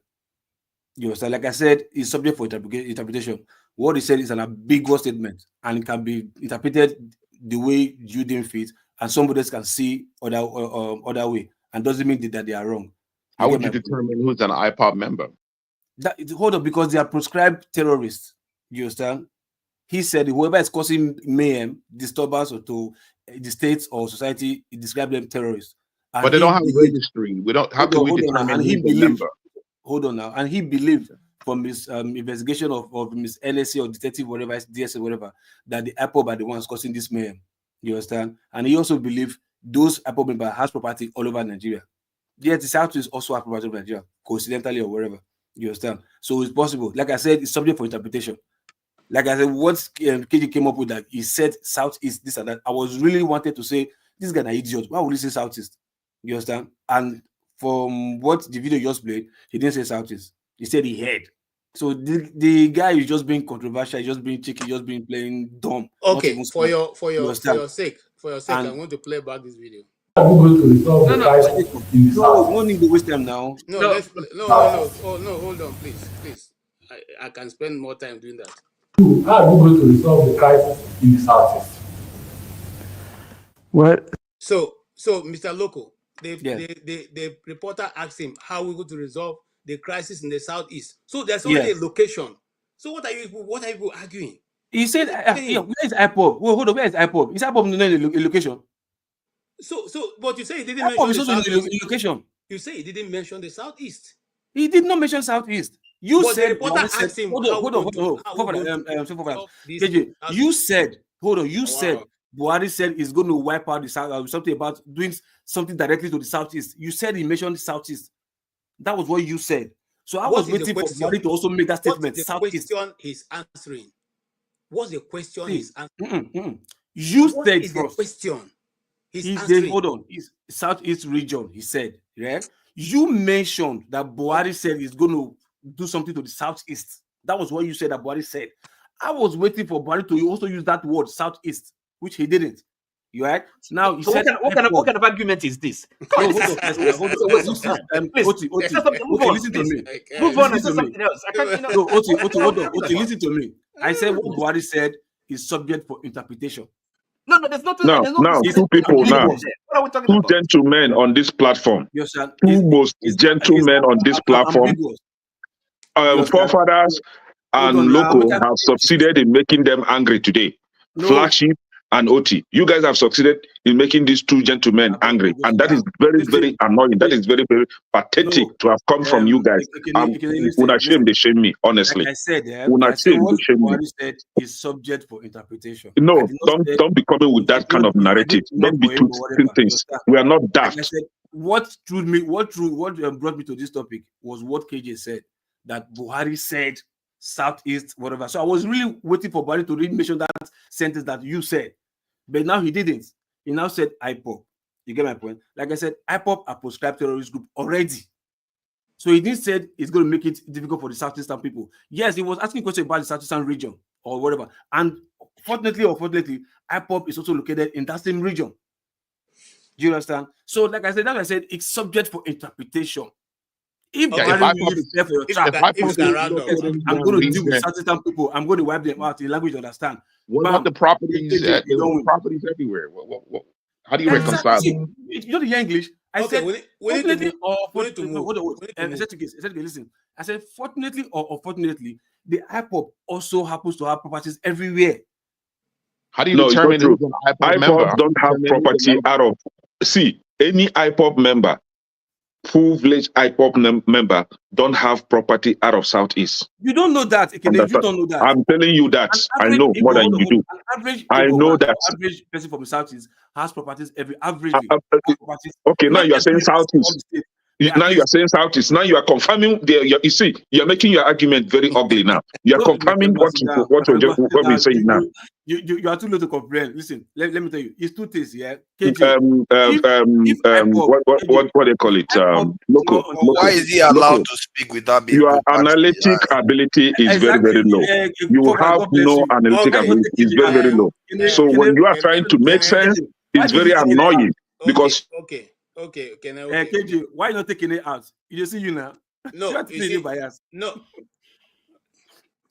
You are. It's only you and the forefather group that comes here to accuse me of being biased. I've not heard it from any other panel. I want you to repeat what you did to forefathers. You don't have to love me. You don't have to. It's okay. No, it's okay. No, I'm serious. It's okay. But I'm doing my best. I'll go drink I'm able to put their points across. That's all I'm trying to do. I'm not paid for it now. So what? Okay. So let me round up anyway. No, let me round up so that you can continue. In a nutshell, like I said, right? What Buhari said is subject for interpretation. You understand? There is a little lacuna there where somebody can anchor to say, see, like I said, when I came in, I wanted Buhari to say exactly what you said, but he didn't. You understand? And you can say yes, he said he's talking about Southeast because Southeast people have property everywhere. That's why I said, fortunately or unfortunately, people from the IPOB members too, they also have properties. It might be 2 or 3 states. It might not be everywhere, but 2, 3, or 4 states they also have investing because they are industrial people. They can invest. You understand? They are also Igbos too. The IPOB members, they are also people from South. They are also Igbos too. So the tendency of saying having properties everywhere is still there. That's why I said Buhari was cheeky, trying to be smart or whatever, corny. That's why the whatever I said is ambiguous. You understand? So I'm not saying he didn't say it or he said it, but what he said is subject for interpretation. All right. Ambiguous. Thank you so much. Okay, KJ, can I deal with one point that you raised? That's the reason why you play the video, so that you can acknowledge the truth. Because you said earlier on that he said he was going none of the Igbos were going to survive. I didn't say now that. You've acknowledged that he didn't say that. I didn't say that. I never said no. He said something. Okay, what did he say? What did you say? Wiping up the Southeast. He said, they're going to wipe. Yeah, they're going to wipe the Southeast out. That was what I wanted to say. So it was access to the sea. Have you acknowledged that now? You were talking about access to the sea. No. You see now, he's going to go and repeat it again, even if it's not true. Because at the end Forefathers, what is this interpretation for using dots in a cycle? Hold on. At the end of his access to the sea. I watched it. No, dot in a cycle. Go to the end of access it to and the see sea. what he said. When he said they're going to get the army and everything back. Very low mentality, man. Please, I think I do comprehension well. Now A1 I get for my wife. JJ, send it secretly to Southeast. It might be also to tackle IPOB member in the Southeast. That's why I say it's subject for interpretation. No problem, Madam. Look. Yeah, but he's the president, right? He shouldn't be making a bigger statement like statement. He's an idiot. Yes, he's an idiot. No, it's okay. Idiot. He's talking about he's talking about the Igbos. The Igbos are not worth anything, so they can make any statement. So it's not the problem. Mr. KJ, so that's a very statement. Thank you. That could incite violence. Those kind of statement can incite violence. But it's not go good. ahead. That's true. Thank you, my people. I come back only when it's necessary, so I'm not disruptive, because you know how emotional I can get. So I'm just gonna say this, and the same things. It's just that's the reason with people, with the problem with people. We keep repeating the same things and expecting to get a different result. The question here is dealing with the Igbo question in Nigeria. Okay. Now, I am seeing that, like I always say, not everybody is qualified to discuss this topic. It's either they have their blinders on or they're just plain mischievous. Look at us here discussing Buhari, a non-bigot. And Mr. Poco is coming here to tell us whether it's ambiguous or not. Somebody that went all the way to Kenya to kidnap Nnamdi Kanu, you are asking me what is ambiguous in his statements. I really don't. Statement is subject for interpretation now. Come on. That's fine. But sometimes, just like you're in a relationship, you need to look beyond the words and look at people's actions. This is somebody that has never had regards for Igbos. So I don't know where you're coming up with this, your ambiguity. Are you trying to shadow him or are you trying to shield him? Buhari is a non-bigot. There's no two way to say it. As I said, he was being cheeky. No, he wasn't being cheeky. You understand? He was being mischievous because we all know his intentions. So if you don't get it, you forget about it. Like I said, when it comes to discussing this Igbo matter, if you haven't lived it, you can see the people who have the misinterpretation are people who haven't lived the Igbo experience. Everybody who has lived the Igbo experience has to speak with one voice. But these peripherals, these UFOs, around the Igbo planet will keep bringing all kinds of interpretations to this matter. I'm going to say it one last time. If you don't live it, you cannot understand it. Just like I have tried very much hardly to, I mean, I'm not going to go there because that's going to open another kind of worms.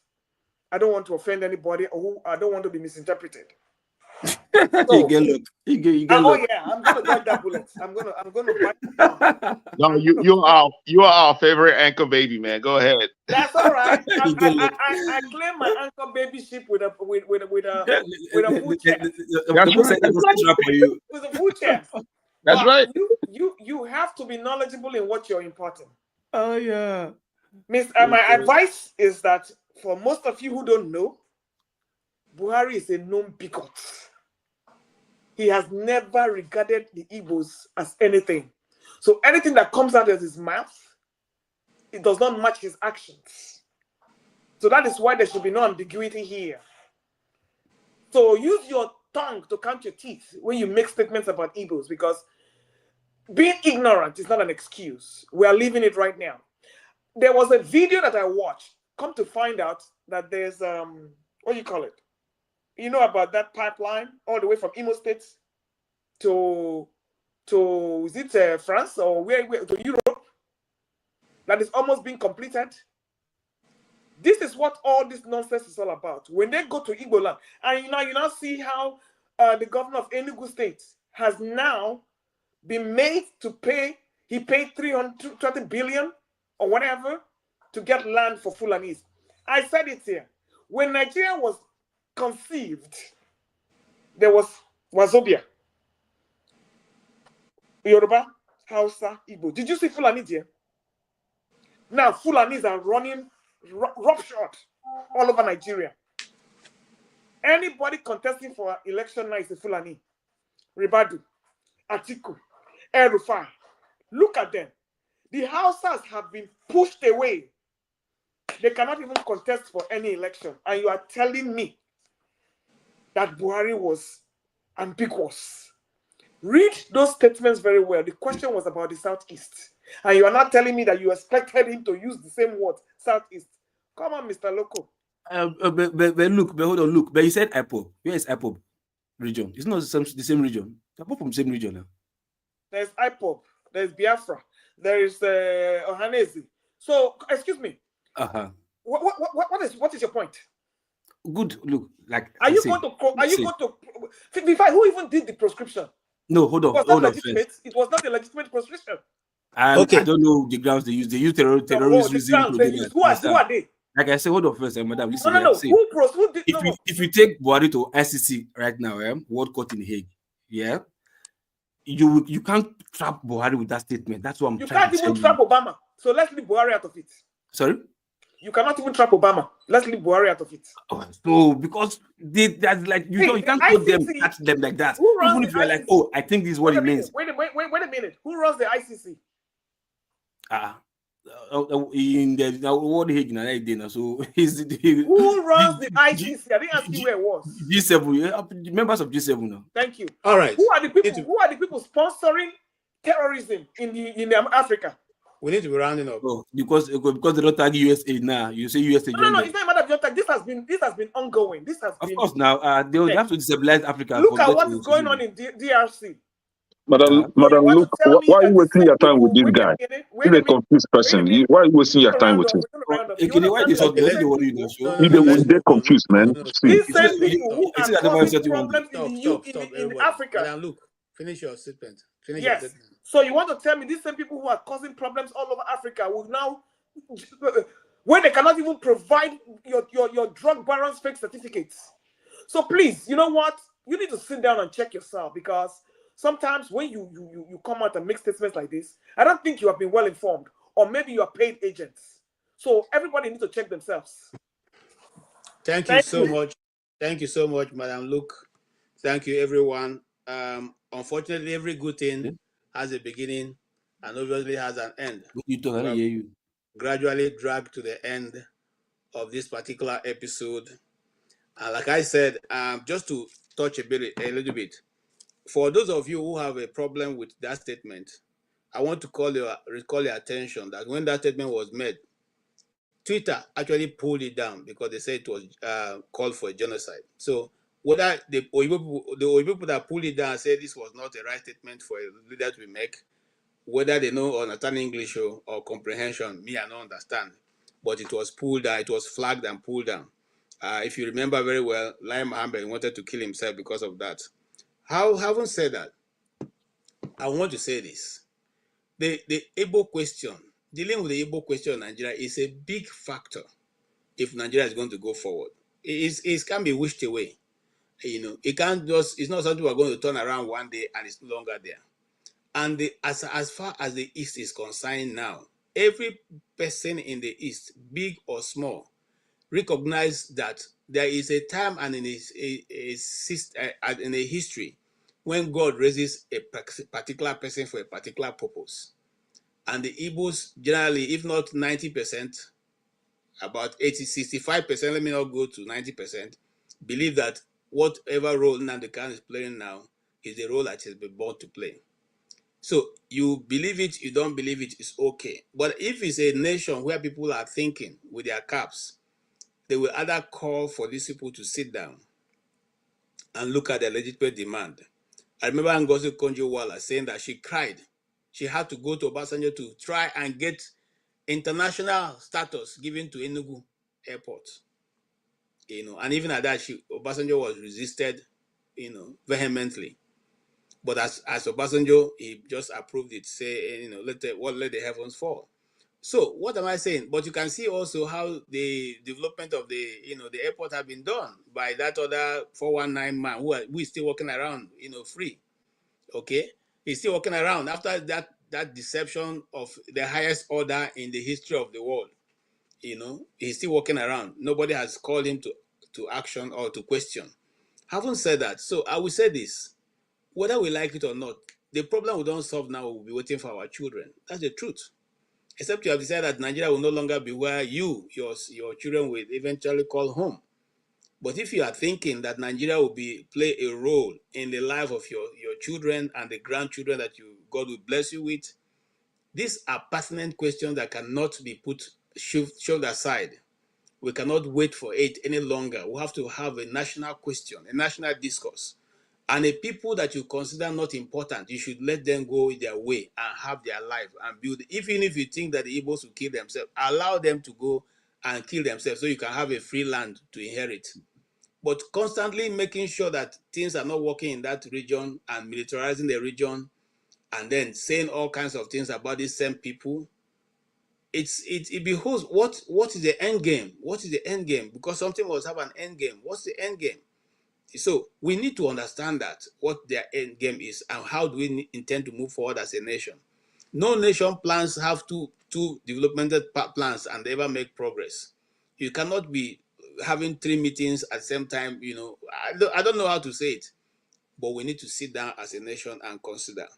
Having said that, because of the way that forefathers have defended these issues very passionately, I, for one, have said to form up a new topic we're going to discuss, which I personally invite forefather to come with all his crew to understanding the apprehension, what's driving the fear among the many minority groups in the southern Nigeria, in the southeast of Nigeria.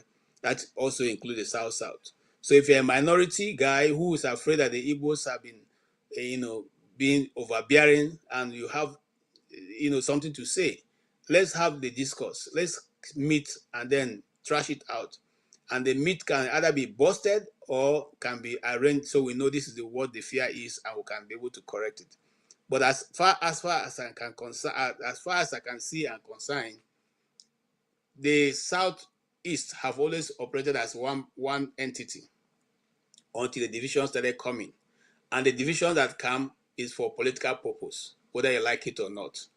Right now, before now, the Idomas, and other part of the north that didn't used to really look like Hausas were putting marks on their face. Nowadays, they are no longer putting marks on their face because they have realized that was just a gimmick for them to be said and not to be Igbos. So now they are going back because they said there's no need to keep mutilating their faces because they want to look different from the Igbos. That's a development that we all should encourage in our various locations. More so that technology have made so nice now that you cannot really dominate anybody and not be.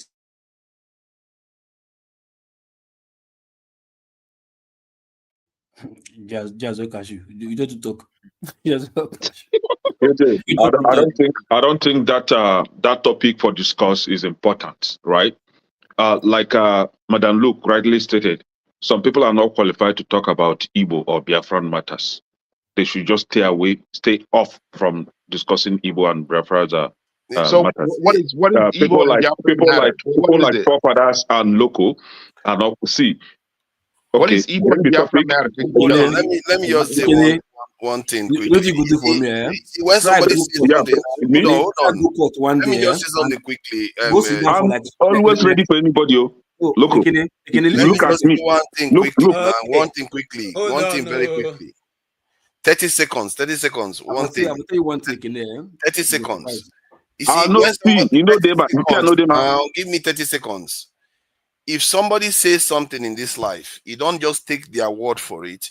You look at that person's envelope. I remember when this very dark man talked about his money, I think money disappearing, and people were condemning him and all that. I said, no, look at this man's history. That doesn't seem right. And when it came out that he actually was a prank, and people still thought he was still playing them. They don't look at the history of the person, and you pretend as if you don't know. Buhari works with a lot of Southeasterners, and he's talking about wiping them out. How can you believe that? That's all. Forefather, you know, I don't want to go there because there's so many things you don't know that I know. Finish your. I don't want to go there. I'm just trying to round up. I just want to understand something. Buhari ended his campaign when he got to Onitsha, and that's the only place I'm going to touch. When he got to Onitsha and discovered that the same market that he burnt during the war is now built up to a place he could not recognize. I have a friend who was with him. So please don't go there. I don't even want to discuss his personality. Take what I told you. That's what I told you is what he meant. He might be a bigot, but it doesn't mean he said what you are accusing him of. Forget it. You are talking about people who pointed their guns at armless people in Asaba and took them out. What are you saying? Let's leave that in Jared now. What are you saying too? Are you saying that he's going to let me ask one question. What battalion did Buhari lead during the Civil War? What battalion did he lead? Some people are just here to create division. That's all. We will discuss that another time. Maybe next time when we're meeting, please come with it. And remember to tell me the battalion. There's a new live coming on. No, there's another live coming on after now. There is another live stream coming on. That's I think we are going to be dealing with this matter of comprehension. Who's going to answer the live? It's me. It's me. I'm not coming. No, look at that. Look at that. If you like, don't come. Is it my fault? And I will not come to this show again because of forefathers. Oh, stop it. I will not come to this show again. All the insults I'm taking here from everybody. If I decide not to show up here anymore, is anybody going to be here? Because of you. Do me a favor. Try someday. Go to Supreme Court. Sit down there and listen to which one? Which Supreme Court? Anyone close to you. For what? Anyone close to you. Go there and try and argue. I'm amazed. Argue for what? I'm amazed. I'm not you now. I'm not you that argue without reason. Help you to think. I'm not you that argue without reason. Have you ever been to the court? I was encouraged by what I heard. Nobody told me. 2 statements from the South. One by elderly people. No, South. Yes, by elderly people. They said this time around there will be no access to sea. I'm sure you will understand what they mean. Again, the youth made the same statement. That encouraged me. So that IPOB is just like a dot in a circle. If they want to exist, they would have no access to anywhere. And the way they are spread all over the country, having businesses, having property, I think IPOB doesn't know what they are talking about. In any case, we said we'll talk to them in the language they understand. We'll organize the police and the military to pursue them. That's what we can do. And we will do it.